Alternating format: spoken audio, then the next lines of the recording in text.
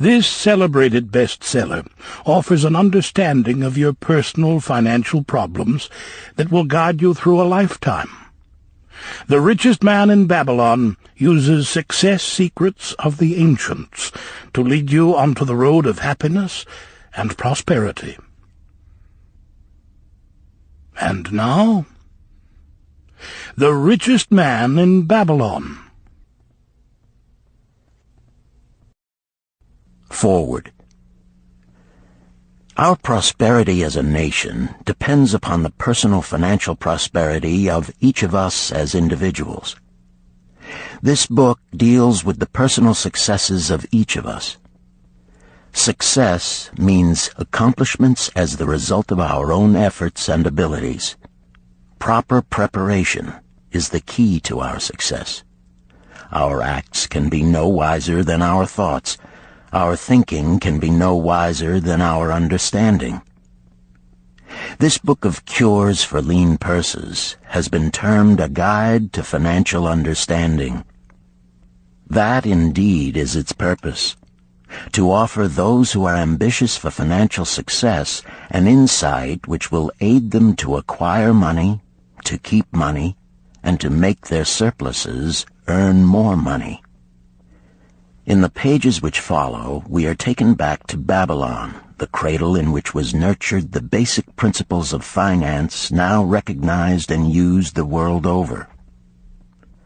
To new readers, the author is happy to extend the wish that its pages may contain for them the same inspiration for growing bank accounts, greater financial successes, and the solution of difficult personal financial problems so enthusiastically reported by readers from coast to coast. To the business executives who have distributed these tales in such generous quantities to friends, relatives, employees, and associates, the author takes this opportunity to express his gratitude. No endorsement could be higher than that of practical men who appreciate its teachings because they themselves have worked up to important successes by applying the very principles it advocates. Babylon became the wealthiest city of the ancient world because its citizens were the richest people of their time. They appreciated the value of money. They practiced sound financial principles in acquiring money, keeping money, and making their money earn more money. They provided for themselves what we all desire: incomes for the future. GSC. Chapter 1. The Man Who Desired Gold. Banseer, the chariot builder of Babylon, was thoroughly discouraged. From his seat upon the low wall surrounding his property, he gazed sadly at his simple home and the open workshop in which stood a partially completed chariot. His wife frequently appeared at the open door. Her furtive glances in his direction reminded him that the meal bag was almost empty and he should be at work finishing the chariot, hammering and hewing, polishing and painting, stretching taut the leather over the wheel rims, preparing it for delivery so he could collect from his wealthy customer. Nevertheless, his fat, muscular body sat stolidly upon the wall. His slow mind was struggling patiently with a problem for which he could find no answer. The hot tropical sun, so typical of this valley of the Euphrates, beat down upon him mercilessly. Beads of perspiration formed upon his brow and trickled down unnoticed to lose themselves in the hairy jungle on his chest. Beyond his home towered the high terraced walls surrounding the king's palace. Nearby, cleaving the blue heavens, was the painted tower of the Temple of Bel. In the shadow of such grandeur was his simple home and many others far less neat and well cared for. Babylon was like this, a mixture of grandeur and squalor, of dazzling wealth and direst poverty, crowded together without plan or system within the protecting walls of the city. Behind him, had he cared to turn and look, The noisy chariots of the rich jostled and crowded aside the sandaled tradesmen as well as the barefooted beggars. Even the rich were forced to turn into the gutters to clear the way for the long lines of slave water carriers on the king's business, each bearing a heavy goatskin of water to be poured upon the hanging gardens. Bansir was too engrossed in his own problem to hear or heed the confused hubbub of the busy city. It was the unexpected twanging of the strings from a familiar lyre that aroused him from his reverie. He turned and looked into the sensitive, smiling face of his best friend, Kabai, the musician. "May the gods bless thee with great liberality, my good friend," began Kabai with an elaborate salute.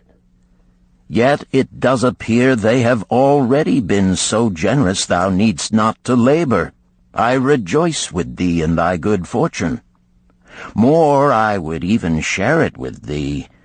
Pray, from thy purse, which must be bulging, else thou wouldst be busy in yon shop, extract but 2 humble shekels and lend them to me until after the nobleman's feast this night. Thou wilt not miss them ere they are returned." "If I did have 2 shekels," Bansir responded gloomily, "to no one could I lend them, not even to you, my best of friends, for they would be my fortune, my entire fortune." No one lends his entire fortune, not even to his best friend. "What?" exclaimed Kabai with genuine surprise. "Thou hast not 1 shekel in thy purse, yet sit like a statue upon a wall? Why not complete that chariot? How else canst thou provide for thy noble appetite? 'Tis not like thee, my friend. Where is thy endless energy? Doth something distress thee? Have the gods brought to thee troubles?" "A torment from the gods it must be," Bansir agreed. "It began with a dream, a senseless dream in which I thought I was a man of means. From my belt hung a handsome purse, heavy with coins. There were shekels which I cast with careless freedom to the beggars. There were pieces of silver with which I did buy finery for my wife and whatever I did desire for myself. There were pieces of gold which made me feel assured of the future and unafraid to spend the silver. A glorious feeling of contentment was within me. You would not have known me for thy hard-working friend, nor wouldst have known my wife, so free from wrinkles was her face and shining with happiness. She was again the smiling maiden of our early married days." "A pleasant dream indeed," commented Kabai. "But why should such pleasant feelings as it aroused turn thee into a glum statue upon the wall?" "Why, indeed? Because when I awoke and remembered how empty was my purse, a feeling of rebellion swept over me. Let us talk it over together, for, as the sailors do say, we ride in the same boat, we two. As youngsters we went together to the priests to learn wisdom. As young men we shared each other's pleasures. As grown men we have always been close friends. We have been contented subjects of our kind. We have been satisfied to work long hours and spend our earnings freely. We have earned much coin in the years that have passed, yet to know the joys that come from wealth, we must dream about them. Bah! Are we more than dumb sheep? We live in the richest city in all the world. The travelers do say none equals it in wealth. About us is much display of wealth, but of it we ourselves have not.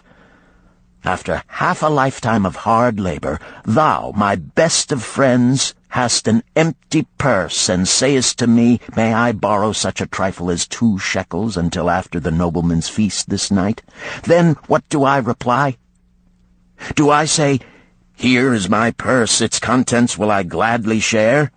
No, I admit that my purse is as empty as thine. What is the matter? Why cannot we acquire silver and gold, more than enough for food and robes?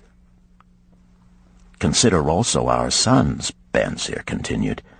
Are they not following in the footsteps of their fathers? Need they and their families, and their sons' families, live all their lives in the midst of such treasures of gold, and yet, like us, be content to banquet upon sour goat's milk and porridge? Never in all the years of our friendship didst thou talk like this before, Bansir. Kabai was puzzled. Never in all those years did I think like this before. From early dawn until darkness stopped me, I have labored to build the finest chariots any man could make, soft-heartedly hoping some day the gods would recognize my worthy deeds and bestow upon me great prosperity. This they have never done. At last I realize this they will never do. Therefore my heart is sad. I wish to be a man of means. I wish to own lands and cattle, to have fine robes and coins in my purse. I am willing to work for these things with all the strength in my back, with all the skill in my hands, with all the cunning in my mind. But I wish my labors to be fairly rewarded. What is the matter with us? Again, I ask you, why cannot we have our just share of the good things so plentiful for those who have the gold with which to buy them? Would I knew the answer, Kabai replied. No better than thou am I satisfied. My earnings from my lyre are quickly gone. Often must I plan and scheme that my family be not hungry. Also within my breast is a deep longing for a lyre large enough that it may truly sing the strains of music that do surge through my mind. With such an instrument could I make music finer than even the king has ever heard before. Such a lyre thou shouldst have. No man in all Babylon could make it sing more sweetly. Could make it sing so sweetly not only the king, but the gods themselves would be delighted. But how mayest thou secure it while we both of us are as poor as the king's slaves?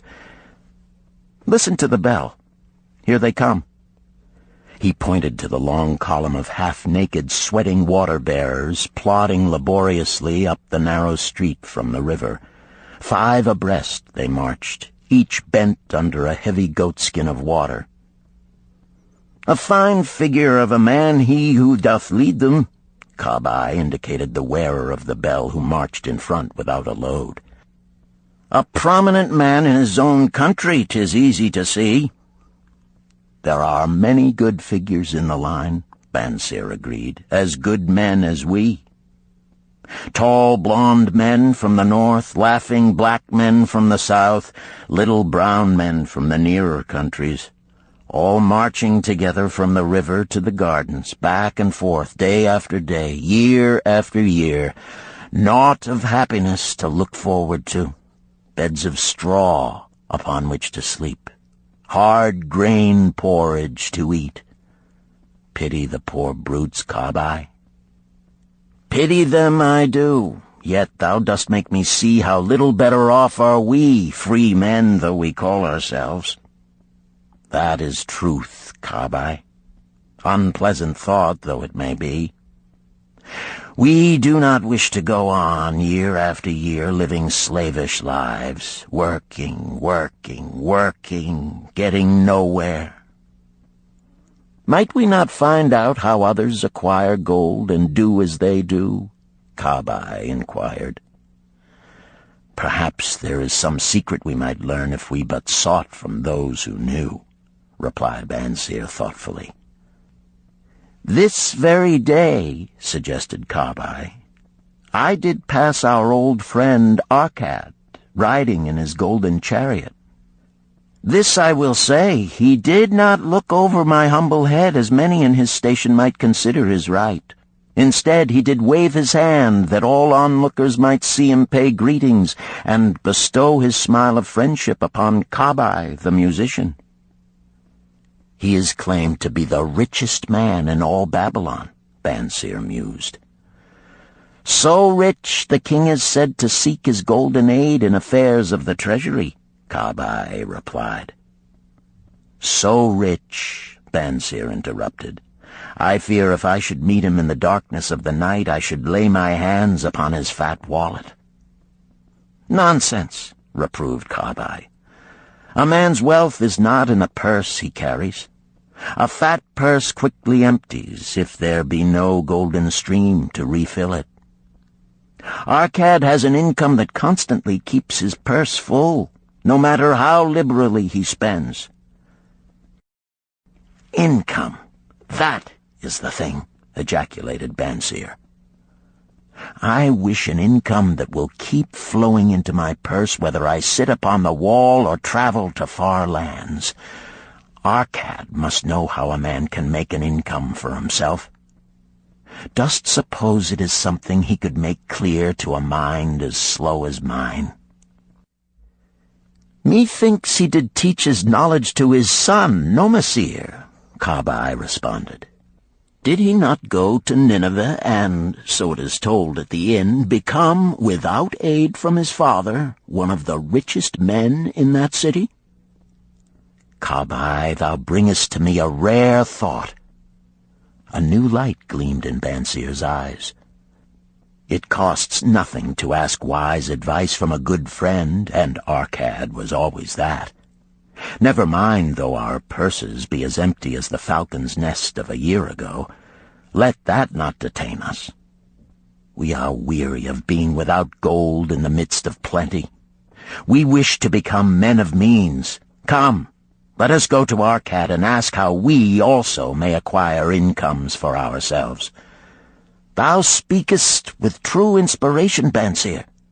Thou bringest to my mind a new understanding. Thou makest me to realize the reason why we have never found any measure of wealth. We never sought it.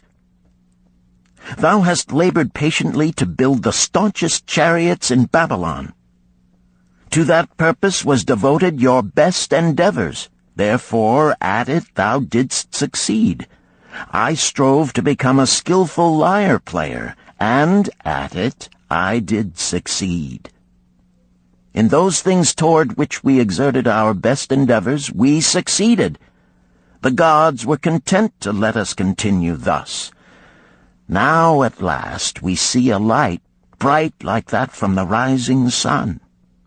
It biddeth us to learn more, that we may prosper more. With a new understanding, we shall find honorable ways to accomplish our desires. Let us go to Arkad this very day, Bansir urged. Also let us ask other friends of our boyhood days who have fared no better than ourselves to join us, that they too may share in his wisdom. Thou wert ever thus thoughtful to thy friends, Bansir. Therefore hast thou many friends. It shall be as thou sayest. We go this day and take them with us.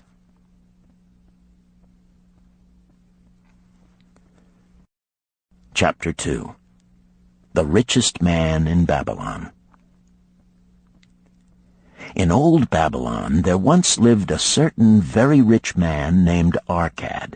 Far and wide he was famed for his great wealth. Also was he famed for his liberality. He was generous in his charities. He was generous with his family. He was liberal in his own expenses. But nevertheless, each year his wealth increased more rapidly than he spent it. And there were certain friends of younger days who came to him and said, You, Arkad, are more fortunate than we. You have become the richest man in all Babylon, while we struggle for existence. You can wear the finest garments, and you can enjoy the rarest foods, while we must be content if we can clothe our families in raiment that is presentable and feed them as best we can. Yet once we were equal. We studied under the same master. We played in the same games, and in neither the studies nor the games did you outshine us. And in the years since, you have been no more an honorable citizen than we. Nor have you worked harder or more faithfully in so far as we can judge. Why, then, should a fickle fate single you out to enjoy all the good things of life and ignore us who are equally deserving? Thereupon Arcad remonstrated with them, saying, If you have not acquired more than a bare existence in the years since we were youths, it is because you either have failed to learn the laws that govern the building of wealth, or else you do not observe them. Fickle fate is a vicious goddess who brings no permanent good to anyone.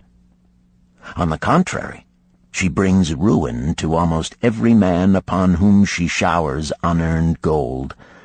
She makes wanton spenders who soon dissipate all they receive and are left beset by overwhelming appetites and desires they have not the ability to gratify.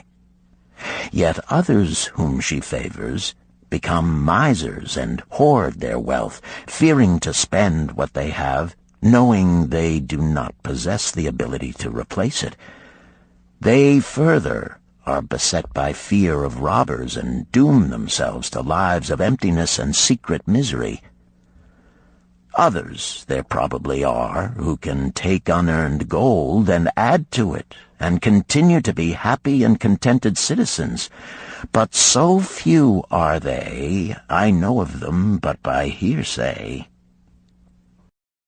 Think you of the men who have inherited sudden wealth, and see if these things are not so.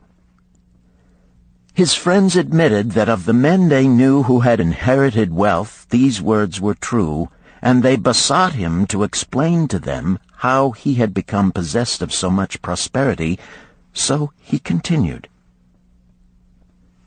In my youth, I looked about me and saw all the good things there were to bring happiness and contentment, and I realized that wealth increased the potency of all these.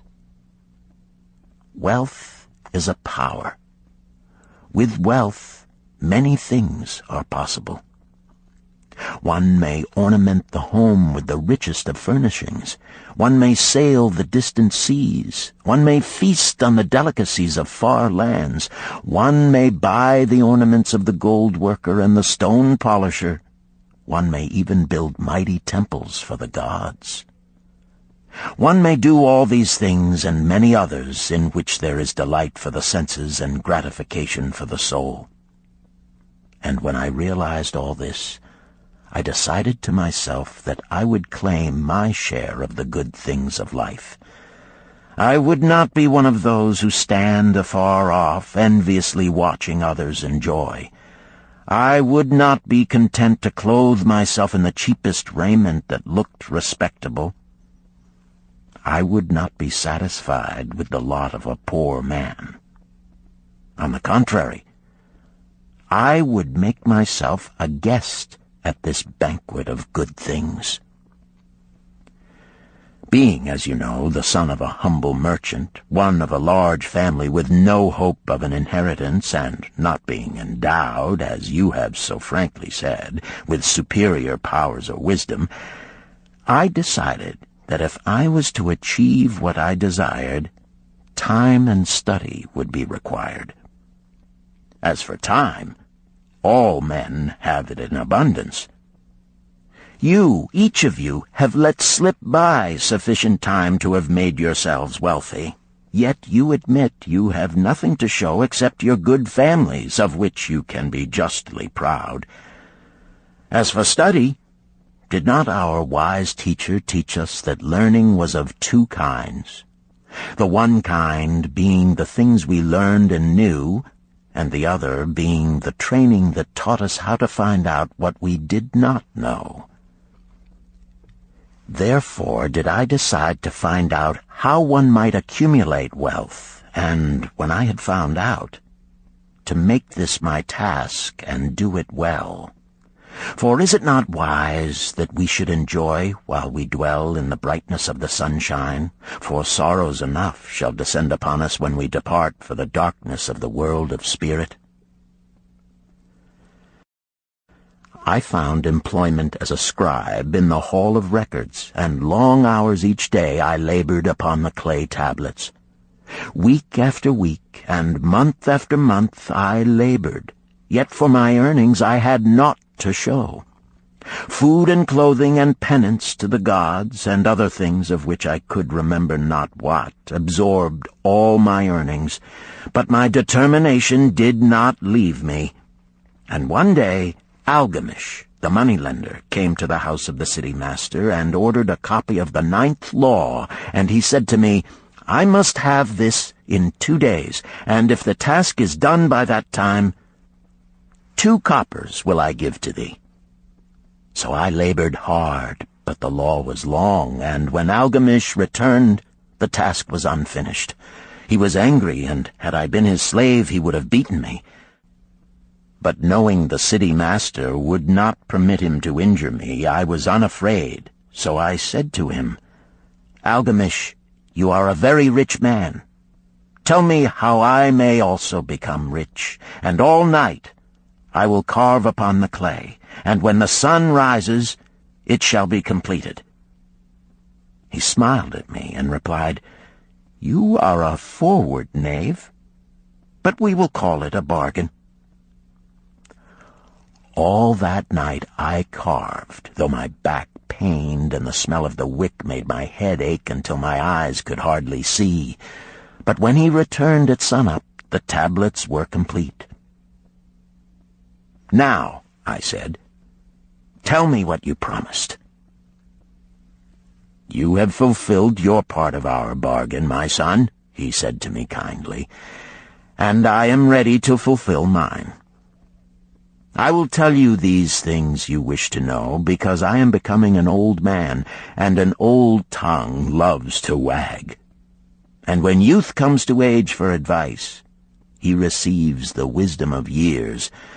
But too often does youth think that age knows only the wisdom of days that are gone, and therefore profits not. But remember this, the sun that shines today is the sun that shone when thy father was born, and will still be shining when thy last grandchild shall pass into the darkness. The thoughts of youth, he continued, are bright lights that shine forth like the meteors that oft make brilliant the sky. But the wisdom of age is like the fixed stars that shine so unchanged that the sailor may depend upon them to steer his course. Mark you well my words, for if you do not, you will fail to grasp the truth that I will tell you, and you will think that your night's work has been in vain. Then he looked at me shrewdly from under his shaggy brows and said in a low, forceful tone, I've found the road to wealth when I decided that a part of all I earned was mine to keep. And so will you. Then he continued to look at me with a glance that I could feel pierce me, but said no more. Is that all? I asked. That was sufficient to change the heart of a sheep-herder into the heart of a money-lender, he replied. But all I earn is mine to keep, is it not? I demanded. Far from it, he replied. Do you not pay the garment-maker?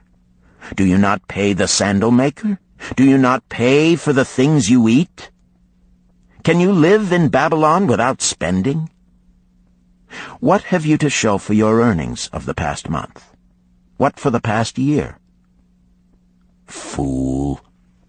You pay to everyone but yourself. Dullard! You labor for others. As well be a slave and work for what your master gives you to eat and wear. If you did keep for yourself 1/10 of all you earn, how much would you have in 10 years? My knowledge of the numbers did not forsake me, and I answered, "As much as I earn in 1 year." "You speak but half the truth," he retorted. "Every gold piece you save is a slave to work for you. Every copper it earns is its child that also can earn for you. If you would become wealthy, then what you save must earn, and its children must earn, that all may help to give to you the abundance you crave. You think I cheat you for your long night's work," he continued, "but I am paying you 1,000 times over if you have the intelligence to grasp the truth I offer you. A part of all you earn is yours to keep. It should not be less than 1/10, no matter how little you earn. It can be as much more as you can afford. Pay yourself first. Do not buy from the clothes maker and the sandal maker more than you can pay out of the rest and still have enough for food and charity and penance to the gods. Wealth, like a tree, grows from a tiny seed. The first copper you save is the seed from which your tree of wealth shall grow. The sooner you plant that seed, the sooner shall the tree grow. And the more faithfully you nourish and water that tree with consistent savings, the sooner may you bask in contentment beneath its shade." So saying, he took his tablets and went away. I thought much about what he had said to me, and it seemed reasonable, so I decided that I would try it. Each time I was paid, I took 1 from each 10 pieces of copper and hid it away. And strange as it may seem, I was no shorter of funds than before. I noticed little difference as I managed to get along without it. But often I was tempted, as my hoard began to grow, to spend it for some of the good things the merchants displayed, brought by camels and ships from the land of the Phoenicians. But I wisely refrained. A 12th month after Algamish had gone, he again returned and said to me, "Son, have you paid to yourself not less than 1/10 of all you have earned for the past year?" I answered proudly, "Yes, master, I have." "That is good," he answered, beaming upon me. "And what have you done with it?" "I have given it to Asmer, the brickmaker, who told me he was traveling over the far seas, and in Tyre he would buy from me the rare jewels of the Phoenicians. When he returns, we shall sell these at high prices and divide the earnings." "Every fool must learn," he growled. "But why trust the knowledge of a brickmaker about jewels? Would you go to the breadmaker to inquire about the stars? No, by my tunic, you would go to the astrologer if you had power to think. Your savings are gone, youth. You have jerked your wealth tree up by the roots. But plant another. Try again. And next time, if you would have advice about jewels, go to the jewel merchant. If you would know the truth about sheep, go to the herdsman. Advice is one thing that is freely given away, but watch that you take only what is worth having. He who takes advice about his savings from one who is inexperienced in such matters shall pay with his savings for proving the falsity of their opinions." Saying this, he went away. And it was as he said, for the Phoenicians are scoundrels and sold to Asmer worthless bits of glass that looked like gems. But as Algamish had bid me, I again saved each 10th copper, for I now had formed the habit, and it was no longer difficult. Again, 12 months later, Algamish came to the room of the scribes and addressed me. "What progress have you made since last I saw you?" "I have paid myself faithfully," I replied, "and my savings I have entrusted to Agar, the shield-maker, to buy bronze, and each 4th month he does pay me the rental." "That is good. And what do you do with the rental?" I do have a great feast with honey and fine wine and spiced cake. Also I have bought me a scarlet tunic, and some day I shall buy me a young ass upon which to ride." To which Algamish laughed, "You do eat the children of your savings. Then how do you expect them to work for you? And how can they have children that will also work for you? First get thee an army of golden slaves, and then many a rich banquet may you enjoy without regret." So saying, he again went away. Nor did I again see him for 2 years, when he once more returned, and his face was full of deep lines, and his eyes drooped, for he was becoming a very old man. And he said to me, "Arcad, hast thou yet achieved the wealth thou dreamed of?" And I answered, "Not yet all that I desire, but some I have, and it earns more, and its earnings earn more." "And do you still take the advice of brickmakers?" "About brickmaking they give me good advice," I retorted. "Arcad," he continued, "you have learned your lessons well. You first learned to live upon less than you could earn. Next, you learned to seek advice from those who were competent through their own experiences to give it. And lastly, you have learned to make gold work for you.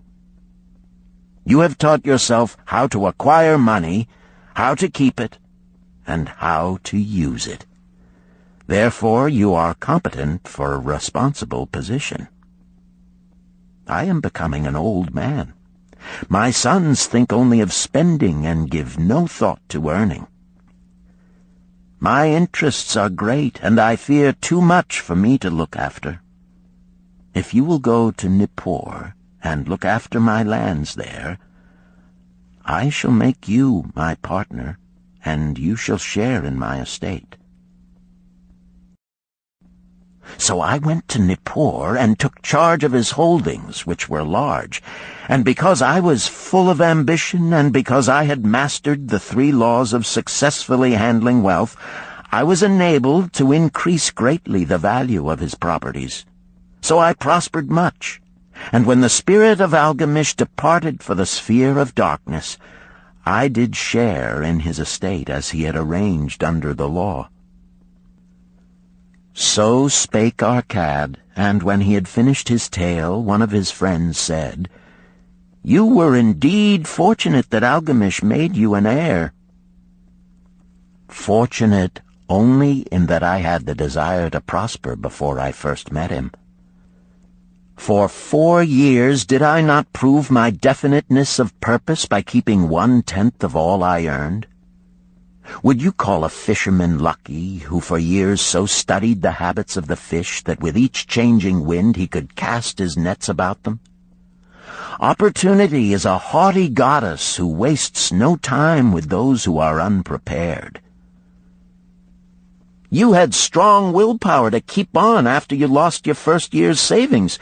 You are unusual in that way," spoke up another. "Willpower," retorted Arcad. "What nonsense! Do you think willpower gives a man the strength to lift a burden the camel cannot carry, or to draw a load the oxen cannot budge? Willpower is but the unflinching purpose to carry a task you set for yourself to fulfillment. If I set for myself a task, be it ever so trifling, I shall see it through. How else shall I have confidence in myself to do important things? Should I say to myself, for 100 days as I walk across the bridge into the city, I will pick from the road a pebble and cast it into the stream? I would do it.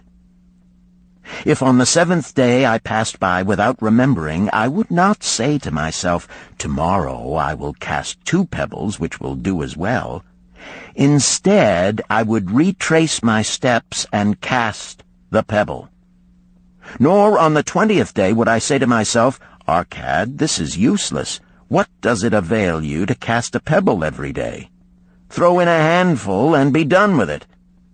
No, I would not say that, nor do it. When I set a task for myself, I complete it. Therefore, I am careful not to start difficult and impractical tasks, because I love leisure." And then another friend spoke up and said, "If what you tell is true, and it does seem, as you have said, reasonable, then being so simple, if all men did it, there would not be enough wealth to go around." "Wealth grows wherever men exert energy," Arcad replied. "If a rich man builds him a new palace, is the gold he pays out gone? No, the brickmaker has part of it, and the laborer has part of it, and the artist has part of it, and everyone who labors upon the house has part of it. Yet, when the palace is completed, is it not worth all it cost? And is the ground upon which it stands not worth more because it is there? And is the ground that adjoins it not worth more because it is there? Wealth grows in magic ways. No man can prophesy the limit of it. Have not the Phoenicians built great cities on barren coasts with the wealth that comes from their ships of commerce on the seas? What then do you advise us to do that we also may become rich?" asked still another of his friends. "The years have passed, and we are no longer young men, and we have nothing put by." "I advise that you take the wisdom of Algamish and say to yourselves, 'A part of all I earn is mine to keep.' Say it in the morning when you first arise, say it at noon, say it at night. Say it each hour of every day. Say it to yourself until the words stand out like letters of fire across the sky. Impress yourself with the idea. Fill yourself with the thought. Then take whatever portion seems wise. Let it be not less than 1/10, and lay it by. Arrange your other expenditures to do this if necessary, but lay by that portion first. Soon you will realize what a rich feeling it is to own a treasure upon which you alone have claim. As it grows, it will stimulate you. A new joy of life will thrill you. Greater efforts will come to you to earn more. For of your increased earnings, will not the same percentage be also yours to keep? Then learn to make your treasure work for you. Make it your slave. Make its children and its children's children work for you. Ensure an income for thy future. Look thou at the aged, and forget not that in the days to come thou also will be numbered among them. Therefore invest thy treasure with greatest caution that it be not lost. Usurious rates of return are deceitful sirens that sing but to lure the unwary upon the rocks of loss and remorse. Provide also that thy family may not want should the gods call thee to their realms. For such protection it is always possible to make provision with small payments at regular intervals. Therefore the provident man delays not in expectation of a large sum becoming available for such a wise purpose. Counsel with wise men. Seek the advice of men whose daily work is handling money. Let them save you from such an error as I myself made in entrusting my money to the judgment of Asmer, the brickmaker. A small return and a safe one is far more desirable than risk. Enjoy life while you are here. Do not overstrain or try to save too much. If 1/10 of all you earn is as much as you can comfortably keep, be content to keep this portion. Live otherwise according to your income, and let not yourself get niggardly and afraid to spend. Life is good, and life is rich with things worthwhile and things to enjoy. His friends thanked him and went away. Some were silent because they had no imagination and could not understand. Some were sarcastic because they thought that one so rich should divide with old friends not so fortunate. But some had in their eyes a new light.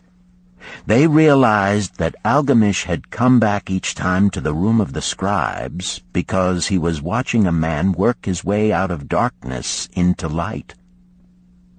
When that man had found the light, a place awaited him. No one could fill that place until he had for himself worked out his own understanding, until he was ready for opportunity. These latter were the ones who, in the following years, frequently revisited Arcad, who received them gladly. He counseled with them and gave them freely of his wisdom, as men of broad experience are always glad to do, and he assisted them in so investing their savings that it would bring in a good interest with safety and would neither be lost nor entangled in investments that paid no dividends. The turning point in these men's lives came upon that day when they realized the truth that had come from Algamish to Arcad, and from Arcad to them. A part of all you earn is yours to keep.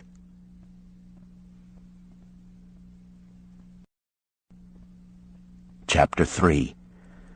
7 Cures for a Lean Purse. The glory of Babylon endures.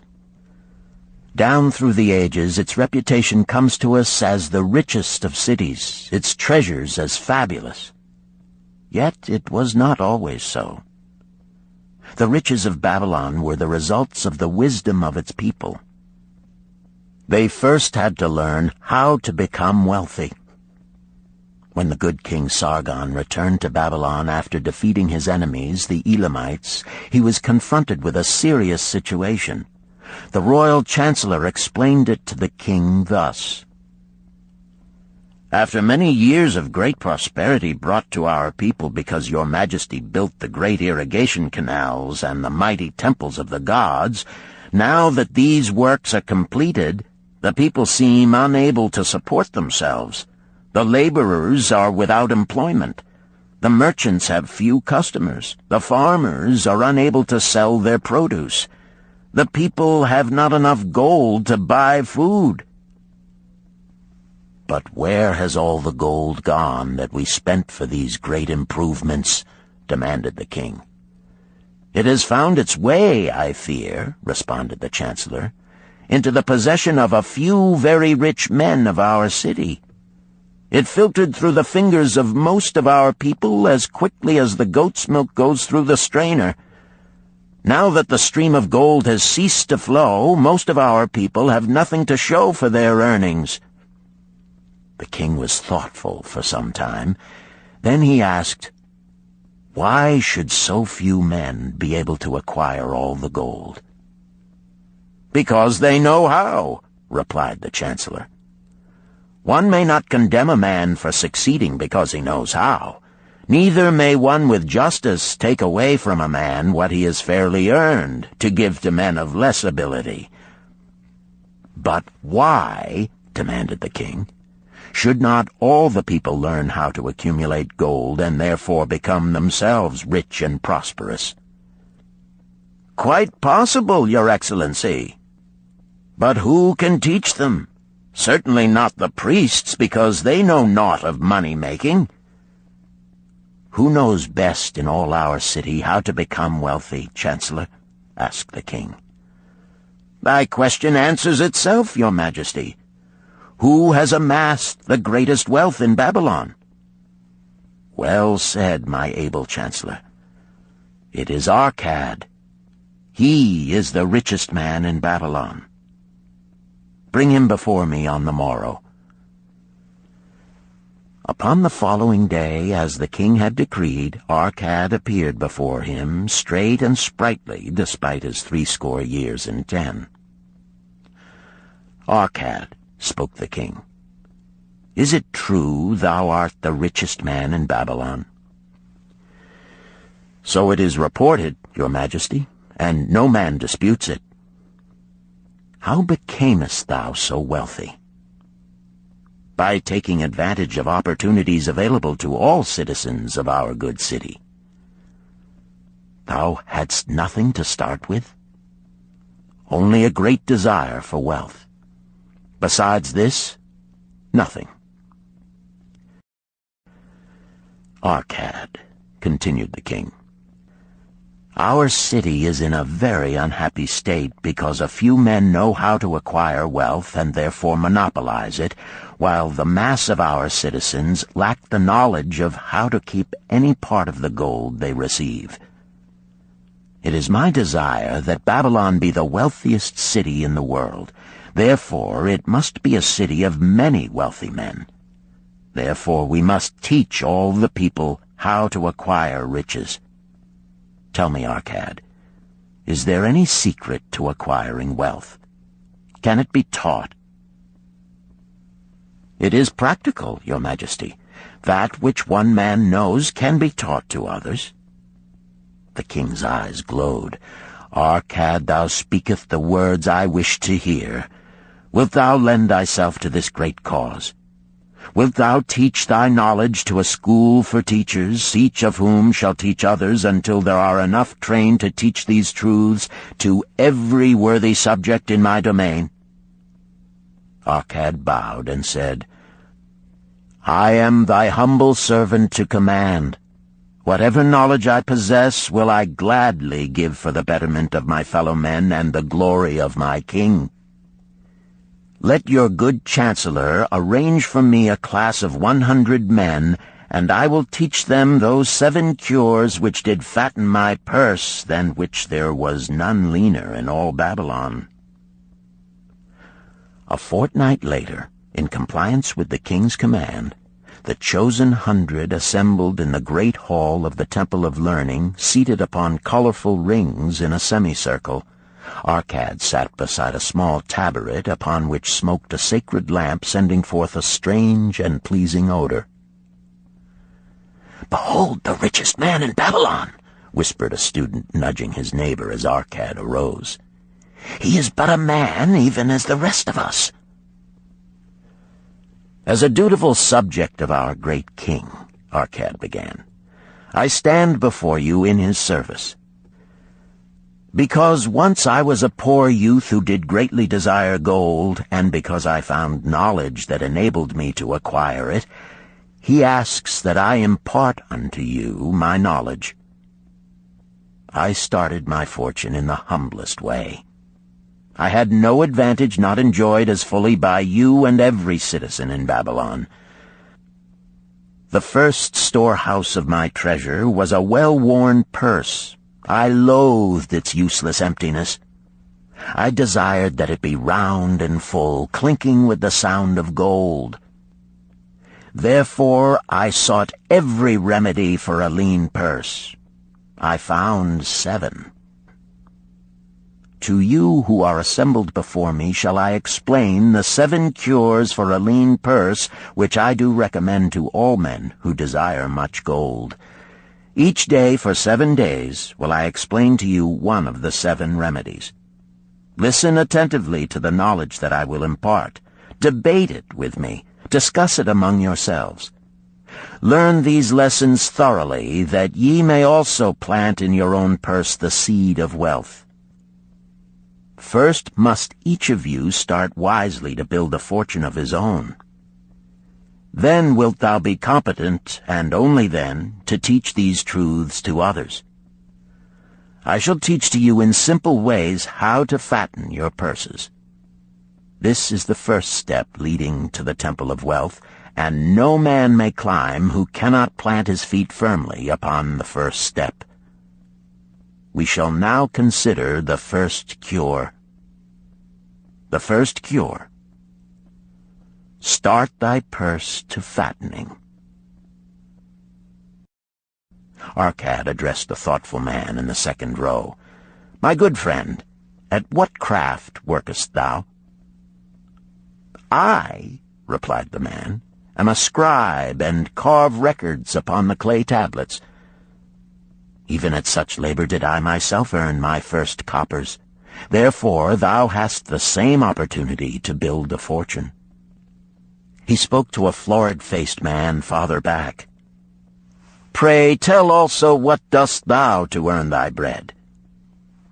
I, responded this man, am a meat butcher. I do buy the goats the farmers raise, and kill them, and sell the meat to the housewives, and the hides to the sandal makers. Because thou dost also labor and earn, thou hast every advantage to succeed that I did possess. In this way did Arcad proceed to find out how each man labored to earn his living. When he had done questioning them, he said, Now, my students, ye can see that there are many trades and labors at which men may earn coins. Each of the ways of earning is a stream of gold from which the worker doth divert by his labors a portion to his own purse. Therefore into the purse of each of you flows a stream of coins, large or small, according to his ability. Is it not so? Thereupon they agreed that it was so. Then, continued Arcad, if each of you desireth to build for himself a fortune, is it not wise to start by utilizing that source of wealth which he already has established? To this they agreed. Then Arcad turned to a humble man who had declared himself an egg merchant. If thou select one of thy baskets, and put into it each morning 10 eggs, and take out from it each evening 9 eggs, what will eventually happen? It will become in time overflowing. Why? Because each day I put in 1 more egg than I take out. Arcad turned to the class with a smile. Does any man here have a lean purse? First they looked amused, then they laughed. Lastly, they waved their purses in jest. All right, he continued. Now I shall tell thee the first remedy I learned to cure a lean purse. Do exactly as I have suggested to the egg merchant. For every 10 coins thou placest within thy purse, take out for use but 9. Thy purse will start to fatten at once, and its increasing weight will feel good in thy hand and bring satisfaction to thy soul. Deride not what I say because of its simplicity. Truth is always simple. I told thee I would tell how I built my fortune. This was my beginning. I, too, carried a lean purse and cursed it because there was naught within to satisfy my desires. But when I began to take out from my purse but 9 parts of 10 I put in, it began to fatten. So will thine. Now I will tell a strange truth, the reason for which I know not. When I ceased to pay out more than 9/10 of my earnings, I managed to get along just as well. I was not shorter than before. Also, ere long did coins come to me more easily than before. Surely it is a law of the gods that unto him who keepeth and spendeth not a certain part of all his earnings shall gold come more easily.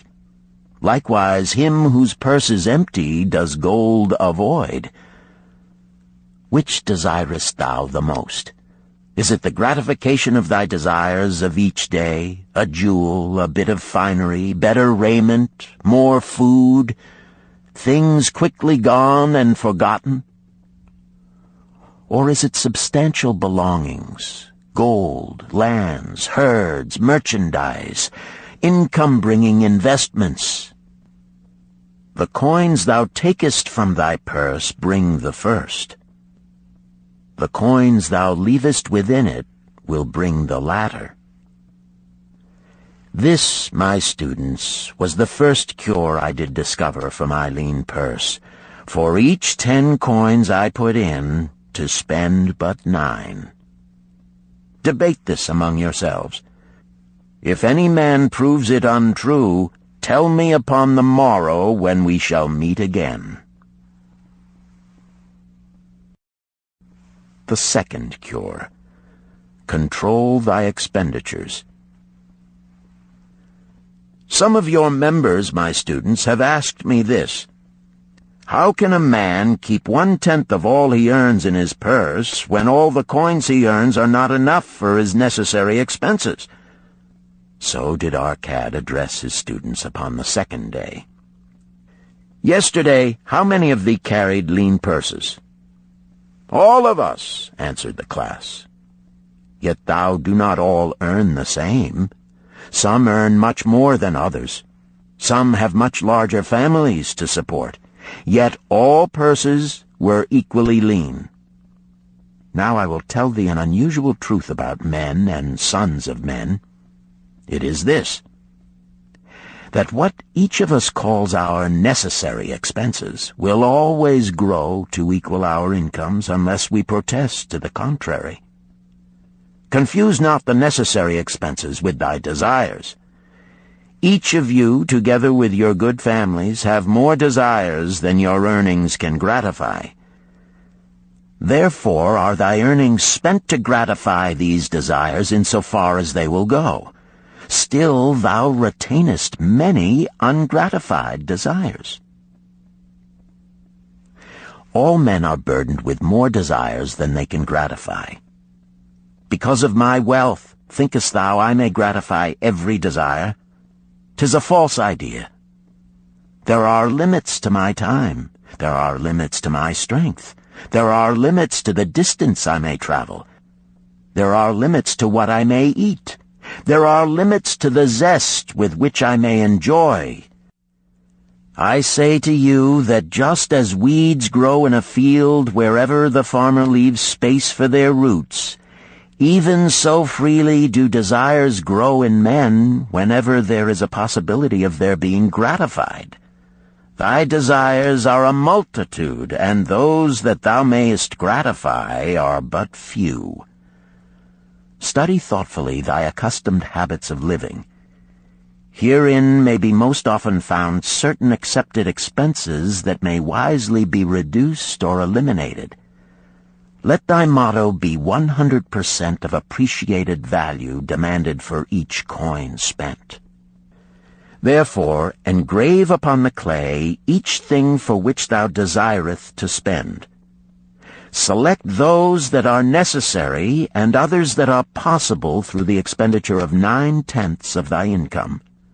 Cross out the rest and consider them but a part of that great multitude of desires that must go unsatisfied, and regret them not.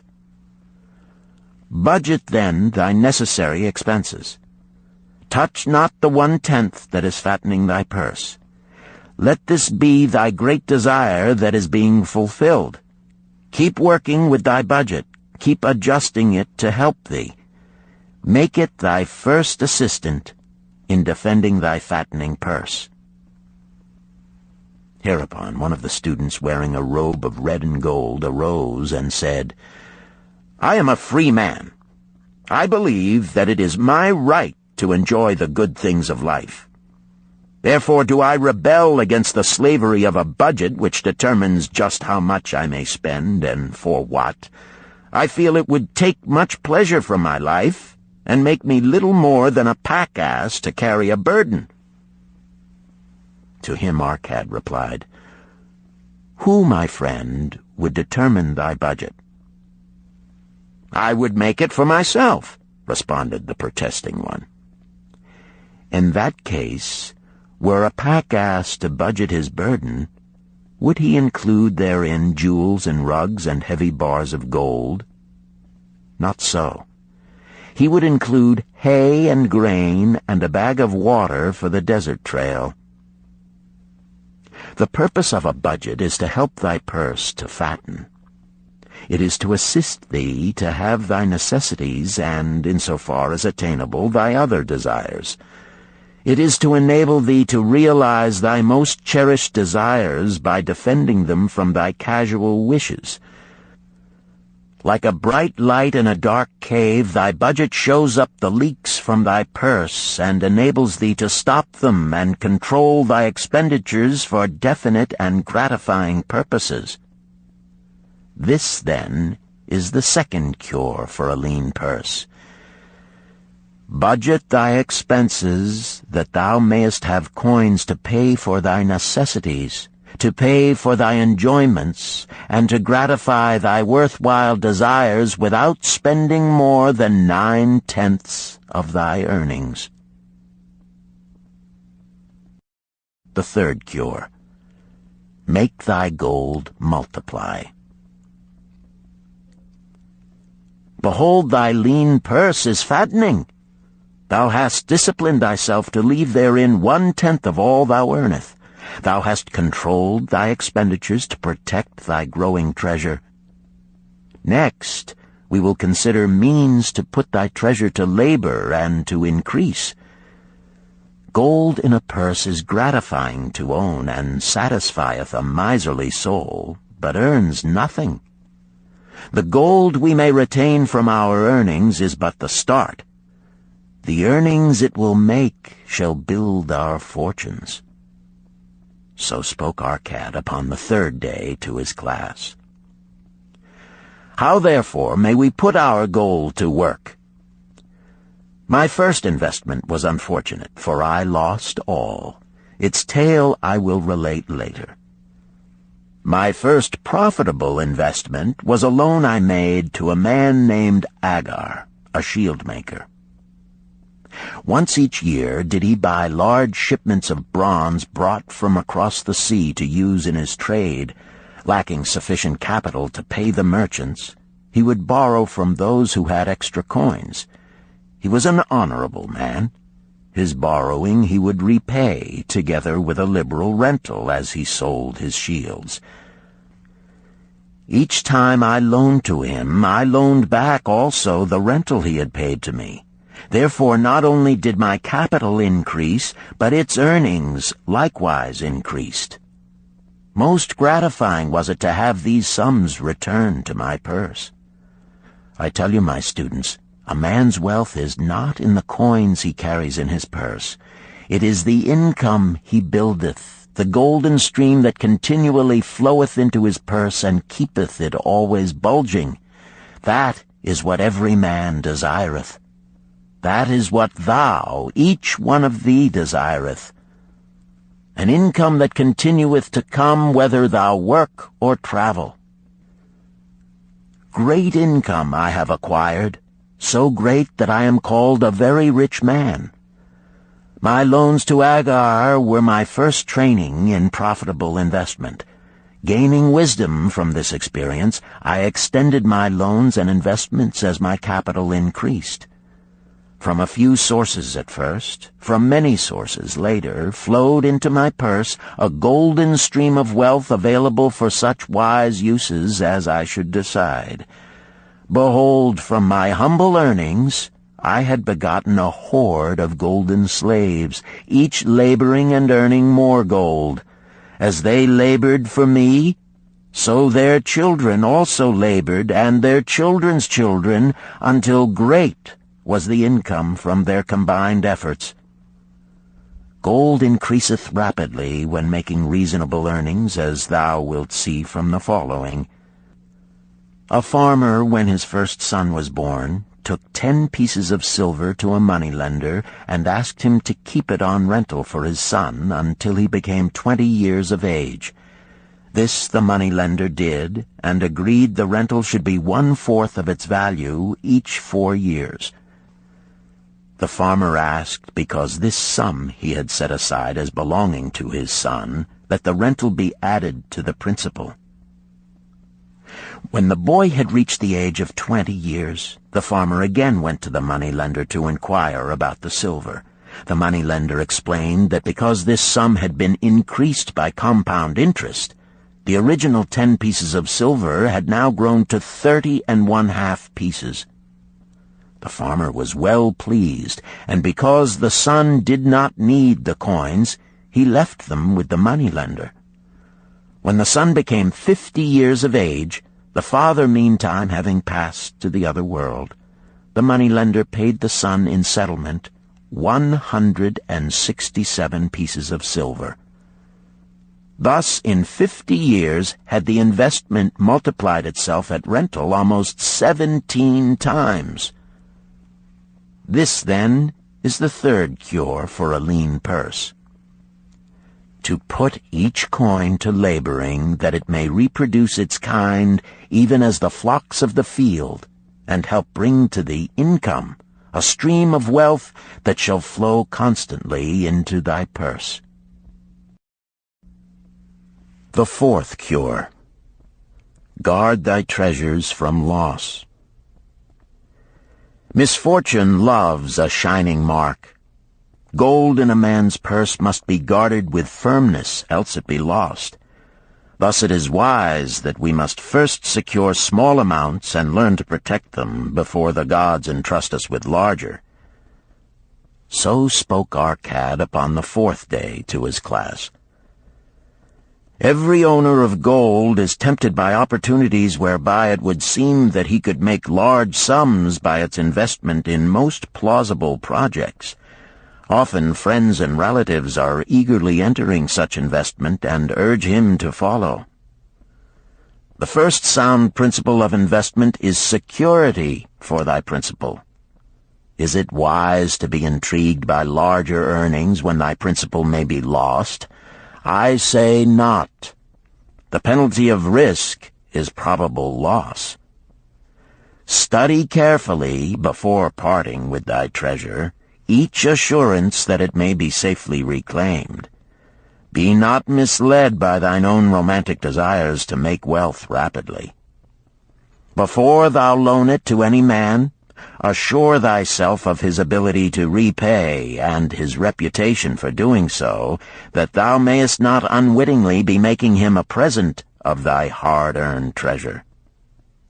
Before thou entrust it as an investment in any field, acquaint thyself with the dangers which may beset it. My own first investment was a tragedy to me at the time.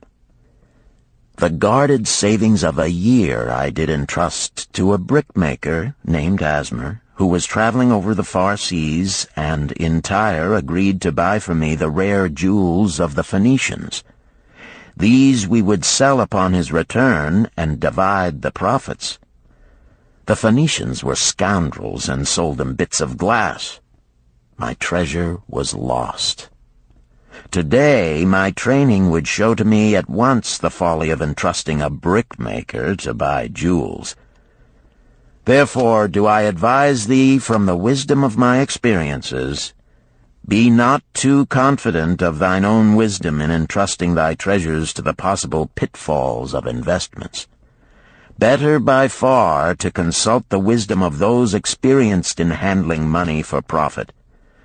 Such advice is freely given for the asking, and may readily possess a value equal in gold to the sum thou considerest investing. In truth, such is its actual value if it save thee from loss. This, then, is the fourth cure for a lean purse, and of great importance if it prevent thy purse from being emptied once it has become well filled. Guard thy treasure from loss by investing only where thy principal is safe, where it may be reclaimed if desirable, and where thou wilt not fail to collect a fair rental. Consult with wise men. Secure the advice of those experienced in the profitable handling of gold. Let their wisdom protect thy treasure from unsafe investments. This ends Disc 1. The Richest Man in Babylon, Disc 2. The fifth cure. Make of thy dwelling a profitable investment. If a man setteth aside 9 parts of his earnings upon which to live and enjoy life, and if any part of this 9 parts he can turn into a profitable investment without detriment to his well-being, then so much faster will his treasures grow. So spake Arcad to his class at their 5th lesson. All too many of our men of Babylon do raise their families in unseemly quarters. They do pay to exacting landlords liberal rentals for rooms where their wives have not a spot to raise the blooms that gladden a woman's heart, and their children have no place to play their games except in the unclean alleys.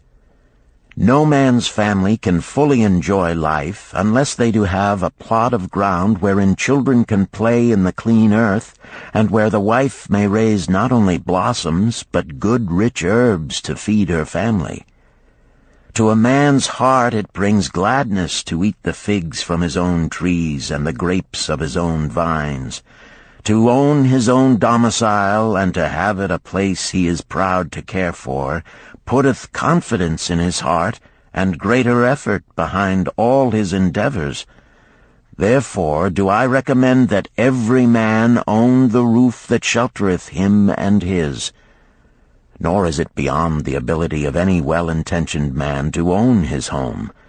Hath not our great king so widely extended the walls of Babylon that within them much land is now unused, and may be purchased at sums most reasonable? Also I say to you, my students, that the money-lenders gladly consider the desires of men who seek homes and land for their families. Readily may thou borrow to pay the brickmaker and the builder for such commendable purposes, if thou can show a reasonable portion of the necessary sum which thou thyself hast provided for the purpose. Then when the house be built, thou canst pay the money-lender with the same regularity as thou didst pay the landlord, because each payment will reduce thy indebtedness to the money-lender. A few years will satisfy his loan. Then will thy heart be glad, because thou wilt own in thy own right a valuable property, and thy only cost will be the king's taxes. Also wilt thy good wife go more often to the river to wash thy robes, that each time returning she may bring a goatskin of water to pour upon the growing things. Thus come many blessings to the man who owneth his own house, and greatly will it reduce his cost of living, making available more of his earnings for pleasures and the gratification of his desires. This, then, is the fifth cure for a lean purse. Own thy own home. The sixth cure. Ensure a future income. The life of every man proceedeth from his childhood to his old age. This is the path of life, and no man may deviate from it, unless the gods call him prematurely to the world beyond. Therefore do I say that it behooves a man to make preparation for a suitable income in the days to come, when he is no longer young, and to make preparations for his family, should he be no longer with them to comfort and support them. This lesson shall instruct thee in providing a full purse when time has made thee less able to earn. So Arcad addressed his class upon the sixth day. The man who, because of his understanding of the laws of wealth, acquireth a growing surplus, should give thought to those future days. He should plan certain investments or provisions that may endure safely for many years, yet will be available when the time arrives which he has so wisely anticipated. There are diverse ways by which a man may provide with safety for his future. He may provide a hiding place and there bury a secret treasure. Yet no matter with what skill it be hidden, it may nevertheless become the loot of thieves. For this reason I recommend not this plan. A man may buy houses or lands for this purpose. If wisely chosen as to their usefulness and value in the future, they are permanent in their value and their earnings, or their sale will provide well for his purpose. A man may loan a small sum to the moneylender and increase it at regular periods. The rental which the moneylender adds to this will largely add to its increase. I do know a sandal-maker named Ansan, who explained to me not long ago that each week for 8 years he had deposited with his moneylender 2 pieces of silver. The moneylender had but recently given him an accounting over which he greatly rejoiced. The total of his small deposits with their rental at the customary rate of 1/4 their value for each 4 years had now become 1,040 pieces of silver. I did gladly encourage him further by demonstrating to him with my knowledge of the numbers that in 12 years more, if he would keep his regular deposits of but 2 pieces of silver each week, the moneylender would then owe him 4,000 pieces of silver, a worthy competence for the rest of his life. Surely when such a small payment made with regularity doth produce such profitable results, no man can afford not to insure a treasure for his old age and the protection of his family, no matter how prosperous his business and his investments may be. I would that I might say more about this. In my mind rests a belief that someday wise-thinking men will devise a plan to insure against death, whereby many men pay in but a trifling sum regularly, the aggregate making a handsome sum for the family of each member who passeth to the beyond. This do I see as something desirable, and which I could highly recommend. But today it is not possible, because it must reach beyond the life of any man or any partnership to operate. It must be as stable as the king's throne. Some day do I feel that such a plan shall come to pass, and be a great blessing to many men, because even the first small payment will make available a snug fortune for the family of a member, should he pass on. But because we live in our own day, and not in the days which are to come, must we take advantage of those means and ways of accomplishing our purposes. Therefore do I recommend to all men that they, by wise and well-thought-out methods, do provide against a lean purse in their mature years. For a lean purse to a man no longer able to earn, or to a family without its head, is a sore tragedy. This, then, is the 6th cure for a lean purse. Provide in advance for the needs of thy growing age and the protection of thy family.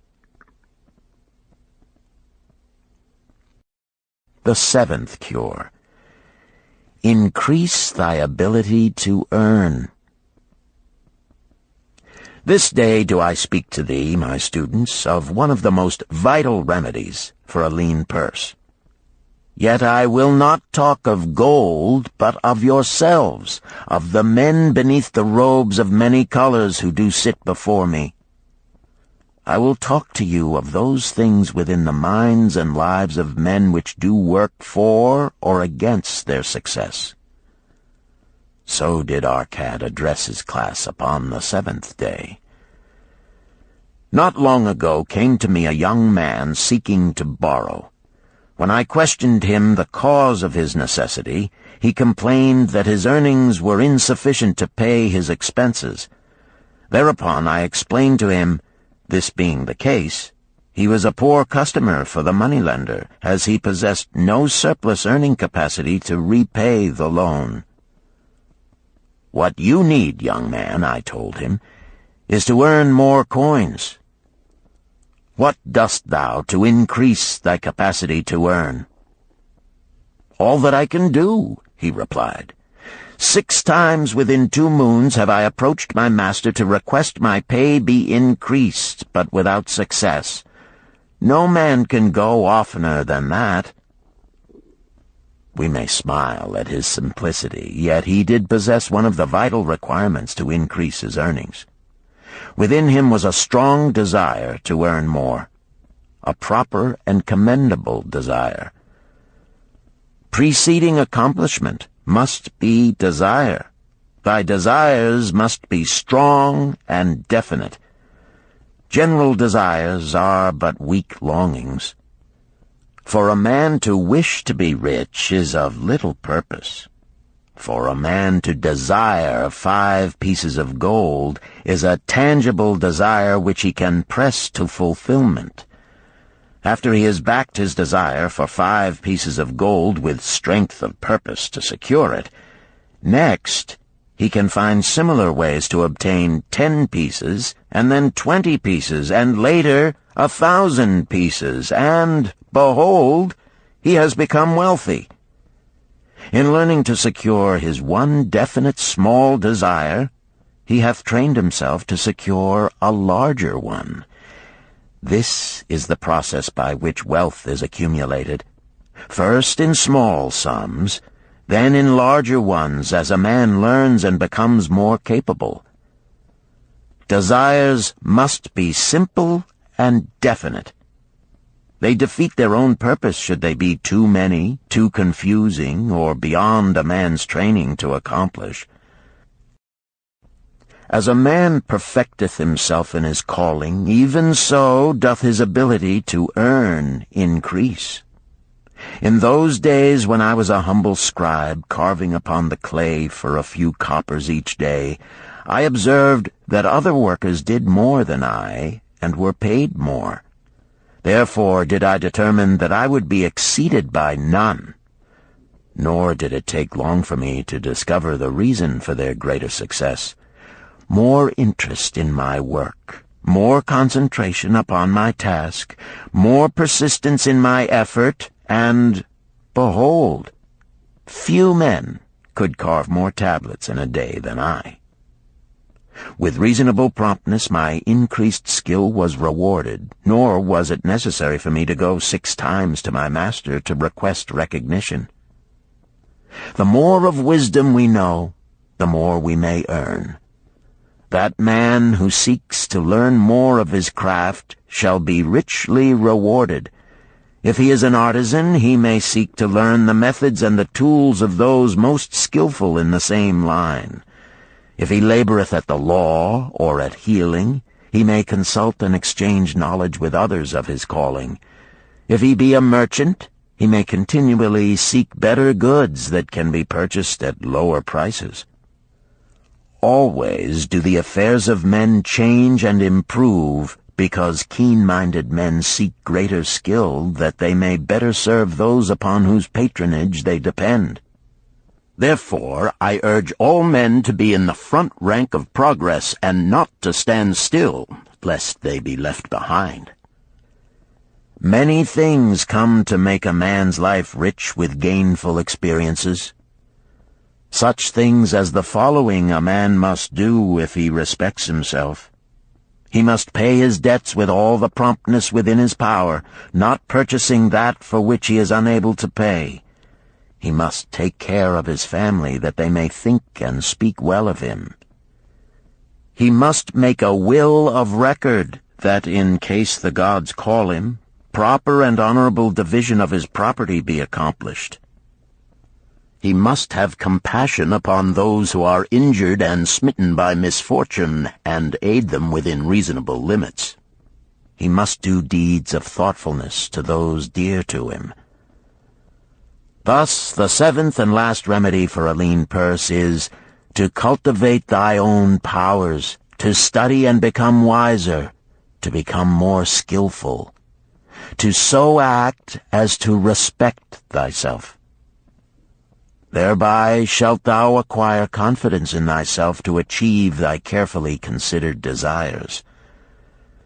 These, then, are the 7 cures for a lean purse, which, out of the experience of a long and successful life, I do urge for all men who desire wealth. There is more gold in Babylon, my students, than thou dreamest of. There is abundance for all. Go thou forth and practice these truths, that thou mayest prosper and grow wealthy, as is thy right. Go thou forth and teach these truths, that every honorable subject of his majesty may also share liberally in the ample wealth of our beloved city. Chapter 4. Meet the Goddess of Good Luck. Babylonian Proverb. If a man be lucky, there is no foretelling the possible extent of his good fortune. Pitch him into the Euphrates, and like as not he will swim out with a pearl in his hand. The desire to be lucky is universal. It was just as strong in the breasts of men 4,000 years ago in ancient Babylon as it is in the hearts of men today. We all hope to be favored by the whimsical goddess of good luck.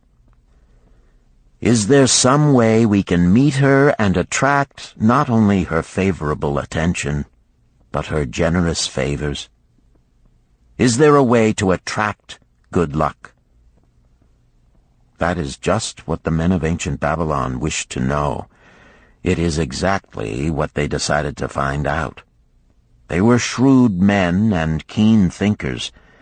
That explains why their city became the richest and most powerful city of their time.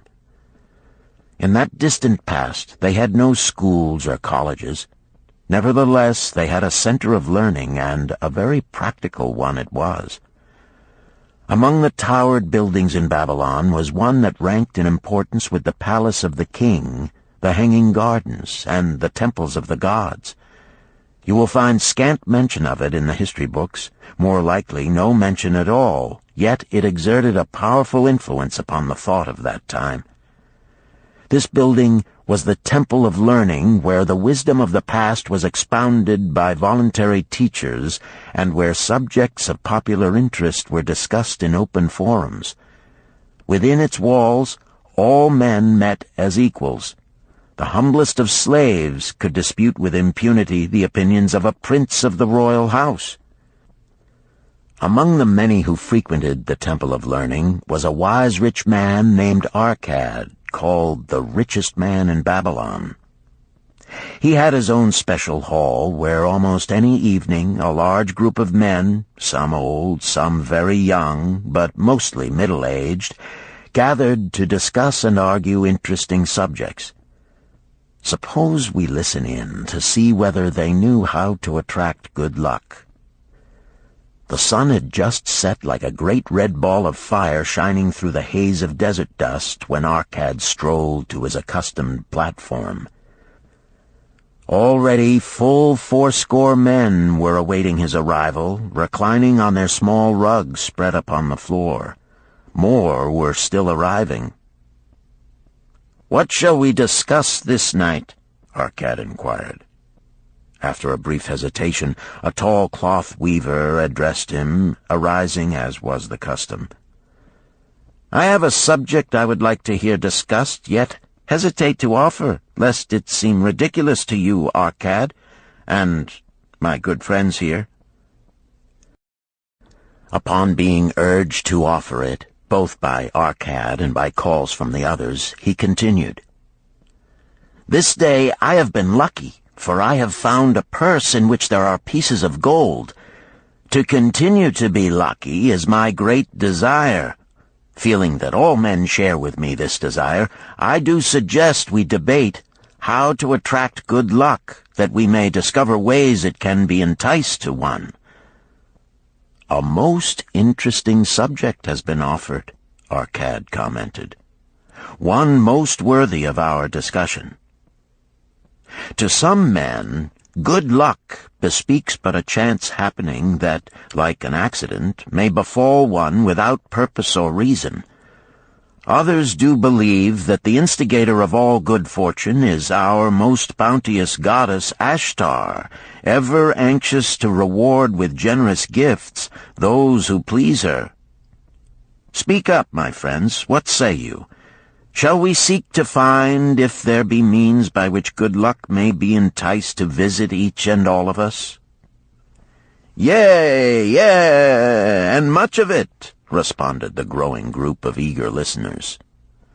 Thereupon Arcad continued, "To start our discussion, let us first hear from those among us who have enjoyed experiences similar to that of the cloth weaver in finding or receiving, without effort upon their part, valuable treasures or jewels."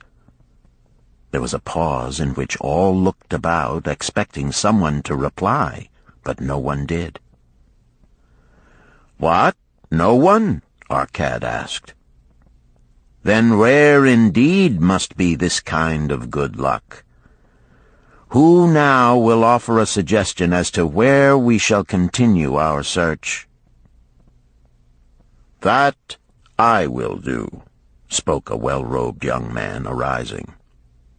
"When a man speaketh of luck, is it not natural that his thoughts turn to the gaming tables? Is it not there we find many men courting the favor of the goddess in hope she will bless them with rich winnings?"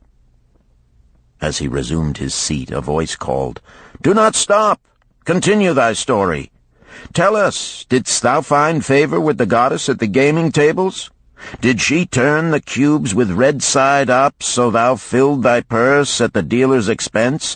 Or did she permit the blue sides to come up, so the dealer raked in thy hard-earned pieces of silver?" The young man joined the good-natured laughter, then replied, "I am not averse to admitting she seemed not to know I was even there. But how about the rest of you? Have you found her waiting about such places to roll the cubes in your favor? We are eager to hear as well as to learn." "A wise start," broke in Arcad. "We meet here to consider all sides of each question. To ignore the gaming table would be to overlook an instinct common to most men, the love of taking a chance with a small amount of silver in the hope of winning much gold." "That doth remind me of the races but yesterday," called out another listener. "If the goddess frequents the gaming tables, certainly she does not overlook the races where the gilded chariots and the foaming horses offer far more excitement. Tell us honestly, Arcad, didst she whisper to you to place your bet upon those gray horses from Nineveh yesterday? I was standing just behind thee, and could scarce believe my ears when I heard thee place thy bet upon the grays. Thou knowest as well as any of us that no team in all Assyria can beat our beloved bays in a fair race. Didst the goddess whisper in thy ear to bet upon the grays, because at the last turn the inside black would stumble and so interfere with our bays that the grays would win the race and score an unearned victory?" Arcad smiled indulgently at the banter. "What reason have we to feel the good goddess would take that much interest in any man's bet upon a horse race? To me she is a goddess of love and dignity, whose pleasure it is to aid those who are in need and to reward those who are deserving. I look to find her, not at the gaming tables or the races where men lose more gold than they win, but in other places where the doings of men are more worthwhile and more worthy of reward. In tilling the soil, in honest trading, in all of man's occupations, there is opportunity to make a profit upon his efforts and his transactions. Perhaps not all the time will he be rewarded, because sometimes his judgment may be faulty, and other times the winds and the weather may defeat his efforts. Yet, if he persists, he may usually expect to realize his profit. This is so because the chances of profit are always in his favor. But when a man playeth the games, the situation is reversed, for the chances of profit are always against him, and always in favor of the gamekeeper. The game is so arranged that it will always favor the keeper. It is his business at which he plans to make a liberal profit for himself from the coins bet by the players. Few players realize how certain are the gamekeeper's profits and how uncertain are their own chances to win. For example, let us consider wagers placed upon the cube. Each time it is cast, we bet which side will be uppermost. If it be the red side, the game master pays to us 4 times our bet. But if any other of the 5 sides come uppermost, we lose our bet. Thus, the figures show that for each cast we have 5 chances to lose, but because the red pays 4 for 1, we have 4 chances to win. In a night's play, the game master can expect to keep for his profit 1/5 of all the coins wagered. Can a man expect to win more than occasionally against odds so arranged that he should lose 1/5 of all his bets?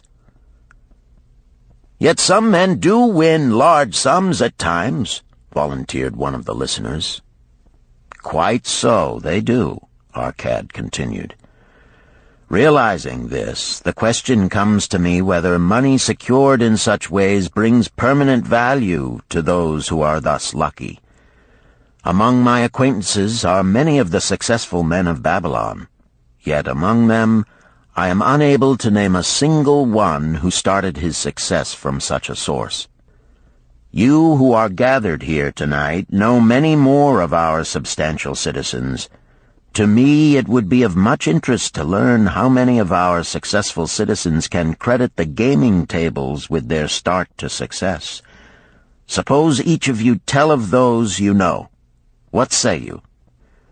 After a prolonged silence, a wag ventured, "Wouldst thy inquiry include the gamekeepers?" "If you think of no one else," Arcad responded. "If not one of you can think of anyone else, then how about yourselves?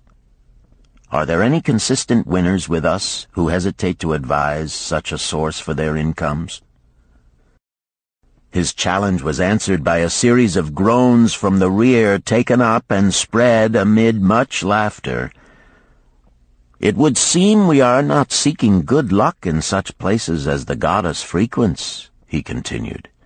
"Therefore let us explore other fields. We have not found it in picking up lost wallets, neither have we found it haunting the gaming tables. As to the races, I must confess to have lost far more coins there than I have ever won. Now suppose we consider our trades and businesses. Is it not natural, if we conclude a profitable transaction, to consider it not good luck, but a just reward for our efforts? I am inclined to think we may be overlooking the gifts of the goddess. Perhaps she really does assist us when we do not appreciate her generosity. Who can suggest further discussion?" Thereupon an elderly merchant arose, smoothing his genteel white robe. "With thy permission, most honorable Arcad and my friends, I offer a suggestion. If, as you have said, we take credit to our own industry and ability for our business success, why not consider the successes we almost enjoyed but which escaped us, happenings which would have been most profitable? They would have been rare examples of good luck if they had actually happened. Because they were not brought to fulfillment, we cannot consider them as our just rewards. Surely many men here have such experiences to relate." "Here is a wise approach," Arcad approved. "Who among you have had good luck within your grasp only to see it escape?" Many hands were raised, among them that of the merchant. Arcad motioned to him to speak. "As you suggested this approach, we should like to hear first from you." "I will gladly relate a tale," he resumed, "that doth illustrate how closely unto a man good luck may approach, and how blindly he may permit it to escape, much to his loss and later regret. Many years ago, when I was a young man, just married and well started to earning, my father did come one day and urge most strongly that I enter upon an investment. The son of one of his good friends had taken notice of a barren tract of land not far beyond the outer walls of our city. It lay high above the canal where no water could reach it. The son of my father's friend devised a plan to purchase this land, build 3 large water wheels that could be operated by oxen, and thereby raise the life-giving waters to the fertile soil. This accomplished, he planned to divide it into small tracts and sell to the residents of the city for herb patches. The son of my father's friend did not possess sufficient gold to complete such an undertaking. Like myself, he was a young man earning a fair sum. His father, like mine, was a man of large family and small means. He therefore decided to interest a group of men to enter the enterprise with him. The group was to comprise 12, each of whom must be a money earner and agree to pay 1/10 of his earnings into the enterprise until the land was made ready for sale. All would then share justly in the profits in proportion to their investment. "Thou, my son," bespoke my father unto me, "art now in thy young manhood. It is my deep desire that thou begin the building of a valuable estate for thyself, that thou mayest become respected among men. I desire to see thou profit from a knowledge of the thoughtless mistakes of thy father." "This do I most ardently desire, my father," I replied. "Then this do I advise. Do what I should have done at thy age. From thy earnings keep out 1/10 to put into favorable investments. With this 1/10 of thy earnings, and what it will also earn, thou canst, before thou art my age, accumulate for thyself a valuable estate." "Thy words are words of wisdom, my father. Greatly do I desire riches. Yet there are many uses to which my earnings are called. Therefore do I hesitate to do as thou dost advise. I am young. There is plenty of time." "So I thought at thy age. Yet behold, many years have passed, and I have not yet made the beginning." "We live in a different age, my father. I shall avoid thy mistakes." "Opportunity stands before thee, my son. It is offering a chance that may lead to wealth. I beg of thee, do not delay.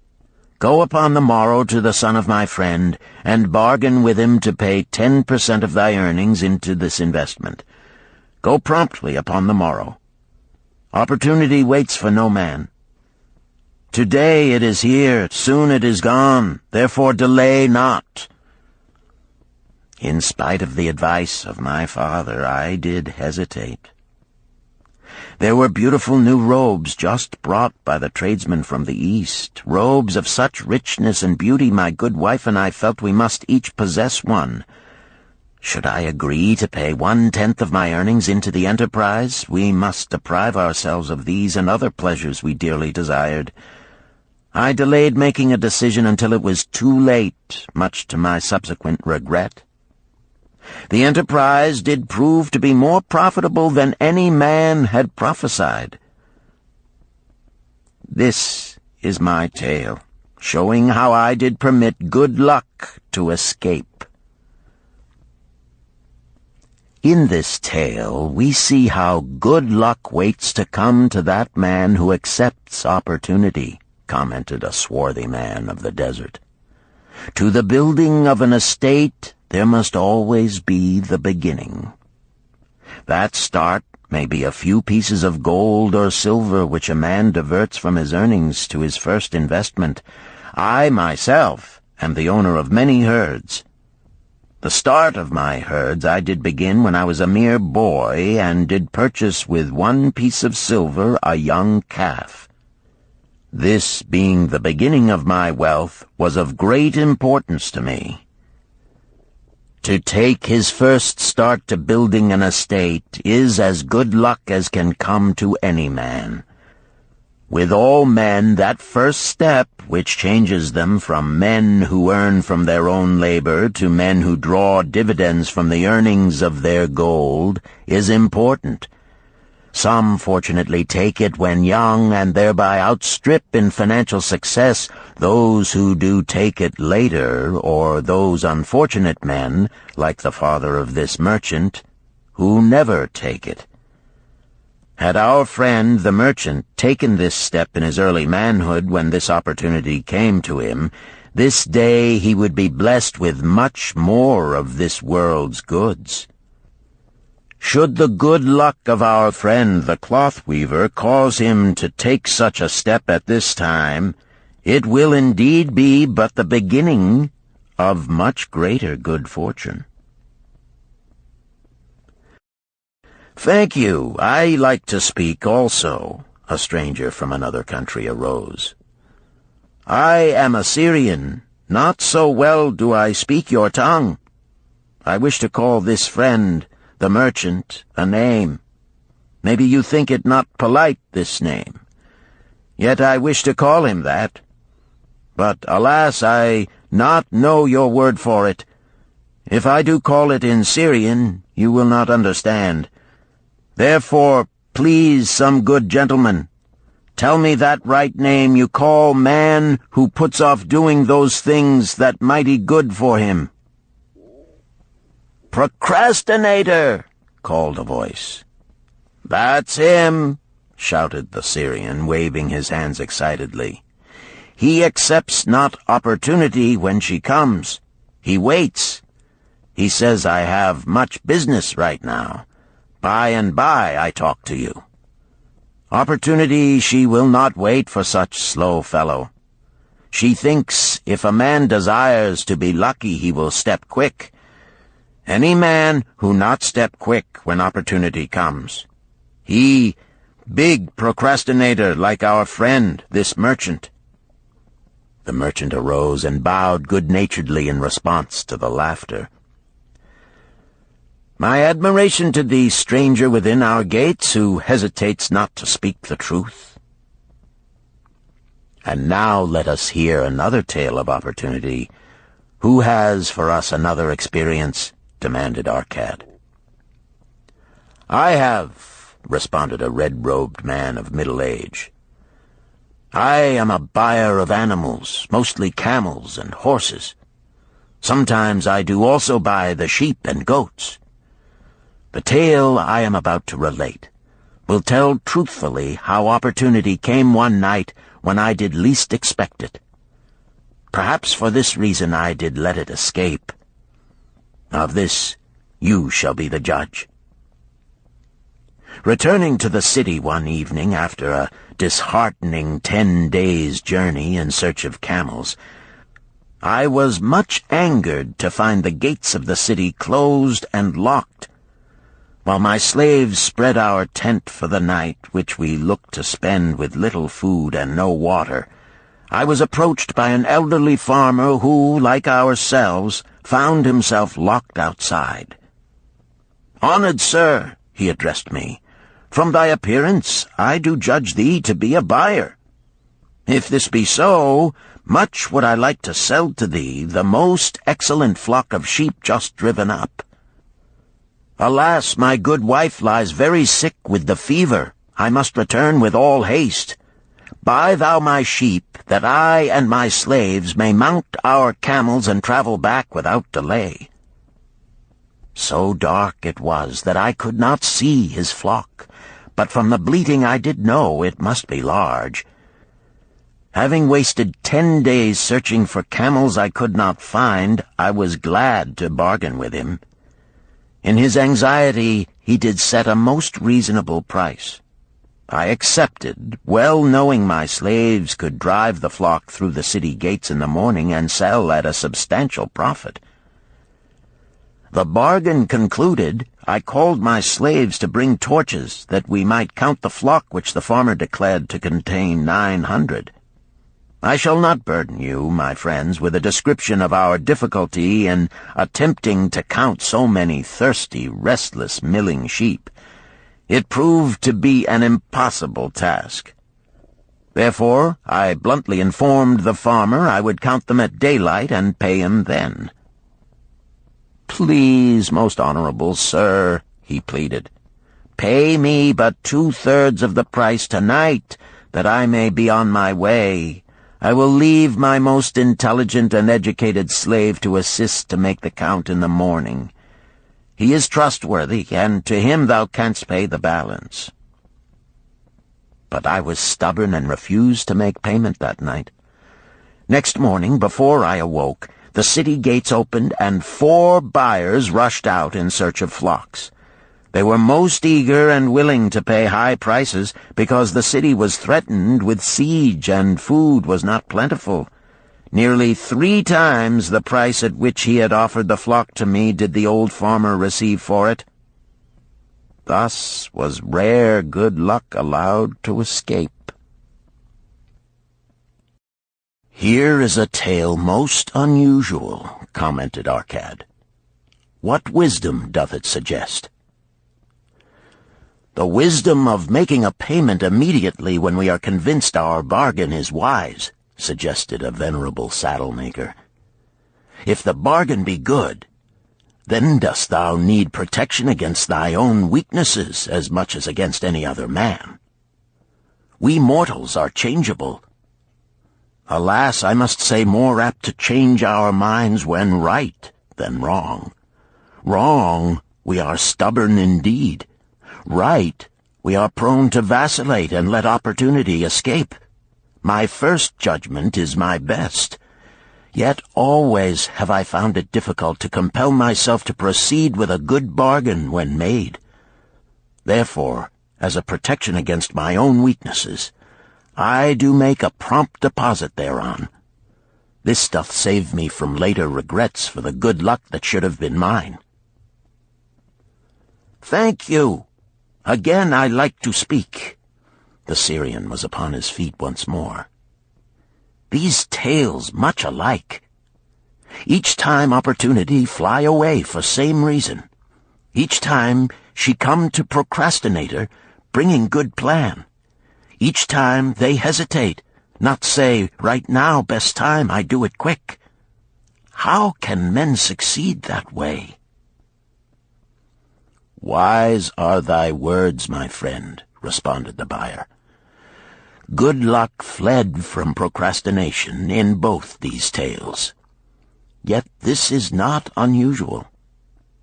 The spirit of procrastination is within all men. We desire riches, yet how often, when opportunity doth appear before us, that spirit of procrastination from within doth urge various delays in our acceptance. In listening to it, we do become our own worst enemies. In my younger days, I did not know it by this long word our friend from Syria doth enjoy. I did think at first it was my own poor judgment that did cause me loss at many profitable trades. Later I did credit it to my stubborn disposition. At last I did recognize it for what it was, a habit of needless delaying where action was required, action prompt and decisive. How I did hate it when its true character stood revealed. With the bitterness of a wild ass hitched to a chariot, I did break loose from this enemy to my success. "Thank you. I like ask question from Mr. Merchant," the Syrian was speaking. "You wear fine robes, not like those of poor man. You speak like successful man. Tell us, do you listen now when procrastination whispers in your ear?" "Like our friend the buyer, I also had to recognize and conquer procrastination," responded the merchant. "To me, it proved to be an enemy ever watching and waiting to thwart my accomplishments. The tale I did relate is but one of many similar instances I could tell to show how it drove away my opportunities. 'Tis not difficult to conquer once understood. No man willingly permits the thief to rob his bins of grain, nor does any man willingly permit an enemy to drive away his customers and rob him of his profits. When once I did recognize that such acts as these my enemy was committing, with determination I conquered him.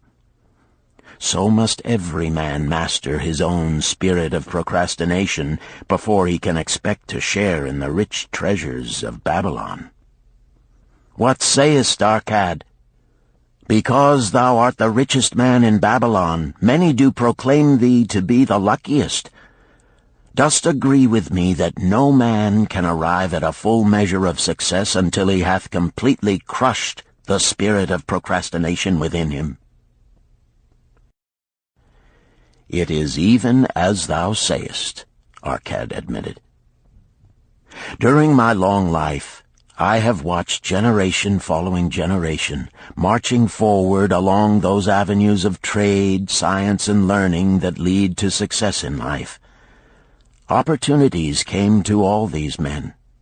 Some grasped theirs and moved steadily to the gratification of their deepest desires, but the majority hesitated, faltered, and fell behind. Arcad turned to the cloth weaver. Thou didst suggest that we debate good luck. Let us hear what thou now thinkest upon the subject. I do see good luck in a different light. I had thought of it as something most desirable that might happen to a man without effort upon his part. Now I do realize such happenings are not the sort of thing one may attract to himself. From our discussion have I learned that to attract good luck to oneself, it is necessary to take advantage of opportunities. Therefore, in the future, I shall endeavor to make the best of such opportunities as do come to me. Thou hast well grasped the truths brought forth in our discussion, Arcad replied. Good luck, we do find, often follows opportunity, but seldom comes otherwise. Our merchant friend would have found great good luck had he accepted the opportunity the good goddess did present to him. Our friend the buyer likewise would have enjoyed good luck had he completed the purchase of the flock and sold at such a handsome profit. We did pursue this discussion to find a means by which good luck could be enticed to us. I feel that we have found the way. Both the tales did illustrate how good luck follows opportunity. Herein lies a truth that many similar tales of good luck, won or lost, could not change. The truth is this: good luck can be enticed by accepting opportunity. Those eager to grasp opportunities for their betterment do attract the interest of the good goddess. She is ever anxious to aid those who please her. Men of action please her best. Action will lead thee forward to the successes thou dost desire. Men of action are favored by the goddess of good luck.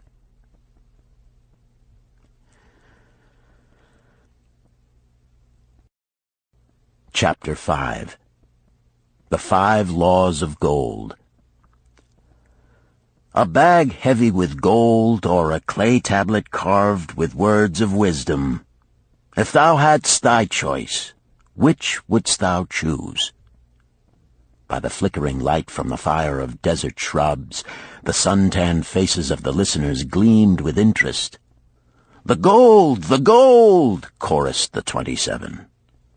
Old Calibab smiled knowingly. "Hark!" he resumed, raising his hand.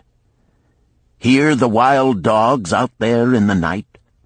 They howl and wail because they are lean with hunger.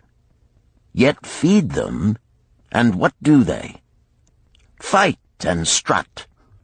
Then fight and strut some more, giving no thought to the morrow that will surely come. Just so it is with the sons of men. Give them a choice of gold and wisdom. What do? Ignore the wisdom and waste the gold. On the morrow they wail because they have no more gold. Gold is reserved for those who know its laws and abide by them." Calabab drew his white robe close about his lean legs, for a cool night wind was blowing.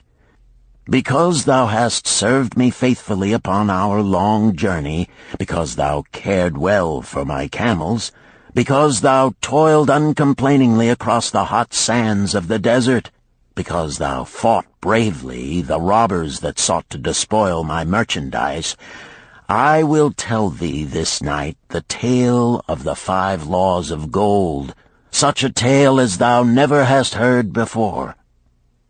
Hark ye with deep attention to the words I speak, for if you grasp their meaning and heed them, in the days that come thou shalt have much gold." He paused impressively.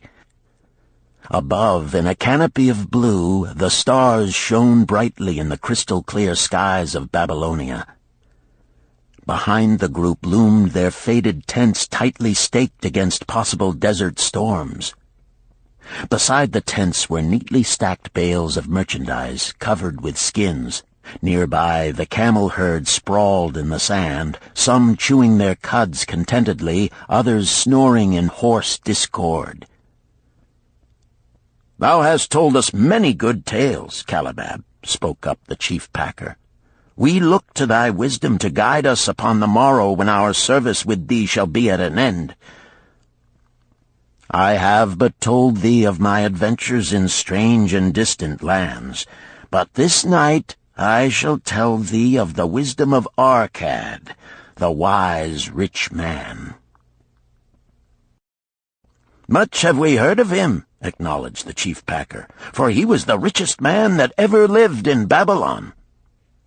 "The richest man he was, and that because he was wise in the ways of gold, even as no man had ever been before him. This night shall I tell you of his great wisdom as it was told to me by Nomasir, his son, many years ago in Nineveh, when I was but a lad. My master and myself had tarried long into the night in the palace of Nomasir. I had helped my master bring great bundles of fine rugs, each one to be tried by Nomasir until his choice of colors was satisfied. At last he was well pleased, and commanded us to sit with him and to drink a rare vintage, odorous to the nostrils and most warming to my stomach, which was unaccustomed to such a drink. Then did he tell us this tale of the great wisdom of Arkad, his father, even as I shall tell it to you.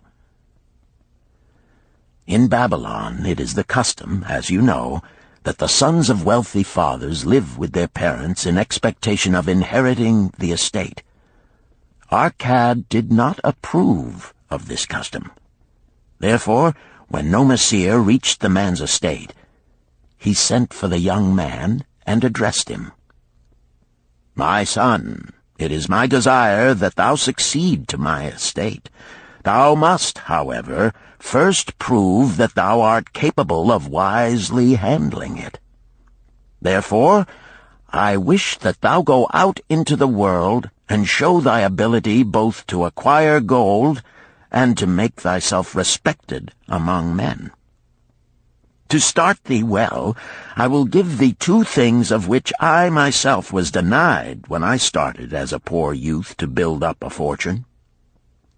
First, I give thee this bag of gold. If thou use it wisely, it will be the basis of thy future success. Second, I give thee this clay tablet upon which is carved the 5 laws of gold. If thou dost but interpret them in thy own acts, they shall bring thee competence and security. 10 years from this day come thou back to the house of thy father and give account of thyself. If thou prove worthy, I will then make thee the heir to my estate. Otherwise I will give it to the priests that they may barter for my soul the kind consideration of the gods." So Nomasir went forth to make his own way, taking his bag of gold the clay tablet carefully wrapped in silken cloth, his slave, and the horses upon which they rode. The 10 years passed, and Nomasir, as he had agreed, returned to the house of his father, who provided a great feast in his honor, to which he invited many friends and relatives. After the feast was over, the father and mother mounted their throne-like seats at one side of the great hall, and Nomasir stood before them to give an account of himself as he had promised his father. It was evening. The room was hazy with smoke from the wicks of the oil lamps that but dimly lighted it. Slaves in white woven jackets and tunics fanned the humid air rhythmically with long-stemmed palm leaves. A stately dignity colored the scene. The wife of Nomasir and his 2 young sons, with friends and other members of the family, sat upon rugs behind him, eager listeners. "My father," he began deferentially, "I bow before thy wisdom. 10 years ago, when I stood at the gates of manhood, thou bade me go forth and become a man among men, instead of remaining a vassal to thy fortune. Thou gave me liberally of thy gold. Thou gave me liberally of thy wisdom. Of the gold, alas, I must admit of a disastrous handling. It fled indeed from my inexperienced hands, even as a wild hare flees at the first opportunity from the youth who captures it." The father smiled indulgently. "Continue, my son. Thy tale interests me in all its details." I decided to go to Nineveh, as it was a growing city, believing that I might find there opportunities. I joined a caravan, and among its members made numerous friends. 2 well-spoken men who had a most beautiful white horse, as fleet as the wind, were among these. As we journeyed, they told me in confidence that in Nineveh was a wealthy man who owned a horse so swift that it had never been beaten. Its owner believed that no horse living could run with greater speed.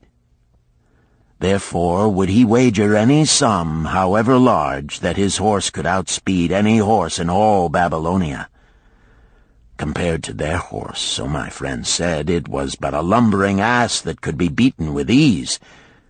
They offered, as a great favor, to permit me to join them in a wager.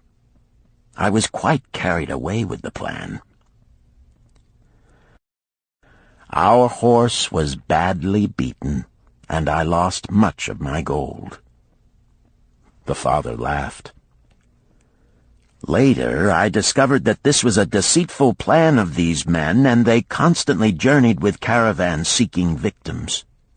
You see, the man in Nineveh was their partner and shared with them the bets he won. This shrewd deceit taught me my first lesson in looking out for myself. I was soon to learn another, equally bitter. In the caravan was another young man with whom I became quite friendly. He was the son of wealthy parents and, like myself, journeying to Nineveh to find a suitable location. Not long after our arrival, he told me that a merchant had died, and his shop with its rich merchandise and patronage could be secured at a paltry price. Saying that we would be equal partners, but first he must return to Babylon to secure his gold, he prevailed upon me to purchase the stock with my gold, agreeing that his would be used later to carry on our venture. He long delayed the trip to Babylon, proving in the meantime to be an unwise buyer and a foolish spender. I finally put him out, but not before the business had deteriorated to where we had only unsaleable goods and no gold to buy other goods. I sacrificed what was left to an Israelite for a pitiful sum. Soon there followed, I tell you, my father, bitter days. I sought employment and found it not, for I was without trade or training that would enable me to earn. I sold my horses, I sold my slave. I sold my extra robes that I might have food and a place to sleep, but each day grim want crouched closer. But in those bitter days, I remembered thy confidence in me, my father. Thou hadst sent me forth to become a man, and this I was determined to accomplish. The mother buried her face and wept softly. At this time I bethought me of the table thou had given to me, upon which thou had carved the 5 laws of gold. Thereupon I read most carefully thy words of wisdom, and realized that had I but sought wisdom first, my gold would not have been lost to me. I learned by heart each law, and determined that when once more the goddess of good fortune smiled upon me, I would be guided by the wisdom of age, and not by the inexperience of youth. For the benefit of you who are seated here this night, I will read the wisdom of my father as engraved upon the clay tablet which he gave to me 10 years ago. The 5 laws of gold. 1. Gold cometh gladly and in increasing quantity to any man who will put by not less than 1/10 of his earnings to create an estate for his future and that of his family. 2. Gold laboreth diligently and contentedly for the wise owner who finds for it profitable employment, multiplying even as the flocks of the field. 3. Gold clingeth to the protection of the cautious owner who invests it under the advice of men wise in its handling. 4. Gold slippeth away from the man who invests it in businesses or purposes with which he is not familiar, or which are not approved by those skilled in its keep. 5. Gold flees the man who would force it to impossible earnings, or who followeth the alluring advice of tricksters and schemers, or who trusts it to his own inexperience and romantic desires in investment. These are the 5 laws of gold as written by my father. I do proclaim them as of greater value than gold itself, as I will show by the continuance of my tale. He again faced his father. I have told thee of the depth of poverty and despair to which my inexperience brought me. However, there is no chain of disasters that will not come to an end. Mine came when I secured employment managing a crew of slaves working upon the new outer wall of the city.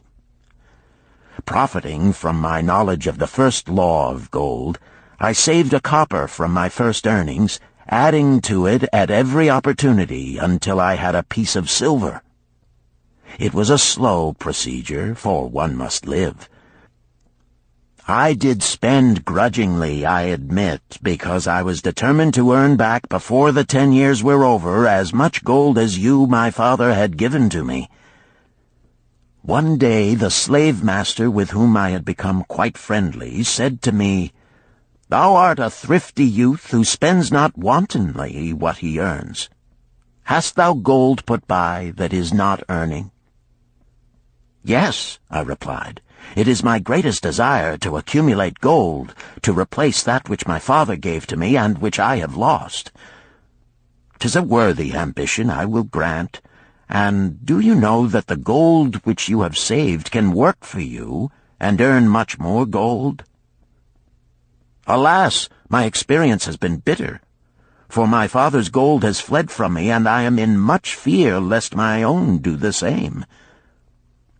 "If thou hast confidence in me, I will give thee a lesson in the profitable handling of gold," he replied. "Within a year the outer wall will be complete and ready for the great gates of bronze that will be built at each entrance to protect the city from the king's enemies. In all Nineveh there is not enough metal to make these gates, and the king has not thought to provide it. Here is my plan. A group of us will pool our gold and send a caravan to the mines of copper and tin which are distant, and bring to Nineveh the metal for the gates. When the king says, 'Make the great gates,' we alone can supply the metal, and a rich price he will pay. If the king will not buy from us, we will yet have the metal which can be sold for a fair price." In his offer, I recognized an opportunity to abide by the third law and invest my savings under the guidance of wise men. Nor was I disappointed.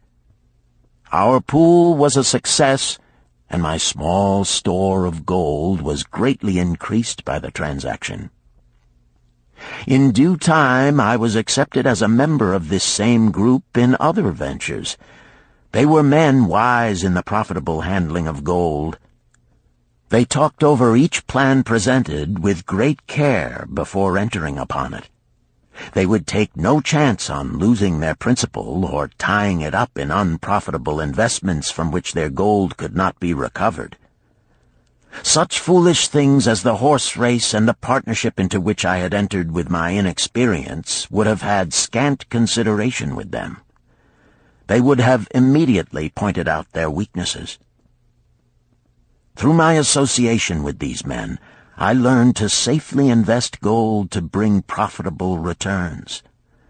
As the years went on, my treasure increased more and more rapidly. I not only made back as much as I lost, but much more. Through my misfortunes, my trials, and my success, I have tested time and again the wisdom of the 5 laws of gold, my father, and have proven them true in every test. To him who is without knowledge of the 5 laws, gold comes not often, and goeth away quickly. But to him who abide by the 5 laws, gold comes and works as his dutiful slave. Nomasir ceased speaking and motioned to a slave in the back of the room. The slave brought forward, one at a time, 3 heavy leather bags. One of these Nomasir took and placed upon the floor before his father, addressing him again. "Thou didst give to me a bag of gold, Babylon gold. Behold, in its place I do return to thee a bag of Nineveh gold of equal weight, an equal exchange, as all will agree. Thou didst give to me a clay tablet inscribed with wisdom. Behold, in its stead I do return 2 bags of gold." So saying, he took from the slave the other 2 bags, and likewise placed them upon the floor before his father. "This I do to prove to thee, my father, of how much greater value I consider thy wisdom than thy gold. Yet who can measure in bags of gold the value of wisdom? Without wisdom, gold is quickly lost by those who have it. But with wisdom, gold can be secured by those who have it not, as these 3 bags of gold do prove. It does indeed give to me the deepest satisfaction, my father, to stand before thee and say that, because of thy wisdom, I have been able to become rich and respected before men." The father placed his hand fondly upon the head of Nomasir. "Thou hast learned well thy lessons, and I am indeed fortunate to have a son to whom I may entrust my wealth." Calibab ceased his tale and looked critically at his listeners. "What means this to thee, this tale of Nomasir?" he continued. "Who among thee can go to thy father or to the father of thy wife and give an account of wise handling of his earnings? What would these venerable men think were you to say, 'I have traveled much and learned much and labored much and earned much, yet alas, of gold I have little. Some I spent wisely, some I spent foolishly, and much I lost in unwise ways'?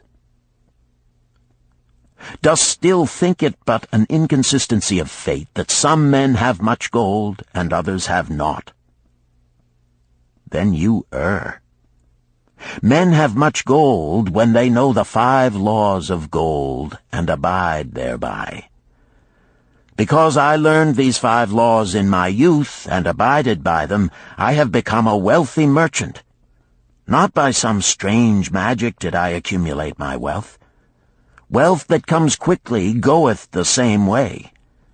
Wealth that stayeth to give enjoyment and satisfaction to its owner comes gradually, because it is a child born of knowledge and persistent purpose. To earn wealth is but a slight burden upon the thoughtful man. Bearing the burden consistently from year to year accomplishes the final purpose. The 5 laws of gold offer to thee a rich reward for their observance. Each of these 5 laws is rich with meaning, and lest thou overlook this in the briefness of my tale, I will now repeat them. I do know them each by heart, because in my youth I could see their value and would not be content until I knew them word for word. The first law of gold. Gold cometh gladly and in increasing quantity to any man who will put by not less than 1/10 of his earnings to create an estate for his future and that of his family. Any man who will put by 1/10 of his earnings consistently and invest it wisely will surely create a valuable estate that will provide an income for him in the future and further guarantee safety for his family in case the gods call him to the world of darkness. This law always saith that gold cometh gladly to such a man. I can truly certify this in my own life. The more gold I accumulate, the more readily it comes to me, and in increased quantities. The gold which I save earns more, even as yours will, and its earnings earn more, and this is the working out of the first law. The second law of gold. Gold laboreth diligently and contentedly for the wise owner who finds for it profitable employment, multiplying even as the flocks of the field. Gold indeed is a willing worker. It is ever eager to multiply when opportunity presents itself. To every man who hath a store of gold set by, opportunity comes for its most profitable use. As the years pass, it multiplies itself in surprising fashion. The third law of gold. Gold clingeth to the protection of the cautious owner who invests it under the advice of men wise in its handling. Gold indeed clingeth to the cautious owner, even as it flees the careless owner.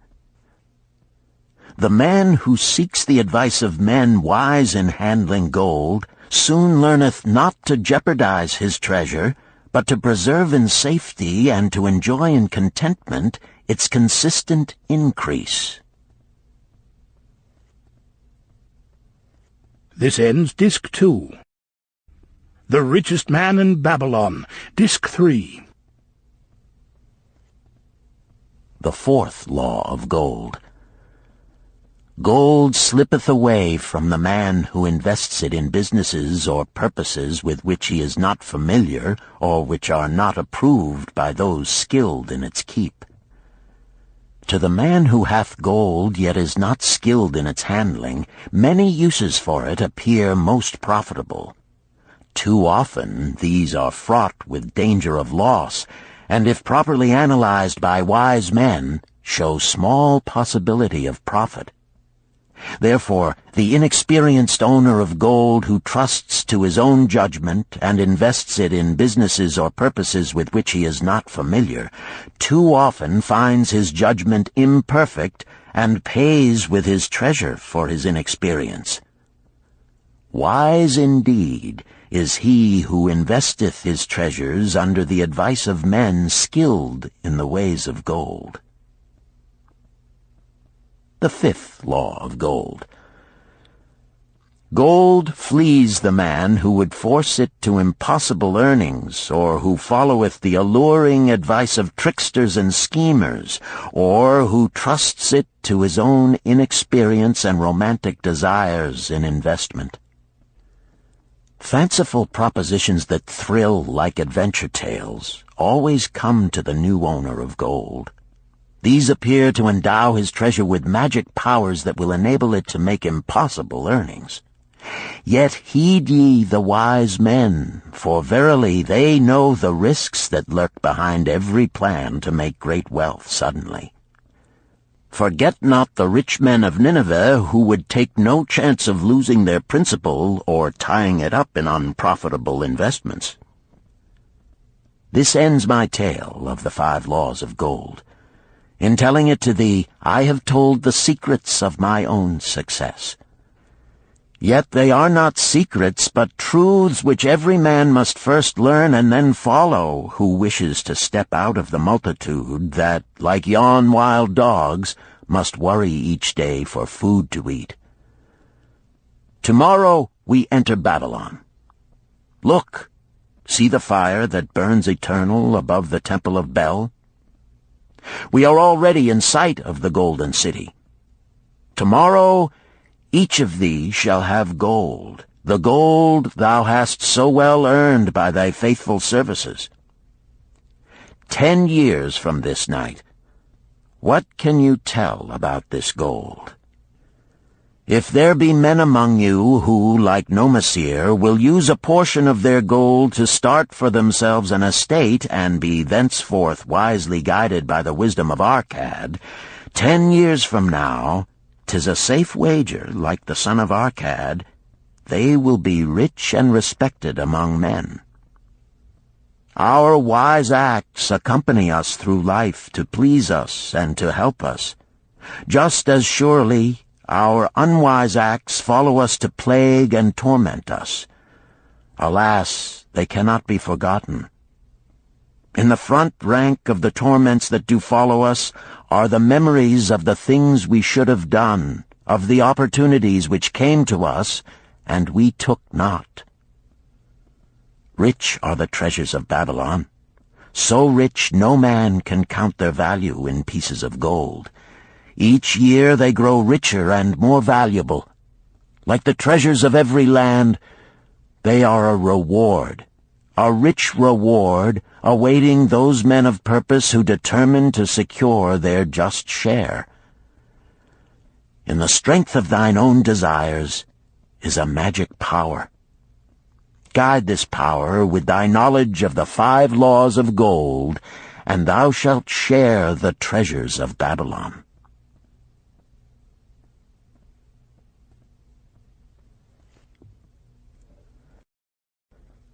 Chapter 6. The Gold Lender of Babylon. 50 pieces of gold. Never before had Rodan, the spearmaker of old Babylon, carried so much gold in his leather wallet. Happily down the king's highway from the palace of his most liberal majesty he strode. Cheerfully the gold clinked as the wallet at his belt swayed with each step, the sweetest music he had ever heard.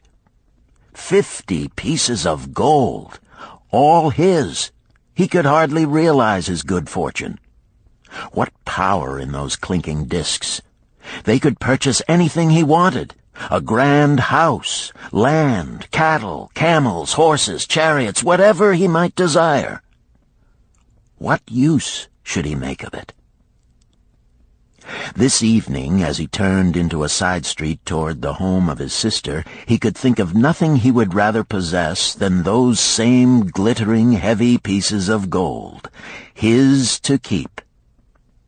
It was upon an evening some days later that a perplexed Rodan entered the shop of Mathon, the lender of gold and dealer in jewels and rare fabrics. Glancing neither to the right nor the left at the colorful articles artfully displayed, he passed through to the living quarters at the rear.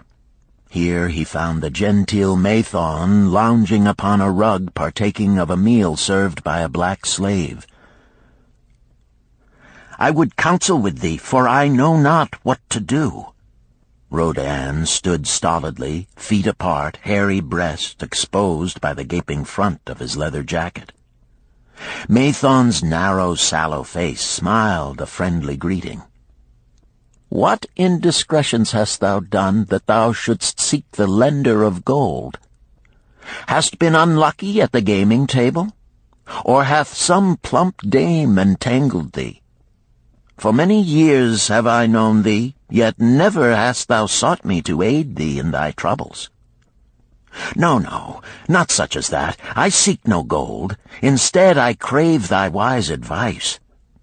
Hear, hear, what this man doth say. No one comes to the lender of gold for advice. My ears must play me false.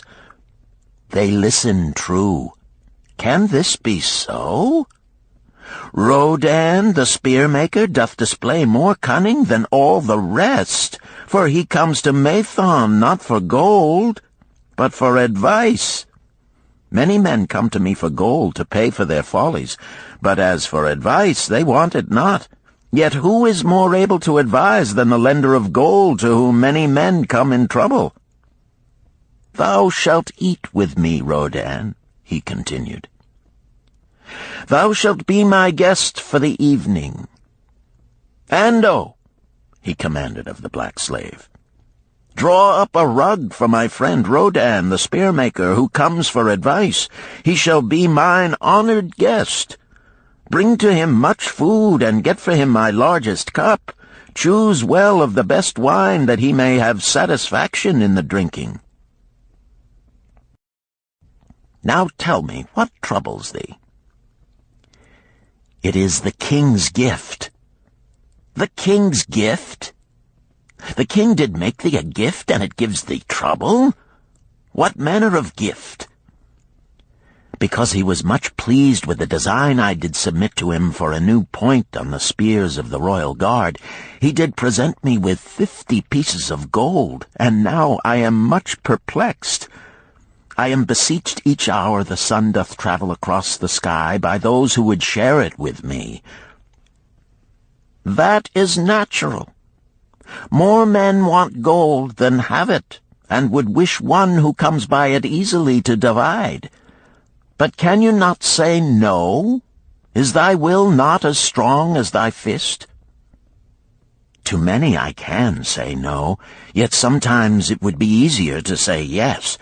Can one refuse to share with one's sister to whom he is deeply devoted? Surely thy own sister would not wish to deprive thee of enjoying thy reward? But it is for the sake of Araman, her husband, whom she wishes to see a rich merchant. She does feel that he has never had a chance, and she beseeches me to loan to him this gold, that he may become a prosperous merchant and repay me from his profits. My friend, resumed Mathon, 'tis a worthy subject thou bringest to discuss. Gold bringeth unto its possessor responsibility and a changed position with his fellow men. It bringeth fear lest he lose it, or it be tricked away from him. It bringeth a feeling of power and ability to do good. Likewise, it bringeth opportunities whereby his very good intentions may bring him into difficulties. Didst ever hear of the farmer of Nineveh who could understand the language of animals? I wot not, for 'tis not the kind of tale men like to tell over the bronze-caster's forge. I will tell it to thee, for thou shouldst know that to borrowing and lending there is more than the passing of gold from the hands of one to the hands of another. This farmer, who could understand what the animals said to each other, did linger in the farmyard each evening just to listen to their words. One evening he did hear the ox bemoaning to the ass the hardness of his lot. I do labor pulling the plow from morning until night, no matter how hot the day, or how tired my legs, or how the bow doth chafe my neck, still must I work. But you are a creature of leisure. You are trapped with a colorful blanket and do nothing more than carry our master about where he wishes to go. When he goes nowhere, you do rest and eat the green grass all the day." Now the ass, in spite of his vicious heels, was a goodly fellow and sympathized with the ox. "My good friend," he replied, "you do work very hard, and I would help ease your lot. Therefore will I tell you how you may have a day of rest. In the morning, when the slave comes to fetch you to the plow, lie upon the ground and bellow much, that he may say you are sick and cannot work." So the ox took the advice of the ass, and the next morning the slave returned to the farmer and told him the ox was sick and could not pull the plow. "Then," said the farmer, "hitch the ass to the plow, for the plowing must go on."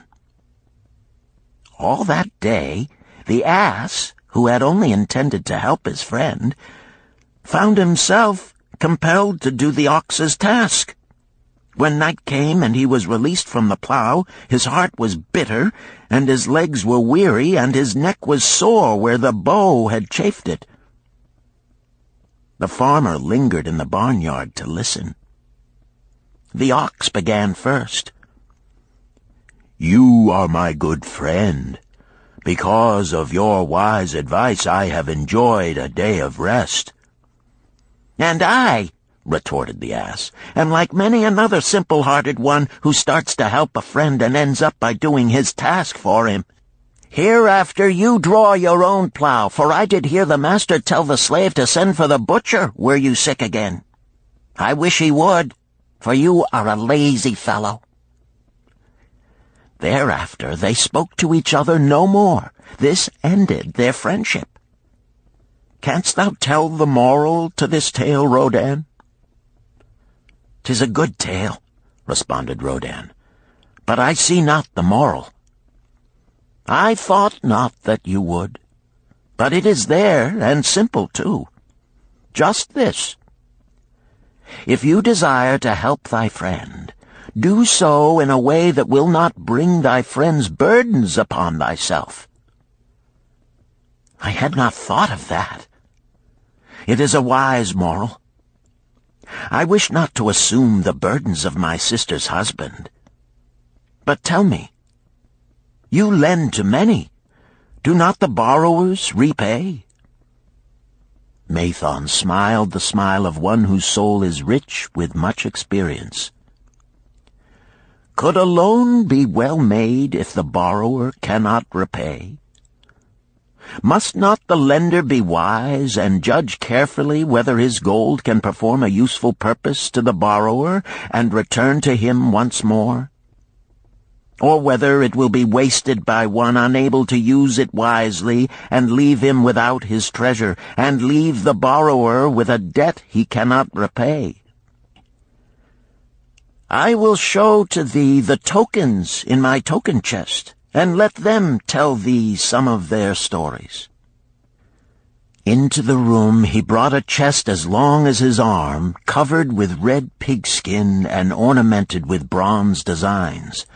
He placed it upon the floor and squatted before it, both hands upon the lid. "From each person to whom I lend, I do exact a token for my token chest, to remain there until the loan is repaid. When they repay, I give it back. But if they never repay, it will always remind me of one who was not faithful to my confidence. The safest loans, my token box tells me, are to those whose possessions are of more value than the one they desire. They own lands or jewels or camels or other things which could be sold to repay the loan. Some of the tokens given to me are jewels of more value than the loan. Others are promises that if the loan be not repaid as agreed, they will deliver to me certain property settlement. On loans like those I am assured that my gold will be returned with the rental thereon, for the loan is based on property. In another class are those who have the capacity to earn. They are such as you, who labor or serve and are paid. They have income. And if they are honest and suffer no misfortune, I know that they also can repay the gold I loan them and the rental to which I am entitled. Such loans are based on human effort. Others are those who have neither property nor assured earning capacity. Life is hard, and there will always be some who cannot adjust themselves to it.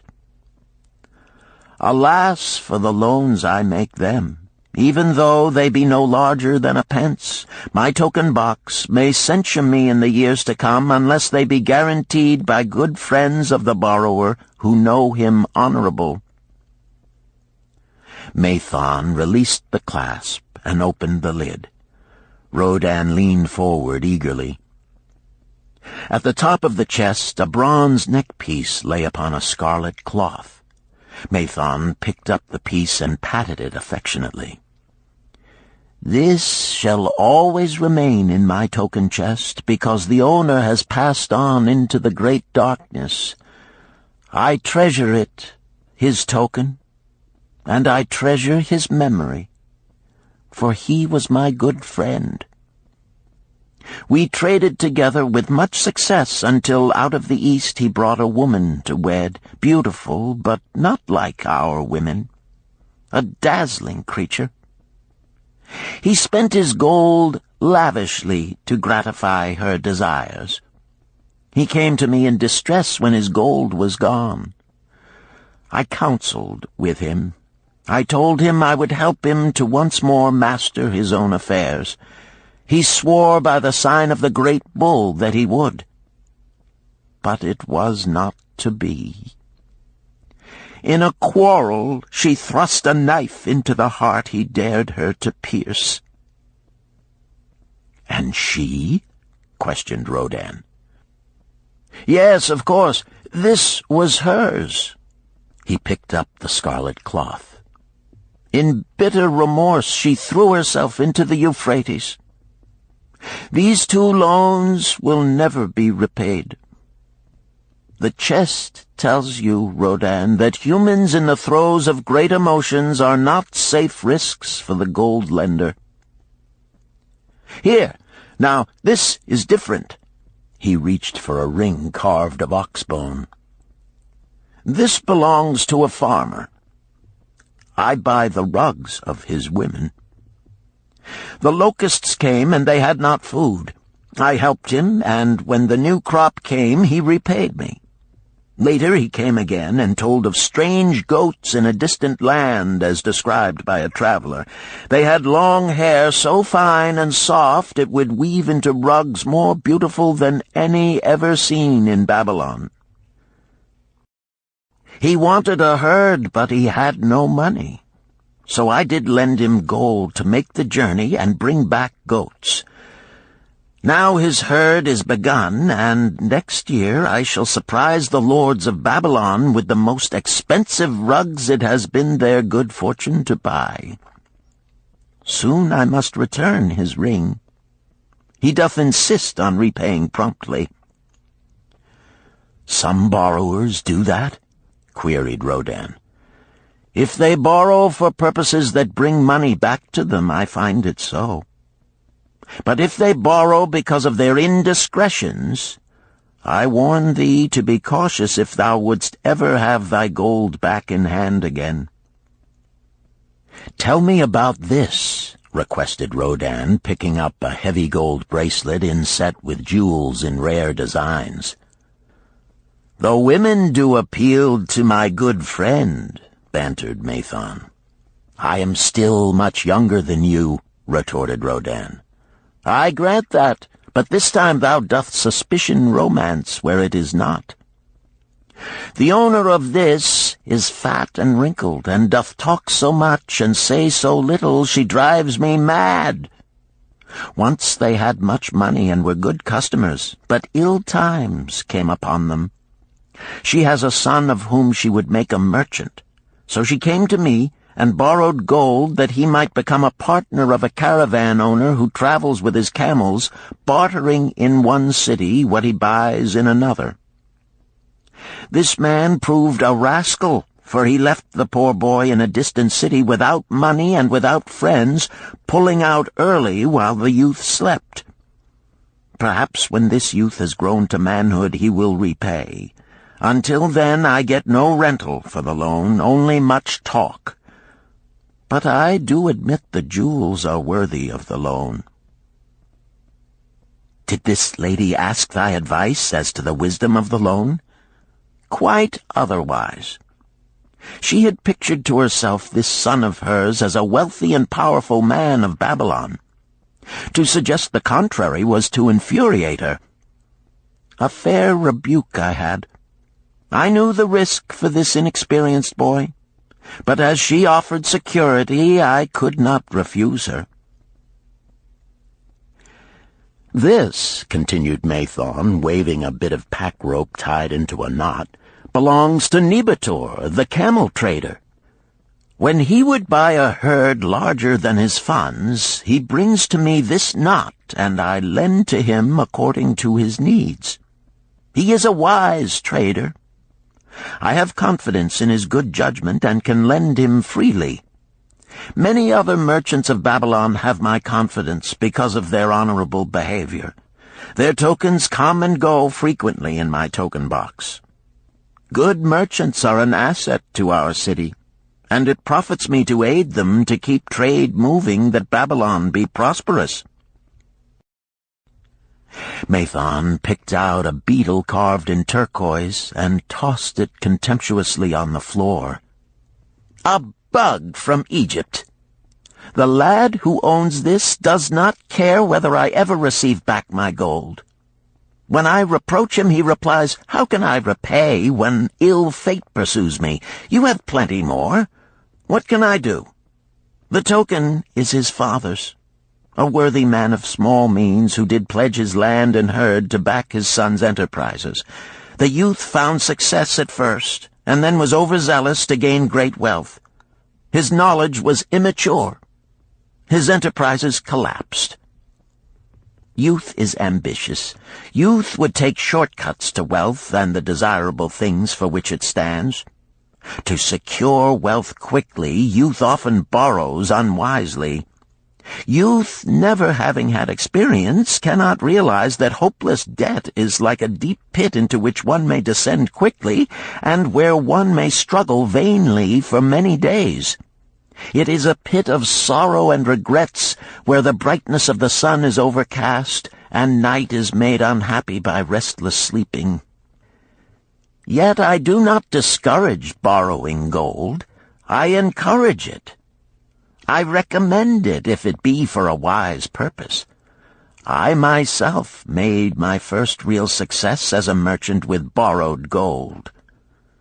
Yet what should the lender do in such a case? The youth is in despair and accomplishes nothing. He is discouraged. He makes no effort to repay. My heart turns against depriving the father of his land and cattle." "You tell me much that I am interested to hear," ventured Rodin, "but I hear no answer to my question. Should I lend my 50 pieces of gold to my sister's husband? They mean much to me." "Thy sister is a sterling woman whom I do much esteem. Should her husband come to me and ask to borrow 50 pieces of gold, I should ask him for what purpose he would use it. If he answered that he desired to become a merchant like myself and deal in jewels and rich furnishings, I would say, 'What knowledge have you of the ways of trade? Do you know where you can buy at lowest cost? Do you know where you can sell at a fair price? Could he say yes to these questions? No, he could not, Rodin admitted. He has helped me much in making spears, and he has helped some in the shops. Then would I say to him that his purpose was not wise. Merchants must learn their trade. His ambition, though worthy, is not practical, and I would not lend him any gold. But supposing he could say, yes, I have helped merchants much. I know how to travel to Smyrna and to buy at low cost the rugs the housewives weave. I also know many of the rich people of Babylon to whom I can sell these at a large profit. Then I would say, your purpose is wise and your ambition honorable. I shall be glad to lend you the 50 pieces of gold if you can give me security that they will be returned. But would he say, I have no security other than that I am an honored man and will pay you well for the loan? Then would I reply, I treasure much each piece of gold. Were the robbers to take it from you as you journeyed to Smyrna, or take the rugs from you as you returned, then you would have no means of repaying me, and my gold would be gone. Gold, you see, Rodin, is the merchandise of the lender of money. It is easy to lend. If it is lent unwisely, then it is difficult to get back. The wise lender wishes not the risk of the undertaking, but the guarantee of safe repayment. "'Tis well," he continued, "to assist those that are in trouble. 'Tis well to help those upon whom fate has laid a heavy hand. 'Tis well to help those who are starting, that they may progress and become valuable citizens. But help must be given wisely, lest, like the farmer's ass, in our desire to help, we but take upon ourselves the burden that belongs to another." Again I wandered from thy question, Rodin, but hear my answer. Keep thy 50 pieces of gold. What thy labor earns for thee and what is given thee for reward is thine own, and no man can put an obligation upon thee to part with it unless it do be thy wish. If thee wouldst lend it so that it may earn thee more gold, then lend with caution and in many places. I like not idle gold, even less I like too much of risk. How many years hast thou labored as a spear-maker? Fully 3. How much besides the king's gift hast saved? 3 gold pieces. Each year that thou hast labored, thou hast denied thyself good things to save from thine earnings 1 piece of gold? 'Tis as you say. Then mightest save in 50 years of labor 50 pieces of gold by thy self-denial? A lifetime of labor it would be. Thinkest thou thy sister would wish to jeopardize the savings of 50 years of labor over the bronze melting pot, that her husband might experiment on being a merchant? Not if I spoke in your words. Then go to her and say, 3 years I have labored each day except fast days, from morning until night, and I have denied myself many things that my heart craved. For each year of labor and self-denial, I have to show 1 piece of gold. Thou art my favored sister, and I wish that thy husband may engage in business in which he will prosper greatly. If he will submit to me a plan that seems wise and possible to my friend Mathon, then will I gladly lend to him my savings of an entire year, that he may have an opportunity to prove that he can succeed. Do that, I say, and if he has within him the soul to succeed, he can prove it. If he fails, he will not owe thee more than he can hope some day to repay. I am a gold lender because I own more gold than I can use in my own trade. I desire my surplus gold to labor for others and thereby earn more gold. I do not wish to take risk of losing my gold, for I have labored much and denied myself much to secure it. Therefore I will no longer lend any of it where I am not confident that it is safe and will be returned to me. Neither will I lend it where I am not convinced that its earnings will be promptly paid to me. I have told to thee, Rodan, a few of the secrets of my token chest. From them you may understand the weakness of men and their eagerness to borrow that which they have no certain means to repay. From this you can see how often their high hopes of the great earnings they could make if they but had gold are but false hopes they have not the ability or training to fulfill. Thou, Rodan, now have gold which thou shouldst put to earning more gold for thee. Thou art about to become, even as I, a gold lender. If thou dost safely preserve thy treasure, it will produce liberal earnings for thee, and be a rich source of pleasure and profit during all thy days. But if thou dost let it escape from thee, it will be a source of constant sorrow and regret as long as thy memory doth last. What desirest thou most of this gold in thy wallet? To keep it safe. Wisely spoken, replied Mathon approvingly. Thy first desire is for safety. Thinkest thou that in the custody of thy sister's husband it would be truly safe from possible loss? I fear not, for he is not wise in guarding gold. Then be not swayed by foolish sentiments of obligation to trust thy treasure to any person. If thou wouldst help thy family or thy friends, find other ways than risking the loss of thy treasure. Forget not that gold slippeth away in unexpected ways from those unskilled in guarding it. As well waste thy treasure in extravagance as let others lose it for thee. What next after safety dost desire of this treasure of thine? That it earn more gold. Again thou speakest with wisdom. It should be made to earn and grow larger. Gold wisely lent may even double itself with its earnings before a man like you groweth old. If you risk losing it, you risk losing all that it would earn as well. Therefore be not swayed by the fantastic plans of impractical men who think they see ways to force thy gold to make earnings unusually large. Such plans are the creations of dreamers unskilled in the safe and dependable laws of trade. Be conservative in what thou expectest to earn, that thou mayest keep and enjoy thy treasure. To hire it out with a promise of usurious returns is to invite loss. Seek to associate thyself with men and enterprises whose success is established, that thy treasure may earn liberally under their skillful use and be guarded safely by their wisdom and experience.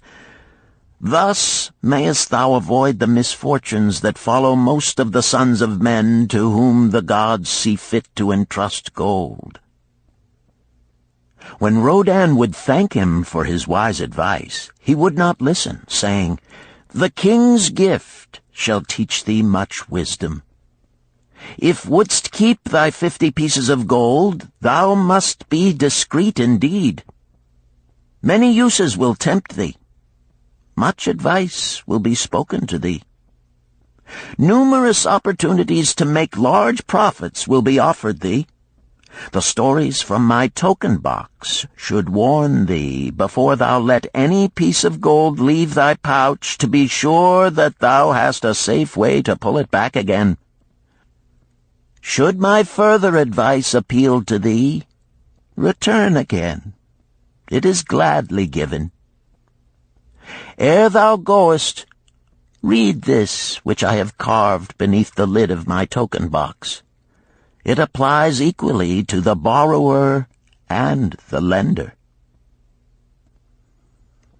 Better a little caution than a great regret.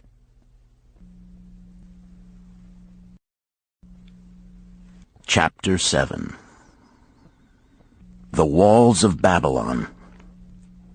Old Banzar, grim warrior of another day, stood guard at the passageway leading to the top of the ancient walls of Babylon. Up above, valiant defenders were battling to hold the walls. Upon them depended the future existence of this great city with its hundreds of thousands of citizens.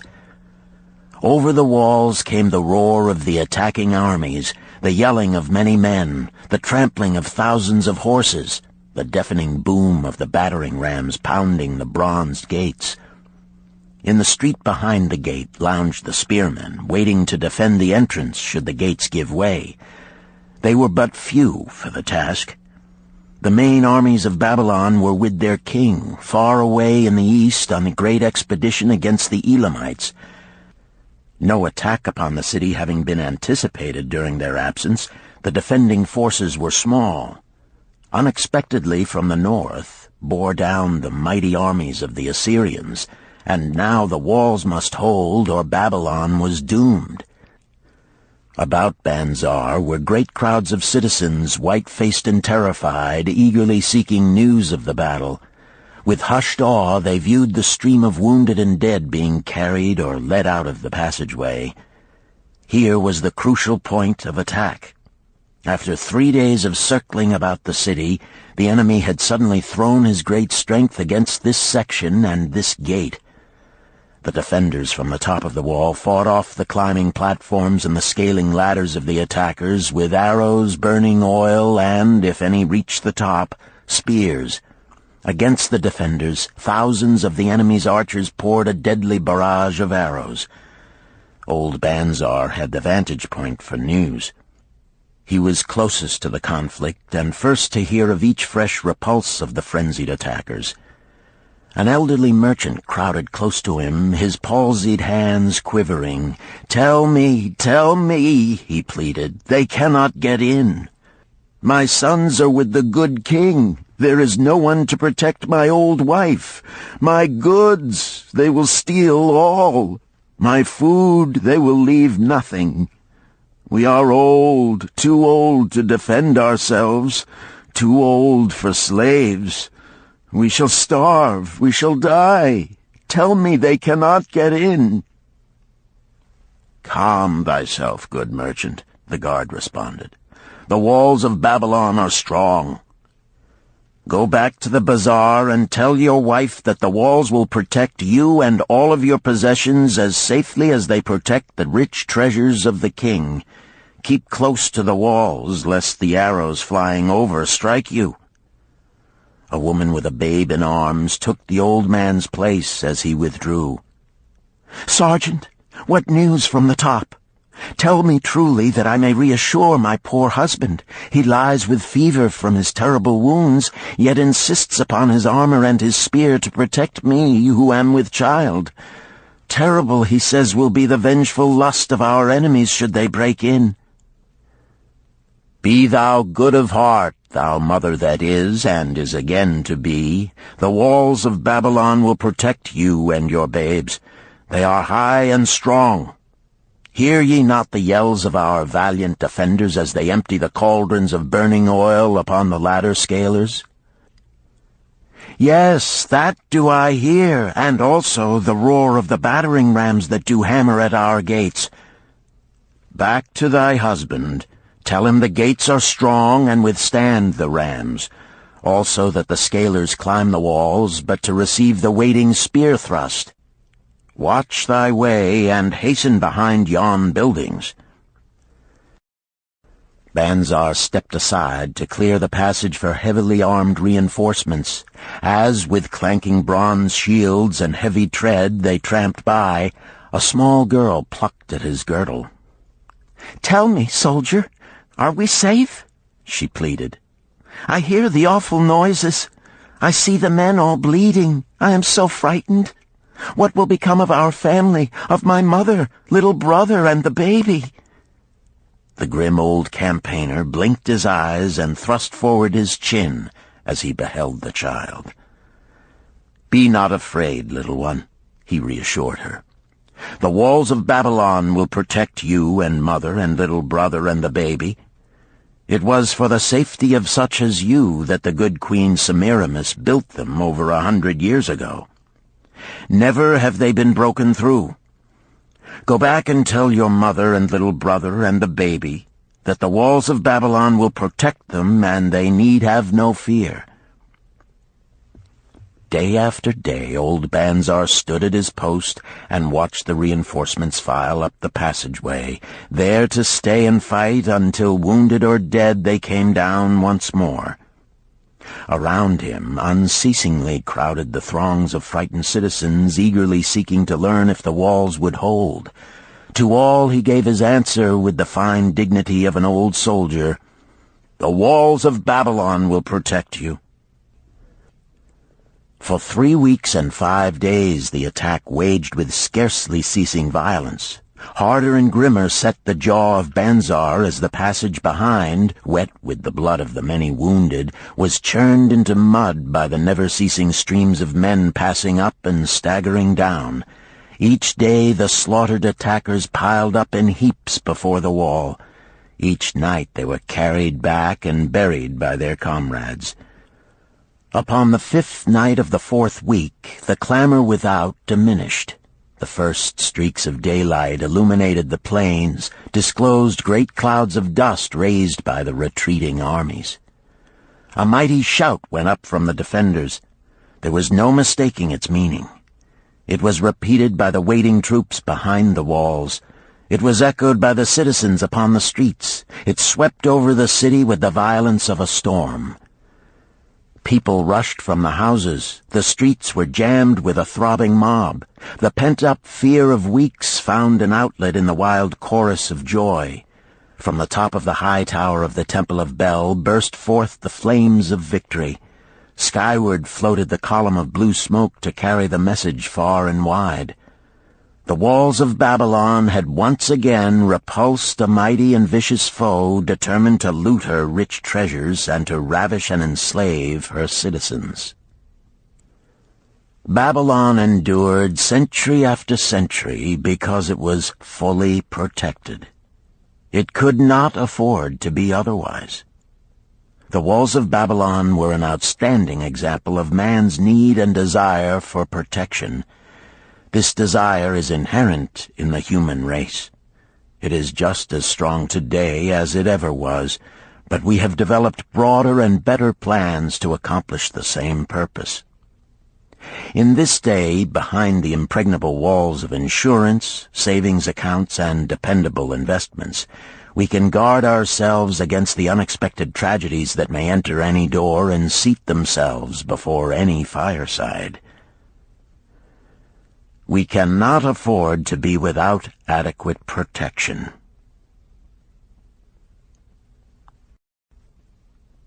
Chapter 8. The Camel Trader of Babylon. The hungrier one becomes, the clearer one's mind works. Also, the more sensitive one becomes to the odors of food. Tarkad, the son of Azure, certainly thought so. For 2 whole days he had tasted no food except 2 small figs purloined from over the wall of a garden. Not another could he grab before the angry woman rushed forth and chased him down the street. Her shrill cries were still ringing in his ears as he walked through the marketplace. They helped him to restrain his restless fingers from snatching the tempting fruits from the baskets of the market women. Never before had he realized how much food was brought to the markets of Babylon and how good it smelled. Leaving the market, he walked across to the inn and paced back and forth in front of the eating house. Perhaps here he might meet someone he knew, someone from whom he could borrow a copper that would gain him a smile from the unfriendly keeper of the inn and, with it, a liberal helping. Without the copper, he knew all too well how unwelcome he would be. In his abstraction, he unexpectedly found himself face to face with the one man he wished most to avoid, the tall, bony figure of Dabasir, the camel trader. Of all the friends and others from whom he had borrowed small sums, Dabasir made him feel the most uncomfortable because of his failure to keep his promises to repay promptly. Dabasir's face lighted up at the sight of him. "Ha! 'Tis Tarkad, just the one I have been seeking, that he might repay the 2 pieces of copper which I lent him a moon ago. Also the piece of silver which I lent to him before that. We are well met. I can make good use of the coins this very day. What say, boy, what say?" Tarkad stuttered, and his face flushed. He had naught in his empty stomach to nerve him to argue with the outspoken Dabasir. "I am sorry, very sorry," he mumbled weakly. "But this day I have neither the copper nor the silver with which I could repay." "Then get it," Dabasir insisted. "Surely thou canst get hold of a few coppers and a piece of silver to repay the generosity of an old friend of thy father, who aided thee whence thou wast in need." "'Tis because ill fortune does pursue me that I cannot pay." "Ill fortune? Wouldst blame the gods for thine own weakness? Ill fortune pursues every man who thinks more of borrowing than of repaying. Come with me, boy, while I eat. I am hungry, and I would tell thee a tale." Tarkad flinched from the brutal frankness of Dabasir, but here at least was an invitation to enter the coveted doorway of the eating-house. Dabasir pushed him to a far corner of the room where they seated themselves upon small rugs. When Koskor, the proprietor, appeared smiling, Dabasir addressed him with his usual freedom. "Fat lizard of the desert, bring to me a leg of the goat, very brown, with much juice, and bread and all of the vegetables, for I am hungry and want much food. Do not forget my friend here. Bring to him a jug of water. Have it cooled, for the day is hot." Tarkad's heart sank. Must he sit here and drink water while he watched this man devour an entire goat leg? He said nothing. He thought of nothing he could say. Dabasir, however, knew no such thing as silence. Smiling and waving his hand good-naturedly to the other customers, all of whom knew him, he continued. "I did hear from a traveler just returned from Urfa of a certain rich man who has a piece of stone cut so thin that one can look through it. He put it in the window of his house to keep out the rains. It is yellow, so this traveler does relate, and he was permitted to look through it, and all the outside world looks strange and not like it really is. What say you to that, Tarkad? Thinkest all the world could look to a man a different color from what it is?" "I dare say," responded the youth, much more interested in the fat leg of goat placed before Dabasir. "Well, I know it to be true, for I, myself, have seen the world all of a different color from what it really is, and the tale I am about to tell relates how I came to see it in its right color once more." "Dabasir will tell a tale," whispered a neighboring diner to his neighbor, and dragged his rug close. Other diners brought their food and crowded in a semicircle. They crunched noisily in the ears of Tarkad and brushed him with their meaty bones. He alone was without food. Dabasir did not offer to share with him, nor even motion him to a small corner of the hard bread that was broken off and had fallen from the platter to the floor.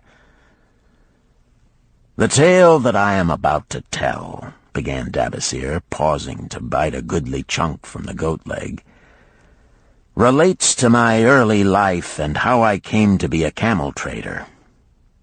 Didst anyone know that I once was a slave in Syria?"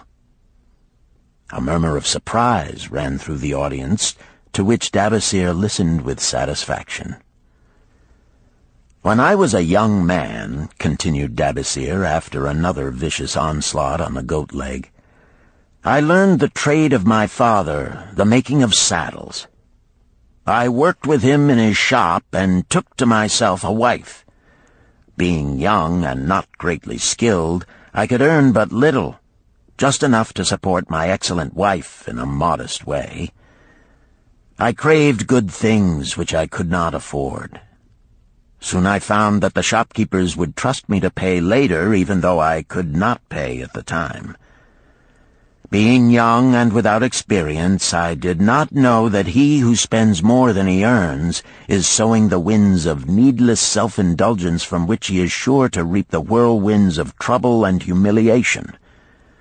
So I indulged my whims for fine raiment and bought luxuries for my good wife and our home beyond our means. I paid as I could, and for a while all went well. But in time I discovered I could not use my earnings both to live upon and to pay my debts. Creditors began to pursue me to pay for my extravagant purchases, and my life became miserable. I borrowed from my friends, but could not repay them either. Things went from bad to worse. My wife returned to her father, and I decided to leave Babylon and seek another city where a young man might have better chances. For 2 years I had a restless and unsuccessful life working for caravan traders. From this I fell in with a set of likable robbers who scoured the desert for unarmed caravans. Such deeds were unworthy of the son of my father, but I was seeing the world through a colored stone and did not realize to what degradation I had fallen. We met with success on our first trip, capturing a rich haul of gold and silks and valuable merchandise. This loot we took to Ganir and squandered. The second time we were not so fortunate. Just after we had made our capture, we were attacked by the spearsmen of a native chief to whom the caravans paid for protection. Our 2 leaders were killed, and the rest of us were taken to Damascus, where we were stripped of our clothing and sold as slaves. I was purchased for 2 pieces of silver by a Syrian desert chief. With my hair shorn and but a loincloth to wear, I was not so different from the other slaves. Being a reckless youth, I thought it merely an adventure until my master took me before his 4 wives and told them they could have me for a eunuch. Then, indeed, did I realize the hopelessness of my situation. These men of the desert were fierce and warlike. I was subject to their will without weapons or means of escape. Fearful I stood as those 4 women looked me over. I wondered if I could expect pity from them. Sirah, the first wife, was older than the others. Her face was impassive as she looked upon me. I turned from her with little consolation. The next was a contemptuous beauty who gazed at me as indifferently as if I had been a worm of the earth. The 2 younger ones tittered as though it were all an exciting joke. It seemed an age that I stood waiting sentence. Each woman appeared willing for the others to decide. Finally, Sirah spoke up in a cold voice. "Of eunuchs we have plenty, but of camel-tenders we have few, and they are a worthless lot. Even this day I would visit my mother who is sick with the fever, and there is no slave I would trust to lead my camel. Ask this slave if he can lead a camel." My master thereupon questioned me, "What know you of camels?" Striving to conceal my eagerness, I replied, "I can make them kneel, I can load them, I can lead them on long trips without tiring. If need be, I can repair their trappings." "The slave speaks forward enough," observed my master. "If thou so desire, Sirah, take this man for thy camel-tender." So I was turned over to Sirah, and that day I led her camel upon a long journey to her sick mother. I took the occasion to thank her for her intercession, and also to tell her that I was not a slave by birth, but the son of a freeman, an honorable saddle-maker of Babylon. I also told her much of my story. Her comments were disconcerting to me, and I pondered much afterward on what she said. How can you call yourself a free man when your weakness has brought you to this? If a man has in himself the soul of a slave, will he not become one, no matter what his birth, even as water seeks its level? If a man has within him the soul of a free man, will he not become respected and honored in his own city in spite of his misfortune? For over a year I was a slave and lived with the slaves, but I could not become as one of them. One day Sira asked me, "In the eventime, when the other slaves can mingle and enjoy the society of each other, why dost thou sit in thy tent alone?" To which I responded, "I am pondering what you have said to me. I wonder if I have the soul of a slave. I cannot join them, so I must sit apart." "I, too, must sit apart," she confided. "My dowry was large, and my lord married me because of it. Yet he does not desire me. What every woman longs for is to be desired. Because of this, and because I am barren and have neither son nor daughter, must I sit apart. Were I a man, I would rather die than be such a slave, but the conventions of our tribe make slaves of women." "What think thou of me by this time?" I asked her suddenly. "Have I the soul of a man, or have I the soul of a slave?" "Have you a desire to repay the just debts you owe in Babylon?" she parried. "Yes, I have the desire, but I see no way." "If thou contentedly let the years slip by and make no effort to repay, then thou hast but the contemptible soul of a slave. No man is otherwise who cannot respect himself, and no man can respect himself who does not repay honest debts." "But what can I do who am a slave in Syria?"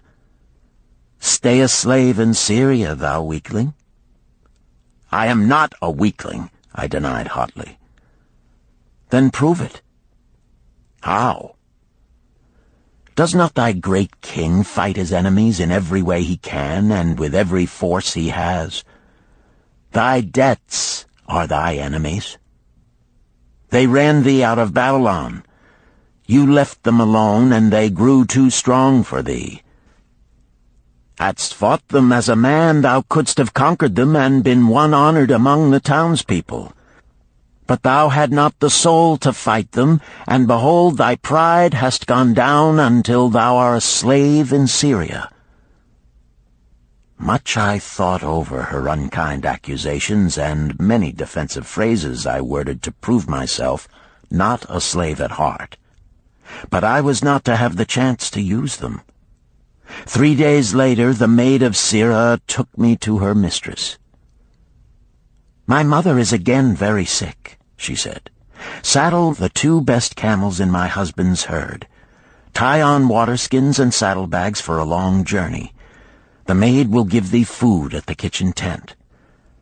I packed the camels, wondering much at the quantity of provisions the maid provided, for the mother dwelt less than a day's journey away. The maid rode the rear camel which followed, and I led the camel of my mistress. When we reached her mother's house, it was just dark. Sira dismissed the maid and said to me, "Tabasir, hast thou the soul of a free man, or the soul of a slave?" "The soul of a free man," I insisted. "Now is thy chance to prove it. Thy master hath imbibed deeply, and his chiefs are in a stupor. Take then these camels and make thy escape. Here in this bag is raiment of thy master's to disguise thee. I will say thou stole the camels and ran away while I visited my sick mother." "Thou hast the soul of a queen," I told her. "Much do I wish that I might lead thee to happiness." "Happiness," she responded, "awaits not the runaway wife who seeks it in far lands among strange people. Go thy own way, and may the gods of the desert protect thee, for the way is far and barren of food or water." I needed no further urging, but thanked her warmly and was away into the night. I knew not this strange country, and had only a dim idea of the direction in which lay Babylon, but struck out bravely across the desert toward the hills. One camel I rode, and the other I led. All that night I traveled, and all the next day, urged on by the knowledge of the terrible fate that was meted out to slaves who stole their master's property and tried to escape. Late that afternoon I reached a rough country as uninhabitable as the desert. The sharp rocks bruised the feet of my faithful camels, and soon they were picking their way slowly and painfully along. I met neither man nor beast, and could well understand why they shunned this inhospitable land. It was such a journey from then on as few men lived to tell of. Day after day we plodded along. Food and water gave out. The heat of the sun was merciless. At the end of the 9th day I slid from the back of my mount with the feeling that I was too weak to ever remount, and I would surely die, lost in this abandoned country. I stretched out upon the ground and slept, not waking until the first gleam of daylight. I sat up and looked about me. There was a coolness in the morning air. My camels lay dejected not far away. About me was a vast waste of broken country covered with rock and sand and thorny things. No sign of water, not to eat for man or camel. Could it be that in this peaceful quiet I faced my end? My mind was clearer than it had ever been before. My body now seemed of little importance. My parched and bleeding lips, my dry and swollen tongue, my empty stomach, all had lost their supreme agonies of the day before. I looked across into the uninviting distance, and once again came to me the question, have I the soul of a slave or the soul of a free man? Then, with clearness, I realized that if I had the soul of a slave, I should give up, lie down in the desert and die, a fitting end for a runaway slave. But if I had the soul of a free man, what then? Surely I would force my way back to Babylon, repay the people who had trusted me, bring happiness to my wife who truly loved me, and bring peace and contentment to my parents. Thy debts are thine enemies who have run thee out of Babylon, Sirrah had said. Yes, it was so. Why had I refused to stand my ground like a man? Why had I permitted my wife to go back to her father? Then a strange thing happened.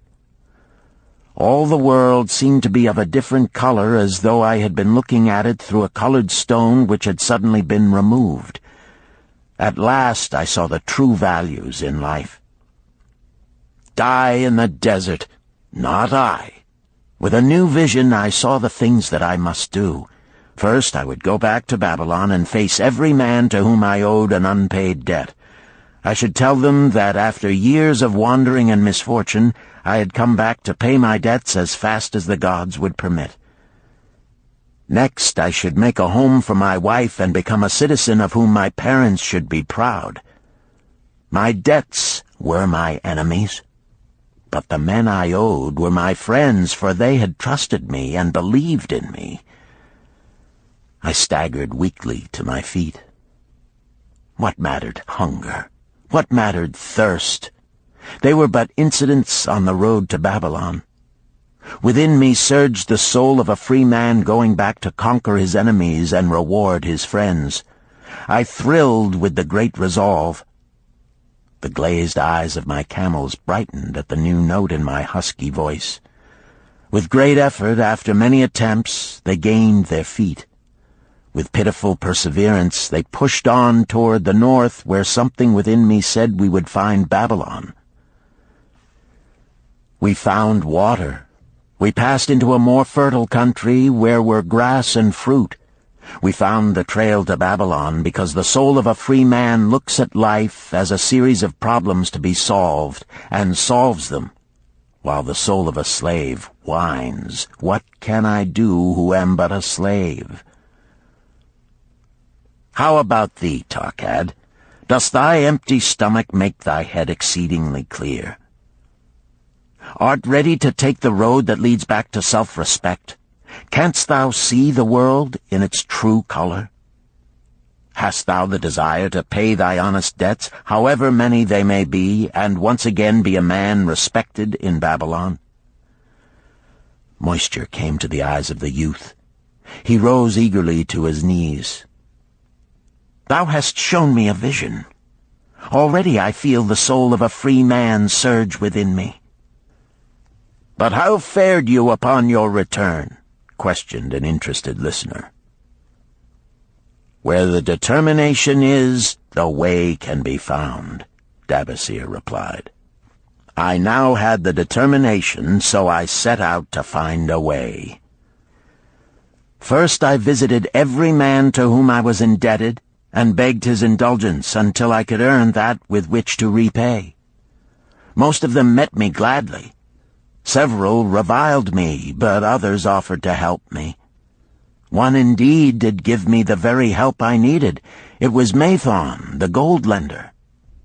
Learning that I had been a camel tender in Syria, he sent me to old Nebator, the camel trader, just commissioned by our good king to purchase many herds of sound camels for the great expedition. With him, my knowledge of camels I put to good use. Gradually, I was able to repay every copper and every piece of silver. Then at last I could hold up my head and feel that I was an honorable man among men." Again Dabasir turned to his food. "Kaskor, thou snail," he called loudly to be heard in the kitchen. "The food is cold. Bring me more meat fresh from the roasting. Bring thou also a very large portion for Tarkad, the son of my old friend, who is hungry and shall eat with me." So ended the tale of Dabasir, the camel trader of old Babylon. He found his own soul when he realized a great truth, a truth that had been known and used by wise men long before his time.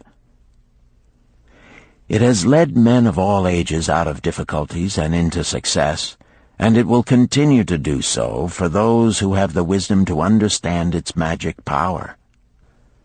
It is for any man to use who reads these lines.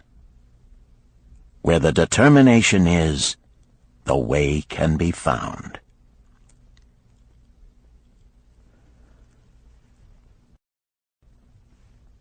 Chapter 9.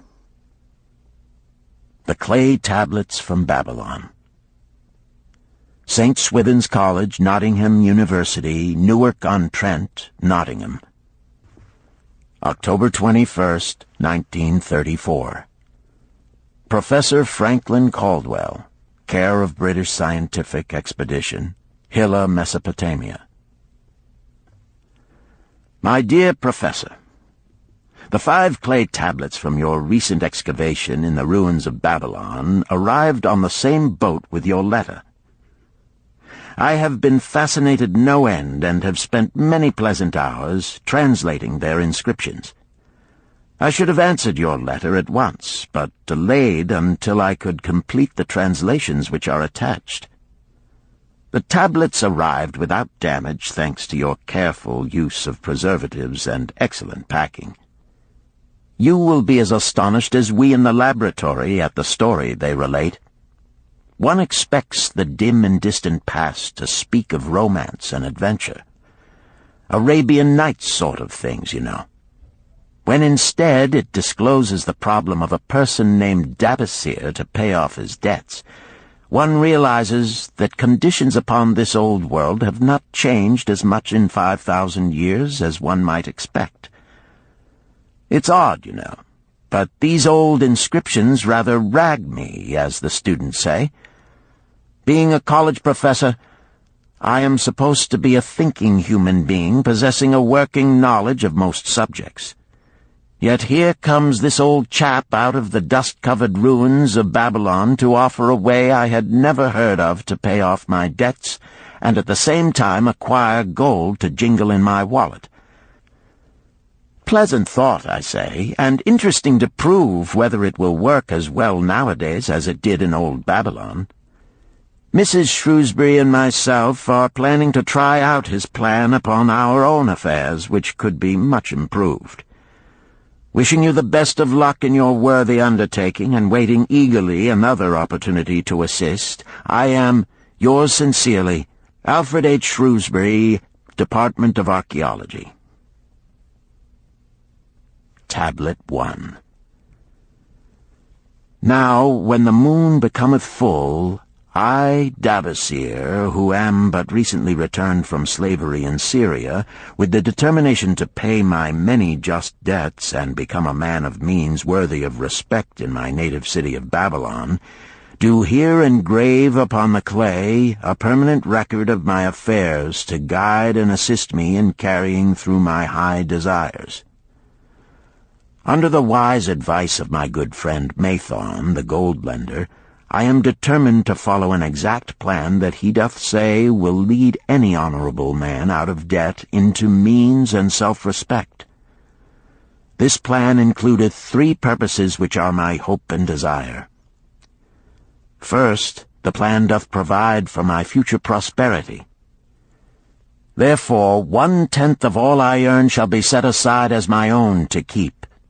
For Mathon speaketh wisely when he saith, That man who keepeth in his purse both gold and silver that he need not spend is good to his family and loyal to his king.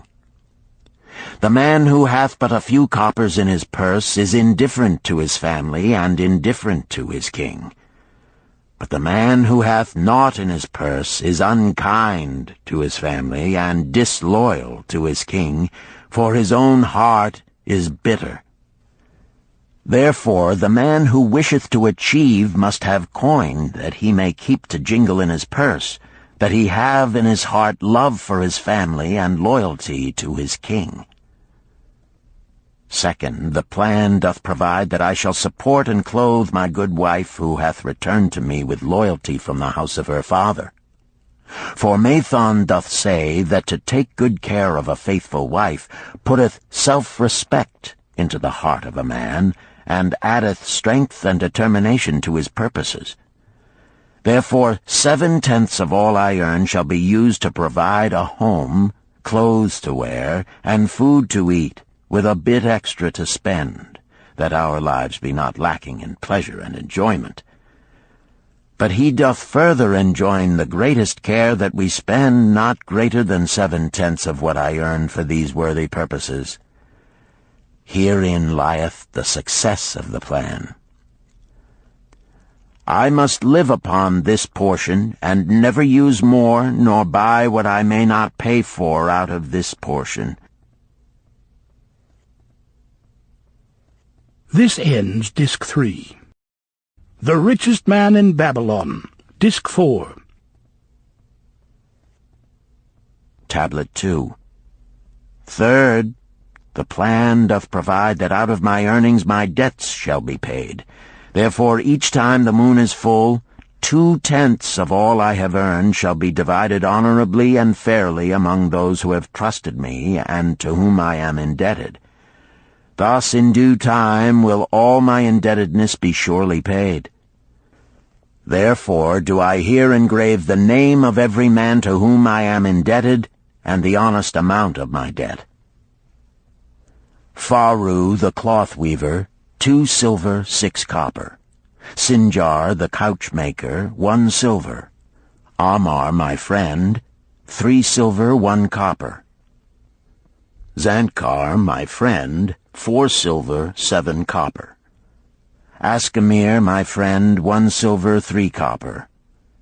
Haransir the jewel maker, 6 silver, 2 copper. Diarbekir, my father's friend, 4 silver, 1 copper. Alkahad, the house owner, 14 silver. Mathon, the gold lender, 9 silver. Birajik, the farmer, 1 silver, 7 copper. From here on, disintegrated, cannot be deciphered. Tablet 3. To these creditors do I owe in total 119 pieces of silver and 141 pieces of copper. Because I did owe these sums and saw no way to repay, in my folly I did permit my wife to return to her father, and didst leave my native city and seek easy wealth elsewhere, only to find disaster and to see myself sold into the degradation of slavery. Now that Mathon doth show me how I can repay my debts in small sums of my earnings, do I realize the great extent of my folly in running away from the results of my extravagances. Therefore have I visited my creditors and explained to them that I have no resources with which to pay except my ability to earn, and that I intend to apply 2/10 of all I earn upon my indebtedness evenly and honestly. This much can I pay, but no more. Therefore, if they be patient, in time my obligations will be paid in full. Amar, whom I thought my best friend, reviled me bitterly, and I left him in humiliation. Birajik, the farmer, pleaded that I pay him first, as he didst badly need help. Alcahad, the house owner, was indeed disagreeable, and insisted that he would make me trouble unless I did soon settle in full with him. All the rest willingly accepted my proposal. Therefore am I more determined than ever to carry through, being convinced that it is easier to pay one's just debts than to avoid them. Even though I cannot meet the needs and demands of a few of my creditors, I will deal impartially with all. Tablet 4. Again the moon shines full. I have worked hard with a free mind. My good wife hath supported my intentions to pay my creditors. Because of our wise determination, I have earned during the past moon, buying camels of sound wind and good legs for Nebertor, the sum of 19 pieces of silver. This I have divided according to the plan. 1/10 have I set aside to keep as my own, 7/10 have I divided with my good wife to pay for our living, 2/10 have I divided among my creditors as evenly as could be done in coppers. I did not see Amar, but left it with his wife. Birajik was so pleased that he would kiss my hand. Old Alcahad alone was grouchy and said I must pay faster. To which I replied that if I were permitted to be well fed and not worried, that alone would enable me to pay faster. All the others thanked me and spoke well of my efforts. Therefore, at the end of one moon, my indebtedness is reduced by almost 4 pieces of silver, and I possess almost 2 pieces of silver besides, upon which no man hath claim. My heart is lighter than it hath been for a long time. Again the moon shines full. I have worked hard, but with poor success. Few camels have I been able to buy. Only 11 pieces of silver have I earned. Nevertheless, my good wife and I have stood by the plan, even though we have bought no new raiment and eaten little but herbs. Again I paid ourselves 1/10 of the 11 pieces, while we lived upon 7/10. I was surprised when Amar commended my payment, even though small. So did Birajik. Alcahad flew into a rage, but when told to give back his portion if he did not wish it, he became reconciled. The others, as before, were content. Again the moon shines full, and I am greatly rejoiced. I intercepted a fine herd of camels and bought many sound ones, therefore my earnings were 42 pieces of silver. This moon my wife and myself have bought much-needed sandals and raiment. Also we have dined well on meat and fowl. More than 8 pieces of silver we have paid to our creditors. Even Alcahad did not protest. Great is the plan, for it leadeth us out of debt, and giveth us wealth which is ours to keep. 3 times the moon hath been full since I last carved upon this clay. Each time I paid to myself 1/10 of all I earned. Each time my good wife and I have lived upon 7/10, even though at times it was difficult. Each time have I paid to my creditors 2/10. In my purse I now have 21 pieces of silver that are mine. It maketh my head to stand straight upon my shoulders, and maketh me proud to walk among my friends. My wife keepeth well our home, and is becomingly gowned. We are happy to live together. The plan is of untold value. Hath it not made an honorable man of an ex-slave? Tablet 5. Again the moon shines full, and I remember that it is long since I carved upon the clay. 12 moons in truth have come and gone. But this day I will not neglect my record, because upon this day I have paid the last of my debts. This is the day upon which my good wife and my thankful self celebrate with great feasting that our determination hath been achieved. Many things occurred upon my final visit to my creditors that I shall long remember. Amar begged my forgiveness for his unkind words, and said that I was one of all others he most desired for a friend. Old Alcahad is not so bad after all, for he said, "Thou wert once a piece of soft clay to be pressed and molded by any hand that touched thee. But now thou art a piece of bronze capable of holding an edge. If thou needst silver or gold at any time, come to me." Nor is he the only one who holdeth me in high regard. Many others speak deferentially to me. My good wife looketh upon me with a light in her eyes that doth make a man have confidence in himself. Yet it is the plan that hath made my success. It hath enabled me to pay all my debts and to jingle both gold and silver in my purse. I do commend it to all who wish to get ahead. For truly, if it will enable an ex-slave to pay his debts and have gold in his purse, will it not aid any man to find independence? Nor am I, myself, finished with it, for I am convinced that if I follow it further, it will make me rich among men.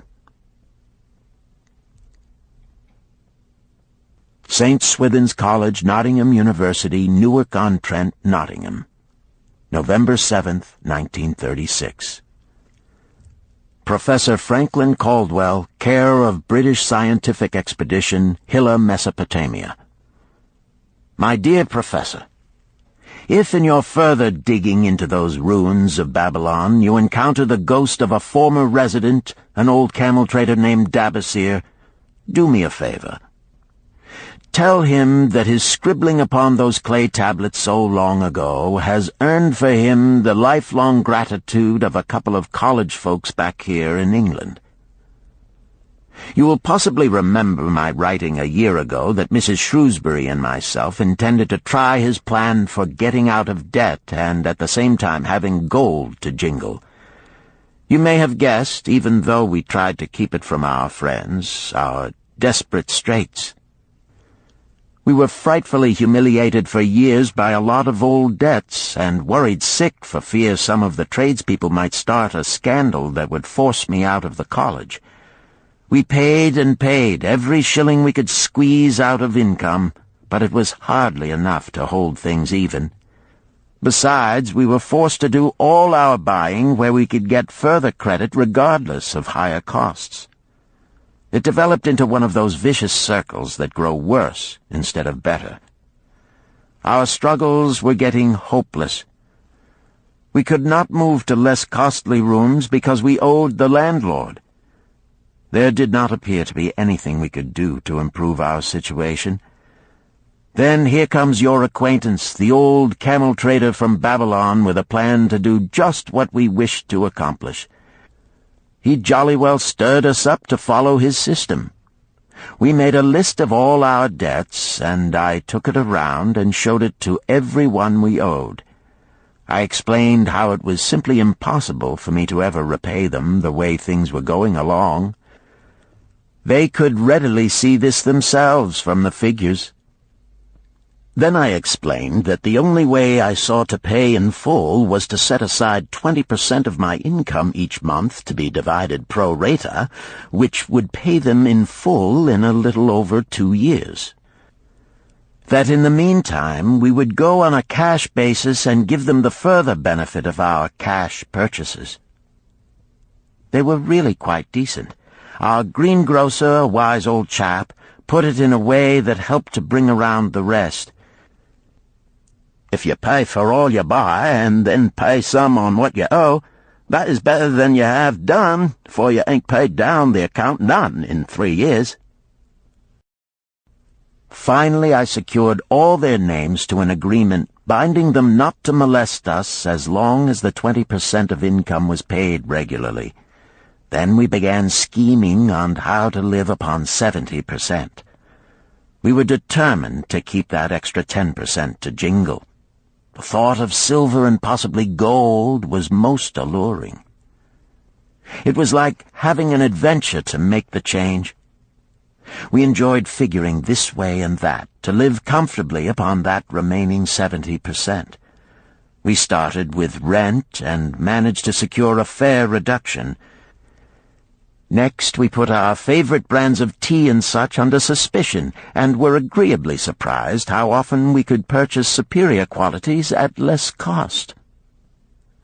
It is too long a story for a letter, but anyhow it did not prove difficult. We managed, and right cheerfully at that. What a relief it proved to have our affairs in such a shape we were no longer persecuted by past due accounts. I must not neglect, however, to tell you about that extra 10% we were supposed to jingle. Well, we did jingle it for some time. Now, don't laugh too soon. You see, that is the sporty part. It is the real fun to start accumulating money that you do not want to spend. There is more pleasure in running up such a surplus than there could be in spending it. After we had jingled to our heart's content, we found a more profitable use for it. We took up an investment upon which we could pay that 10% each month. This is proving to be the most satisfying part of our regeneration. It is the first thing we pay out of my check. There is a most gratifying sense of security to know our investment is growing steadily. By the time my teaching days are over, it should be a snug sum, large enough so the income will take care of us from then on. All this out of my same old check. Difficult to believe, yet absolutely true. All our debts being gradually paid, and at the same time our investment increasing. Besides, we get along financially even better than before. Who would believe there could be such a difference in results between following a financial plan and just drifting along? At the end of the next year, when all our old bills shall have been paid, we will have more to pay upon our investment besides some extra for travel. We are determined never again to permit our living expenses to exceed 70% of our income. Now you can understand why we would like to extend our personal thanks to that old chap whose plan saved us from our hell on earth. He knew. He had been through it all. He wanted others to benefit from his own bitter experiences. That is why he spent tedious hours carving his message upon the clay. He had a real message for fellow sufferers, a message so important that after 5,000 years it has risen out of the ruins of Babylon just as true and just as vital as the day it was buried. Yours sincerely, Alfred H. Shrewsbury, Department of Archaeology. Chapter 10. The Luckiest Man in Babylon. At the head of his caravan proudly rode Shahrunada, the merchant prince of Babylon. He liked fine cloth and wore rich and becoming robes. He liked fine animals and sat easily upon his spirited Arabian stallion.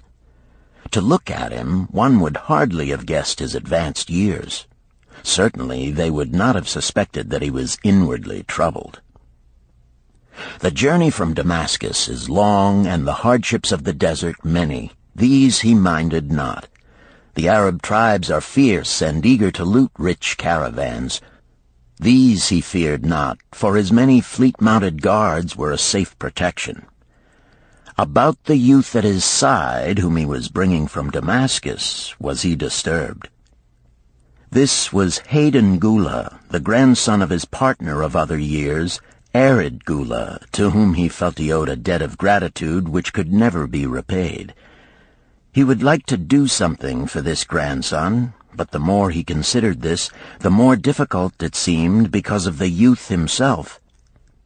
Eyeing the young man's rings and earrings, he thought to himself, "He thinks jewels are for men. Still, he has his grandfather's strong face.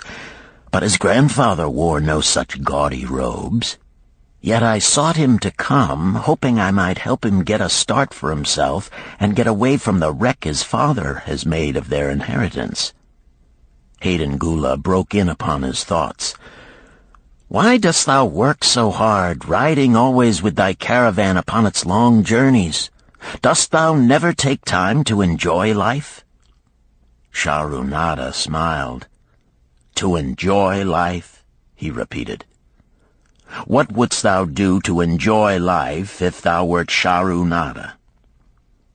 "If I had wealth equal to thine, I would live like a prince. Never across the hot desert would I ride.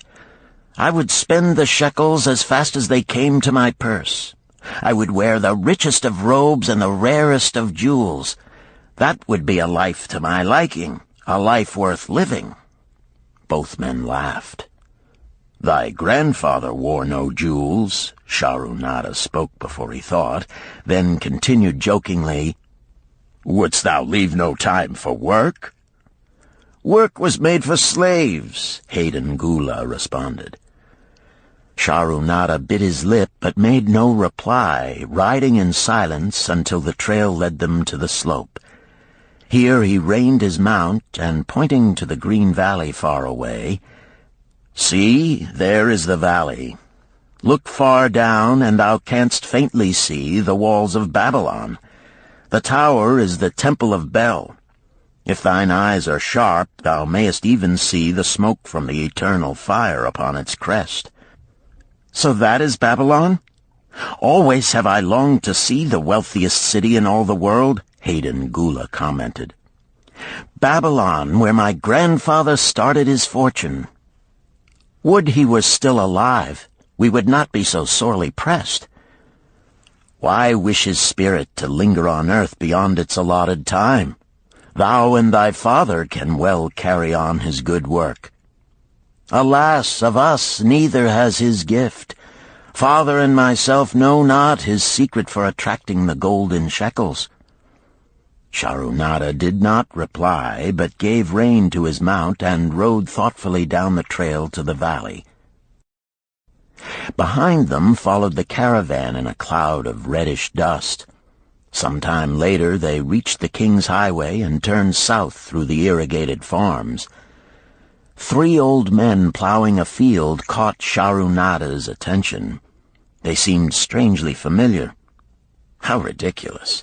One does not pass a field after 40 years and find the same men plowing there. Yet something within him said they were the same. One, with an uncertain grip, held the plow.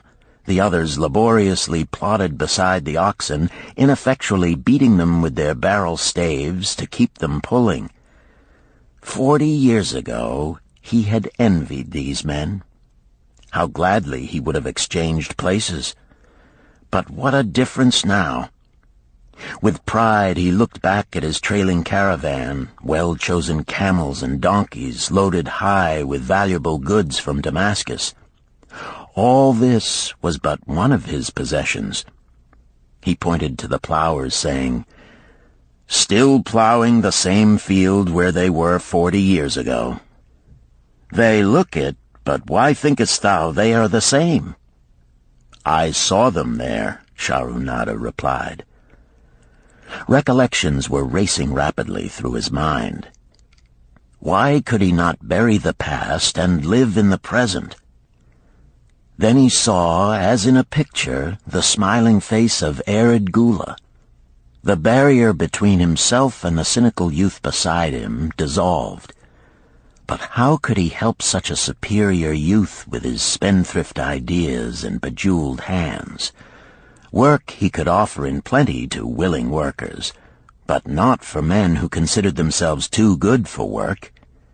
Yet he owed it to Arid Gula to do something, not a half-hearted attempt. He and Arid Gula had never done things that way.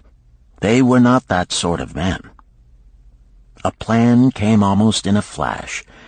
There were objections. He must consider his own family and his own standing. It would be cruel. It would hurt. Being a man of quick decisions, he waived objections and decided to act. "Wouldst thou be interested in hearing how thy worthy grandfather and myself joined in the partnership which proved so profitable?" he questioned. "Why not just tell me how thou madest the golden shekels? That is all I need to know," the young man parried. Sharunada ignored the reply and continued, "We start with those men plowing. I was no older than thou. As the column of men in which I marched approached, good old Megiddo, the farmer, scoffed at the slipshod way in which they plowed. Megiddo was chained next to me. 'Look at the lazy fellows,' he protested. 'The plow holder makes no effort to plow deep, nor do the beaters keep the oxen in the furrow. How can they expect to raise a good crop with poor plowing?' "'Didst thou say Megiddo was chained to thee?' Hayden Gula asked in surprise. "'Yes, with bronze collars about our necks and a length of heavy chain between us. Next to him was Zabado, the sheep thief. I had known him in Harun. At the end was a man we called Pirate because he told us not his name. We judged him as a sailor as he had entwined serpents tattooed upon his chest in sailor fashion.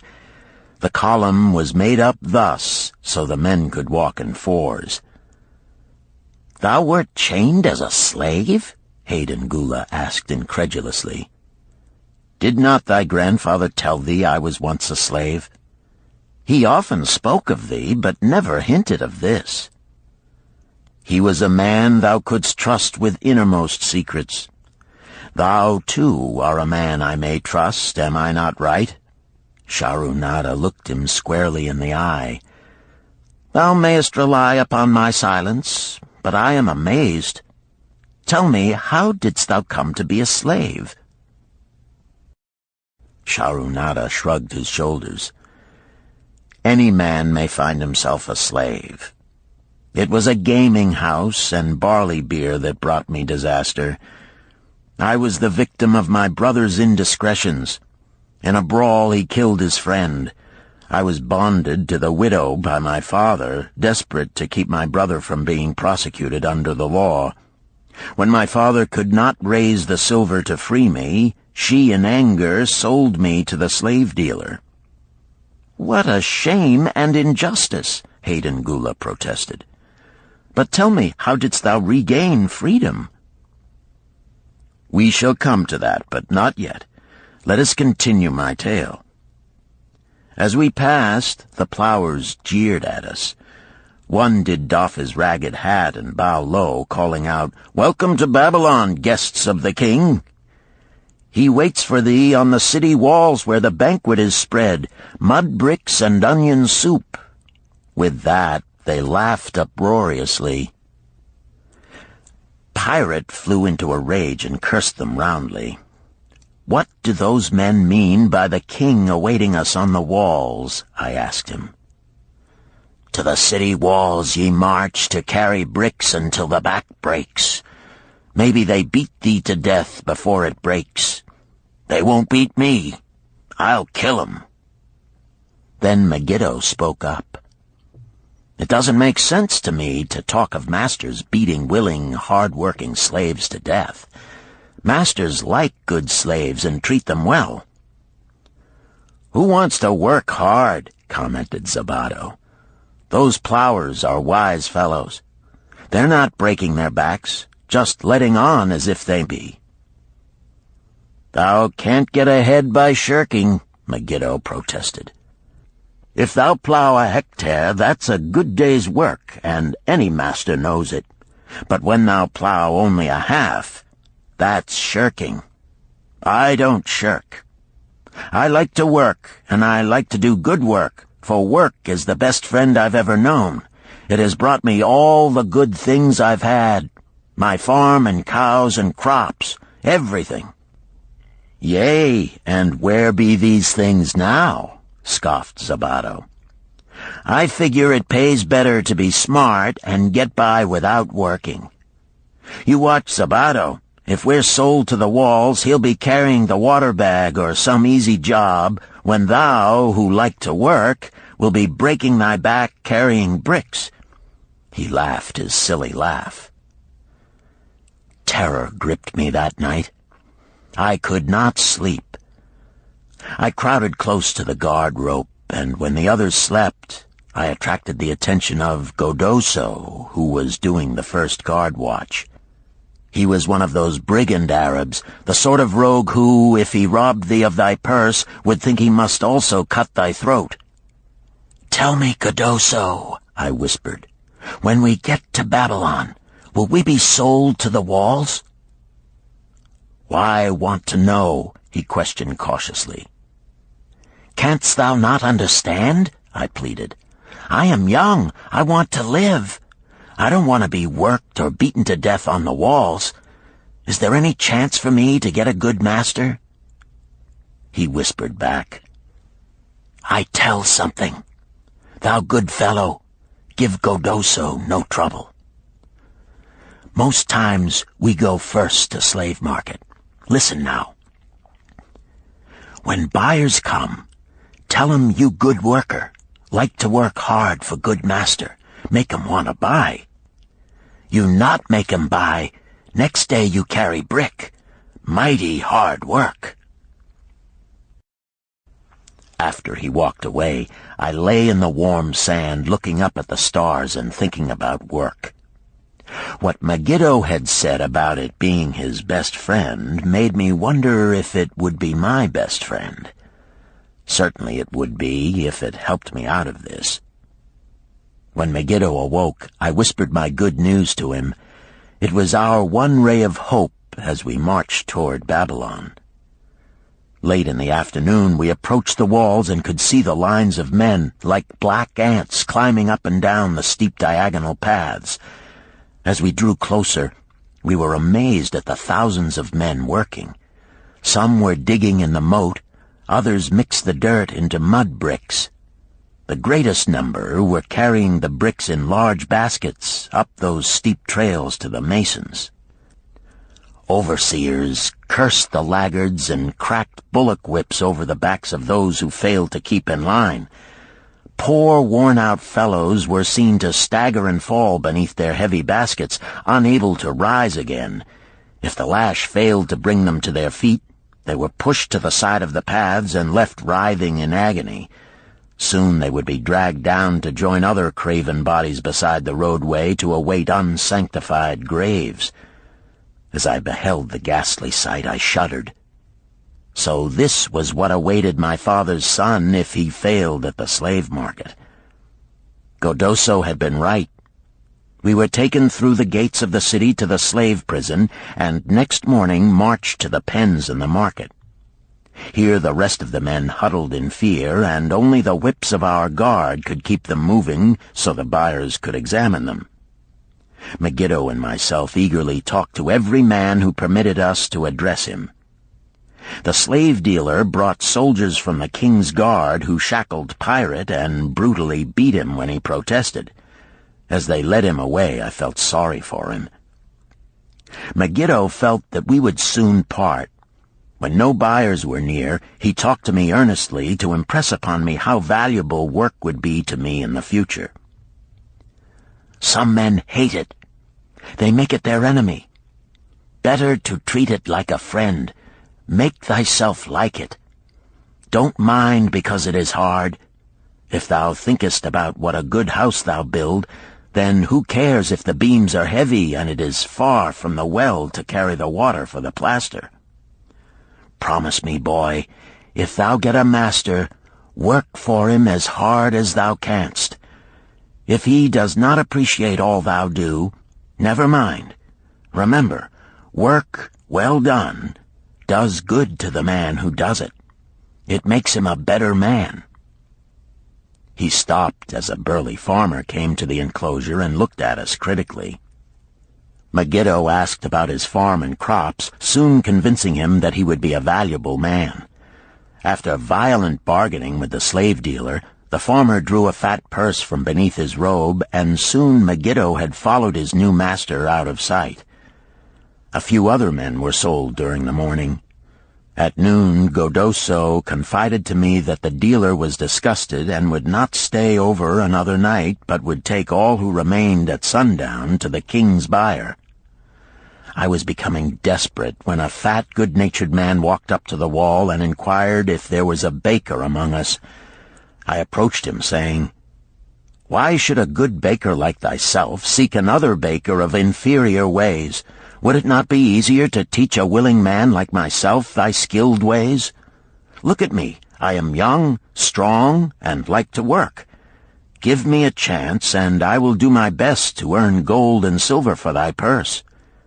He was impressed by my willingness, and began bargaining with the dealer who had never noticed me since he had bought me, but now waxed eloquent on my abilities, good health, and good disposition. I felt like a fat ox being sold to a butcher. At last, much to my joy, the deal was closed. I followed my new master away, thinking I was the luckiest man in Babylon. My new home was much to my liking. Nananeid, my master, taught me how to grind the barley in the stone bowl that stood in the courtyard, how to build the fire in the oven, and then how to grind very fine the sesame flour for the honey cakes. I had a couch in the shed where his grain was stored. The old slave housekeeper, Swasti, fed me well and was pleased at the way I helped her with the heavy tasks. Here was the chance I had longed for to make myself valuable to my master, and, I hoped, to find a way to earn my freedom. I asked Nananeid to show me how to knead the bread and to bake. This he did, much pleased at my willingness. Later, when I could do this well, I asked him to show me how to make the honey cakes, and soon I was doing all the baking. My master was glad to be idle, but Swasti shook her head in disapproval. "No work to do is bad for any man," she declared. I felt it was time for me to think of a way by which I might start to earn coins to buy my freedom. As the baking was finished at noon, I thought Nananeid would approve if I found profitable employment for the afternoons and might share my earnings with me. Then the thought came to me, why not bake more of the honey cakes and peddle them to hungry men upon the streets of the city? I presented my plan to Nananeid this way. If I can use my afternoons after the baking is finished to earn for thee coins, would it be only fair for thee to share my earnings with me that I might have money of my own to spend for those things which every man desires and needs? Fair enough, he admitted. When I told him of my plan to peddle our honey cakes, he was well pleased. Here is what we will do, he suggested. Thou sellest them at 2 for a penny, then half of the pennies will be mine to pay for the flour and the honey and the wood to bake them. Of the rest I shall take half, and thou shalt keep half.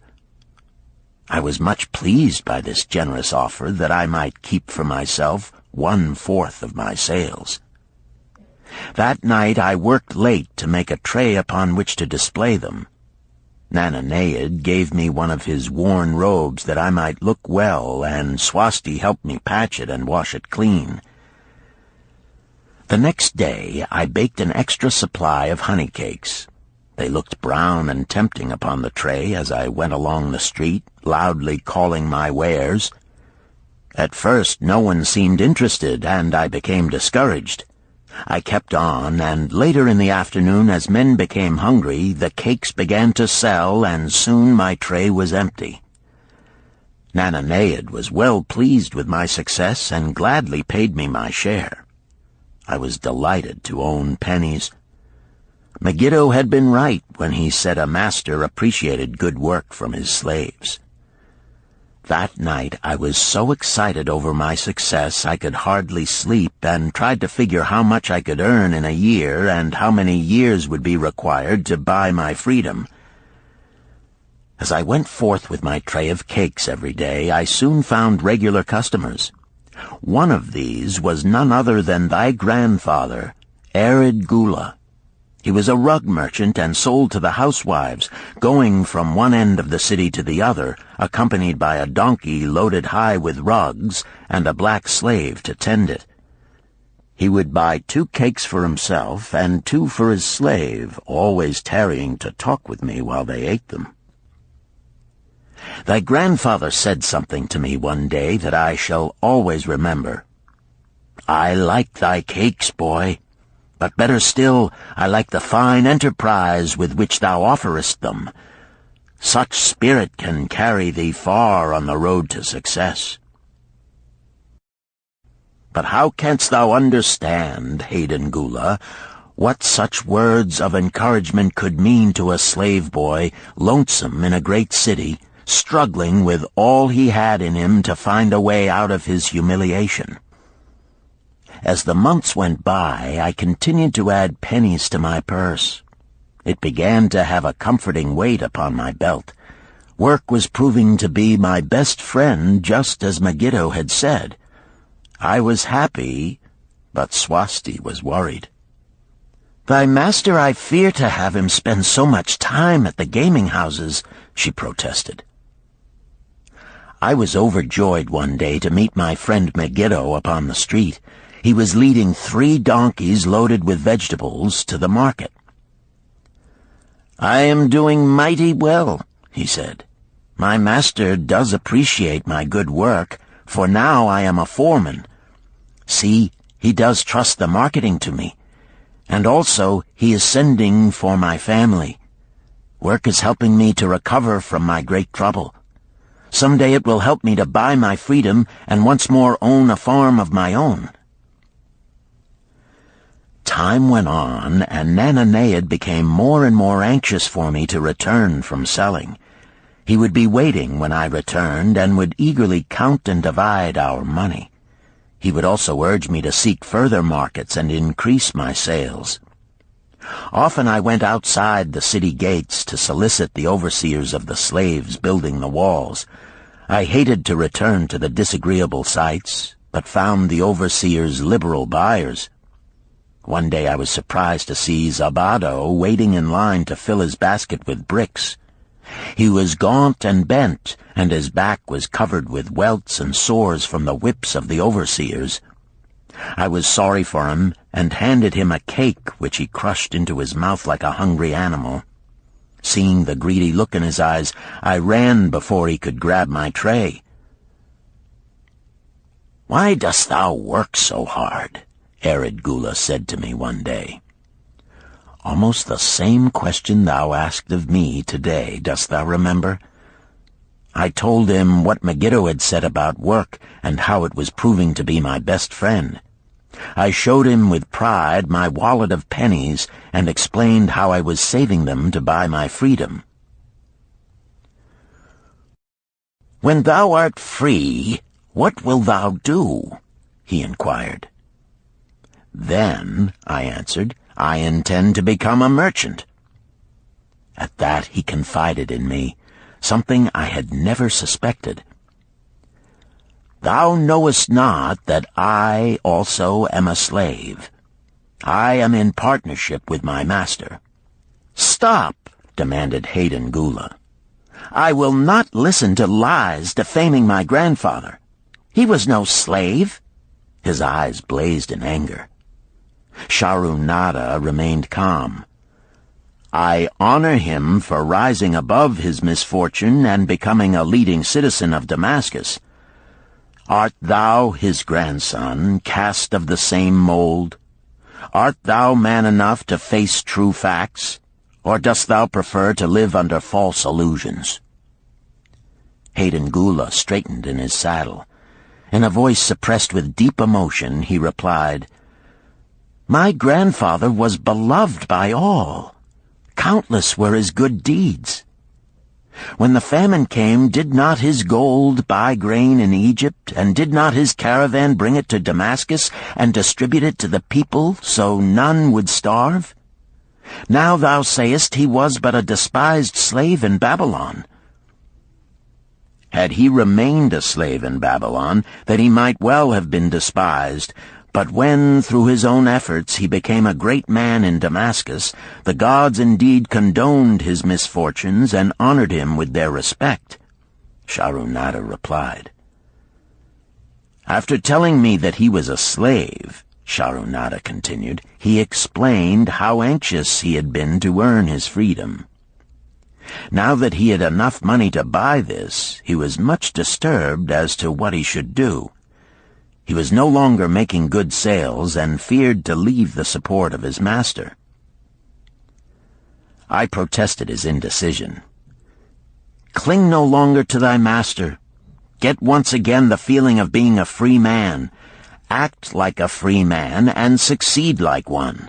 Decide what thou desirest to accomplish, and then work will aid thee to achieve it." He went on his way, saying he was glad I had shamed him for his cowardice.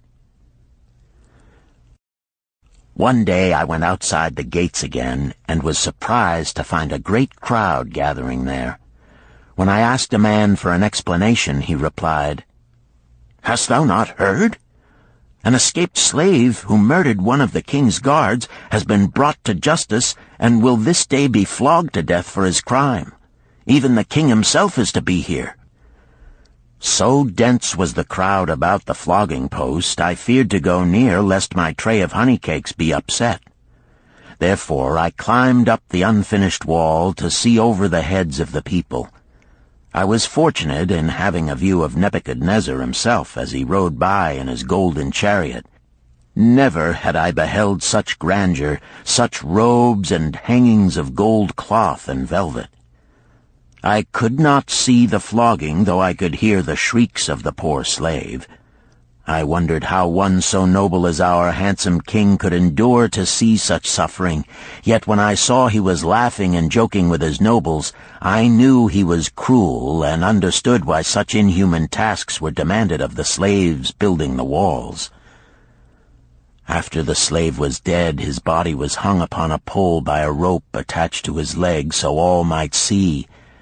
As the crowd began to thin, I went close. On the hairy chest, I saw tattooed 2 entwined serpents. It was Pirate. The next time I met Arid Gula, he was a changed man.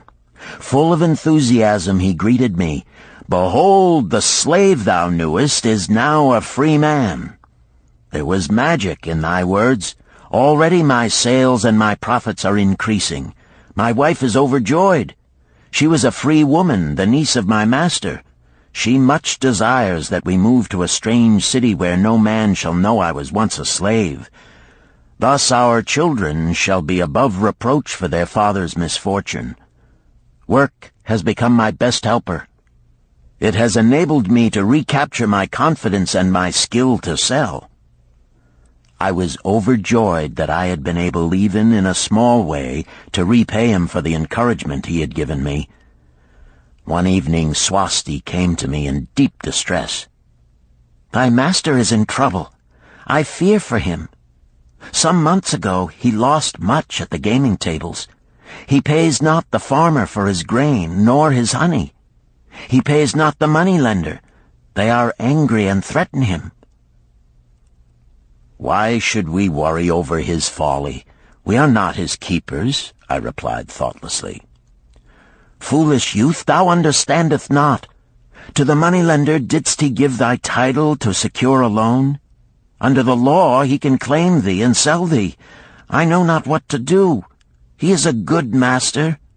Why, oh, why should such trouble come upon him? Not were Swasti's fears groundless. While I was doing the baking next morning, the moneylender returned with a man he called Sasi. This man looked me over and said I would do. The moneylender waited not for my master to return, but told Swasti to tell him he had taken me. With only the robe on my back and the purse of pennies hanging safely from my belt, I was hurried away from the unfinished baking. I was whirled away from my dearest hopes as the hurricane snatches the tree from the forest and casts it into the surging sea. Again a gaming house and barley beer had caused me disaster. Sasi was a blunt, gruff man. As he led me across the city, I told him of the good work I had been doing for Nananeid, and said I hoped to do good work for him. His reply offered no encouragement. I like not this work. My master likes it not. The king has told him to send me to build a section of the Grand Canal. Master tells Sasi to buy more slaves, work hard, and finish quick. Bah! How can any man finish a big job quick? Picture a desert with not a tree, just low shrubs and a sun burning with such fury the water in our barrels became so hot we could scarcely drink it. Then picture rows of men going down into the deep excavation and lugging heavy baskets of dirt up soft, dusty trails from daylight until dark. Picture food served in open troughs from which we helped ourselves like swine. We had no tents, no straw for beds. That was the situation in which I found myself. I buried my wallet in a marked spot, wondering if I would ever dig it up again. At first I worked with good will, but as the months dragged on I felt my spirit breaking. Then the heat fever took hold of my weary body. I lost my appetite and could scarcely eat the mutton and vegetables. At night I would toss in unhappy wakefulness. In my misery I wondered if Zabado had not the best plan, to shirk and keep his back from being broken in work. Then I recalled my last sight of him and knew his plan was not good. I thought of Pirate with his bitterness and wondered if it might be just as well to fight and kill. The memory of his bleeding body reminded me that his plan was also useless. Then I remembered my last sight of Megiddo. His hands were deeply calloused from hard work, but his heart was light and there was happiness on his face.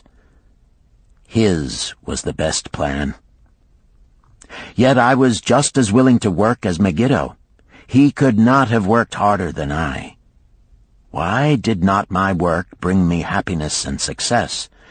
Was it work that brought Megiddo happiness, or was happiness and success merely in the laps of the gods? Was I to work the rest of my life without gaining my desires, without happiness and success? All of these questions were jumbled in my mind, and I had not an answer. Indeed, I was sorely confused. Several days later, when it seemed that I was at the end of my endurance and my questions still unanswered, Sasi sent for me. A messenger had come from my master to take me back to Babylon. I dug up my precious wallet, wrapped myself in the tattered remnants of my robe, and was on my way. As we rode, the same thoughts of a hurricane whirling me hither and thither kept racing through my feverish brain. I seemed to be living the weird words of a chant from my native town of Harun. Besetting a man like a whirlwind, driving him like a storm, whose course no one can follow, whose destiny no one can foretell. Was I destined to be ever thus punished for I knew not what? What new miseries and disappointments awaited me? When we rode to the courtyard of my master's house, imagine my surprise when I saw Arid Gula awaiting me. He helped me down and hugged me like a long-lost brother. As we went our way, I would have followed him as a slave should follow his master, but he would not permit me. He put his arm about me, saying, "I hunted everywhere for thee. When I had almost given up hope, I did meet Swasti, who told me of the money-lender who directed me to thy noble owner. A hard bargain he did drive, and made me pay an outrageous price. But thou art worth it. Thy philosophy and thy enterprise have been my inspiration to this new success." "Megiddo's philosophy, not mine," I interrupted. "Megiddo's and thine. Thanks to thee both, we are going to Damascus, and I need thee for my partner." "See," he exclaimed, "in one moment thou wilt be a free man." So saying, he drew from beneath his robe the clay tablet carrying my title. This he raised above his head and hurled it to break in 100 pieces upon the cobblestones. With glee he stamped upon the fragments until they were but dust. Tears of gratitude filled my eyes. I knew I was the luckiest man in Babylon. "Work, thou see, by this, in the time of my greatest distress, didst prove to be my best friend. My willingness to work enabled me to escape from being sold to join the slave gangs upon the walls. It also so impressed thy grandfather, he selected me for his partner." Then Hayden Gula questioned, "Was work my grandfather's secret key to the golden shekels?" "It was the only key he had when I first knew him," Sharunada replied. "Thy grandfather enjoyed working. The gods appreciated his efforts and rewarded him liberally." "I begin to see," Hayden Gula was speaking thoughtfully. "Work attracted as many friends who admired his industry and the success it brought. Work brought him the honors he enjoyed so much in Damascus. Work brought him all those things I have approved. And I thought work was fit only for slaves." "Life is rich with many pleasures for men to enjoy," Sharunada commented. "Each has its place. I am glad that work is not reserved for slaves. Were that the case, I would be deprived of my greatest pleasure. Many things do I enjoy, but nothing takes the place of work." Sharunada and Hayden Gula rode in the shadows of the towering walls up to the massive bronze gates of Babylon. At their approach, the gate guards jumped to attention and respectfully saluted an honored citizen. With head held high, Sharunada led the long caravan through the gates and up the streets of the city. "I have always hoped to be a man like my grandfather," Hayden Gula confided to him. "Never before did I realize just what kind of man he was. This thou hast shown me. Now that I understand, I do admire him all the more and feel more determined to be like him. I fear I can never repay thee for giving me the true key to his success. From this day forth I shall use his key. I shall start humbly as he started, which befits my true station far better than jewels and fine robes." So saying, Hayden Gula pulled the jeweled baubles from his ears and the rings from his fingers. Then, reining his horse, he dropped back and rode with deep respect behind the leader of the caravan.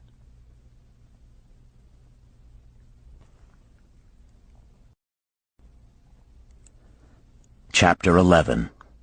An Historical Sketch of Babylon. In the pages of history there lives no city more glamorous than Babylon. Its very name conjures visions of wealth and splendor. Its treasures of gold and jewels were fabulous. One naturally pictures such a wealthy city as located in a suitable setting of tropical luxury, surrounded by rich natural resources of forests and mines. Such was not the case. It was located beside the Euphrates River in a flat, arid valley. It had no forests, no mines, not even stone for building. It was not even located upon a natural trade route. The rainfall was insufficient to raise crops. Babylon is an outstanding example of man's ability to achieve great objectives using whatever means are at his disposal. All of the resources supporting this large city were man-developed. All of its riches were man-made. Babylon possessed just two natural resources: a fertile soil and water in the river. With one of the greatest engineering accomplishments of this or any other day, Babylonian engineers diverted the waters from the river by means of dams and immense irrigation canals. Far out across that arid valley went these canals to pour the life-giving waters over the fertile soil. This ranks among the first engineering feats known to history. Such abundant crops as were the reward of this irrigation system the world had never seen before. Fortunately, during its long existence, Babylon was ruled by successive lines of kings to whom conquest and plunder were but incidental. While it engaged in many wars, most of these were local or defensive against ambitious conquerors from other countries who coveted the fabulous treasures of Babylon. The outstanding rulers of Babylon live in history because of their wisdom, enterprise, and justice. Babylon produced no strutting monarchs who sought to conquer the known world that all nations might pay homage to their egotism. As a city, Babylon exists no more. When those energizing human forces that built and maintained the city for thousands of years were withdrawn, it soon became a deserted ruin. The site of the city is in Asia, about 600 miles east of the Suez Canal, just north of the Persian Gulf. The latitude is about 30 degrees above the equator, practically the same as that of Yuma, Arizona. It possessed a climate similar to that of this American city, hot and dry. Today, this valley of the Euphrates, once a populous irrigated farming district, is again a windswept arid waste. Scant grass and desert shrubs strive for existence against the wind-blown sands. Gone are the fertile fields, the mammoth cities, and the long caravans of rich merchandise. Nomadic bands of Arabs, securing a scant living by tending small herds, are the only inhabitants. Such it has been since about the beginning of the Christian era. Dotting this valley are earthen hills. For centuries they were considered by travelers to be nothing else. The attention of archaeologists were finally attracted to them because of broken pieces of pottery and brick washed down by the occasional rainstorms. Expeditions, financed by European and American museums, were sent here to excavate and see what could be found. Picks and shovels soon proved these hills to be ancient cities. City graves, they might well be called. Babylon was one of these. Over it for something like 20 centuries, the winds had scattered the desert dust. Built originally of brick, all exposed walls had disintegrated and gone back to earth once more. Such is Babylon, the wealthy city, today. A heap of dirt, so long abandoned that no living person even knew its name until it was discovered by carefully removing the refuse of centuries from the streets and the fallen wreckage of its noble temples and palaces. Many scientists considered the civilization of Babylon and other cities in this valley to be the oldest of which there is a definite record. Positive dates have been proved reaching back 8,000 years. An interesting fact in this connection is the means used to determine these dates. Uncovered in the ruins of Babylon were descriptions of an eclipse of the sun. Modern astronomers readily computed the time when such an eclipse, visible in Babylon, occurred, and thus established a known relationship between their calendar and our own. In this way, we have proved that 8,000 years ago, the Sumerites, who inhabited Babylonia, were living in walled cities. one can only conjecture for how many centuries previous such cities had existed. Their inhabitants were not mere barbarians living within protecting walls. They were an educated and enlightened people. So far as written history goes, they were the first engineers, the first astronomers, the first mathematicians, the first financiers, and the first people to have a written language. Mention has already been made of the irrigation systems which transformed the arid valley into an agricultural paradise. The remains of these canals can still be traced, although they are mostly filled with accumulated sand. Some of them were of such size that, when empty of water, a dozen horses could be ridden abreast along their bottoms. In size they compare favorably with the largest canals in Colorado and Utah. In addition to irrigating the valley lands, Babylonian engineers completed another project of similar magnitude. By means of an elaborate drainage system, they reclaimed an immense area of swampland at the mouths of the Euphrates and Tigris rivers and put this also under cultivation. Herodotus, the Greek traveler and historian, visited Babylon while it was in its prime and has given us the only known description by an outsider. His writings give a graphic description of the city and some of the unusual customs of its people. He mentions the remarkable fertility of the soil and the bountiful harvest of wheat and barley which they produced. The glory of Babylon has faded, but its wisdom has been preserved for us. For this we are indebted to their form of records. In that distant day, the use of paper had not been invented. Instead, they laboriously engraved their writing upon tablets of moist clay.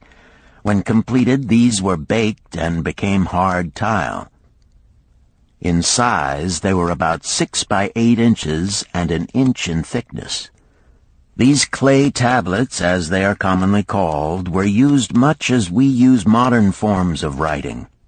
Upon them were engraved legends, poetry, history, transcriptions of royal decrees, the laws of the land, titles to property, promissory notes, and even letters which were dispatched by messengers to distant cities.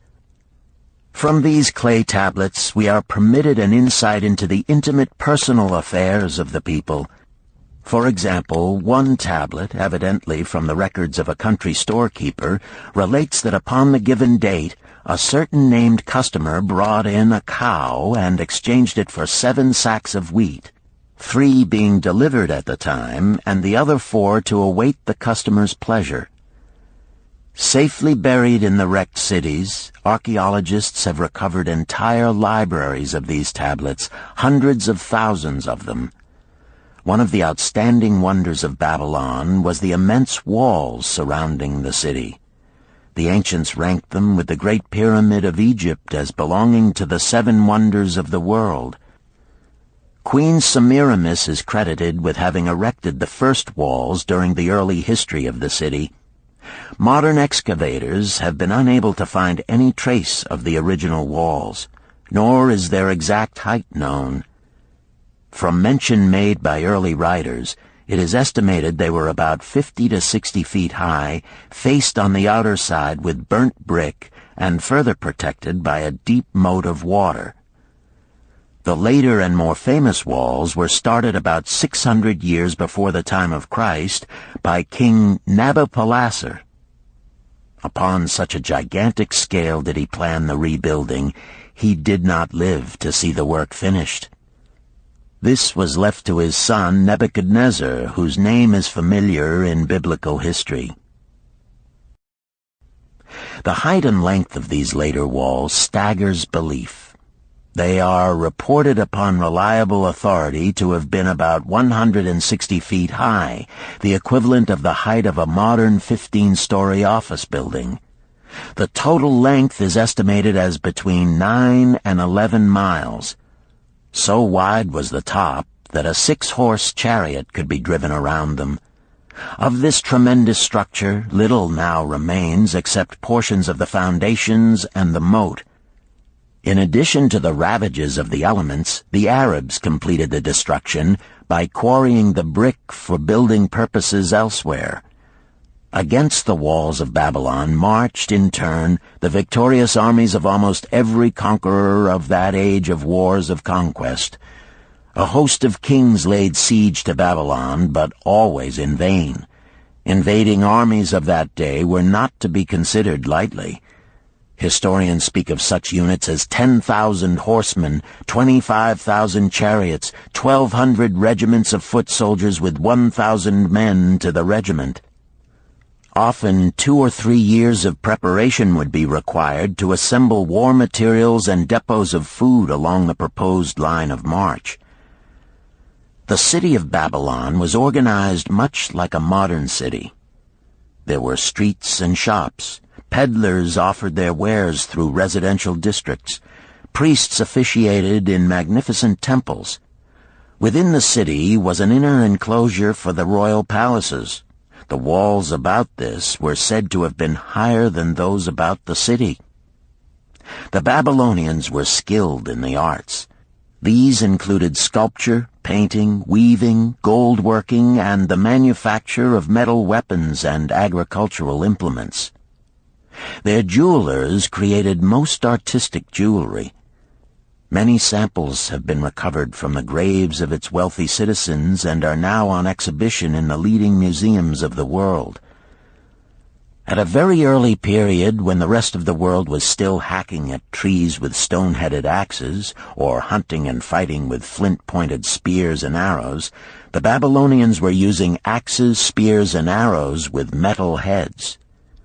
The Babylonians were clever financiers and traders. So far as we know, they were the original inventors of money as a means of exchange, of promissory notes, and written titles to property. Babylon was never entered by hostile armies until about 540 years before the birth of Christ. Even then, the walls were not captured. The story of the fall of Babylon is most unusual. Cyrus, one of the great conquerors of that period, intended to attack the city and hoped to take its impregnable walls. Advisors of Nabonidus, the king of Babylon, persuaded him to go forth to meet Cyrus and give him battle without waiting for the city to be besieged.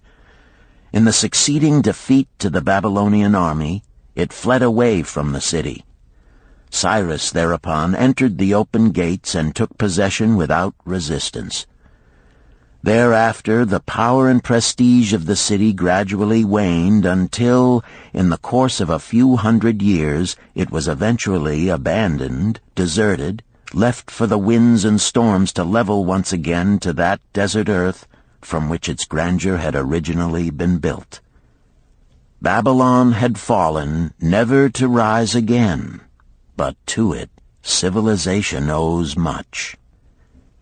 The eons of time have crumbled to dust the proud walls of its temples, but the wisdom of Babylon endures. The End. You've been listening to The Richest Man in Babylon by George S. Clason, narrated by Richard Ferrone, and directed by Ben Ruggiero. If you've enjoyed this book and this performance, Recorded Books recommends The Art of War by Sun Tzu, narrated by Joe Mantegna. This classic of military strategy includes a detailed introduction and commentary on the history of Chinese warfare and military thought. We also recommend Nickel and Dimed by Barbara Ehrenreich, narrated by Christine McMurdo Wallace. Nickel and Dimed reveals low-wage America in all its tenacity, anxiety, and surprising generosity. A land of big boxes, fast food, and 1,000 desperate stratagems for survival. You'll find a wide selection of titles in the Recorded Books catalog, including bestsellers, mysteries, classics, histories, and more. So to order another recorded book, or for a copy of our latest listing, please call the toll-free number found on the back of this book. Don't forget to ask about easy 30-day rentals by mail. On our website, you can browse our catalog, place orders, hear about our latest releases, or tune into narrator profiles and author interviews. So visit us there at www.recordedbooks.com. And thank you for being a Recorded Books reader.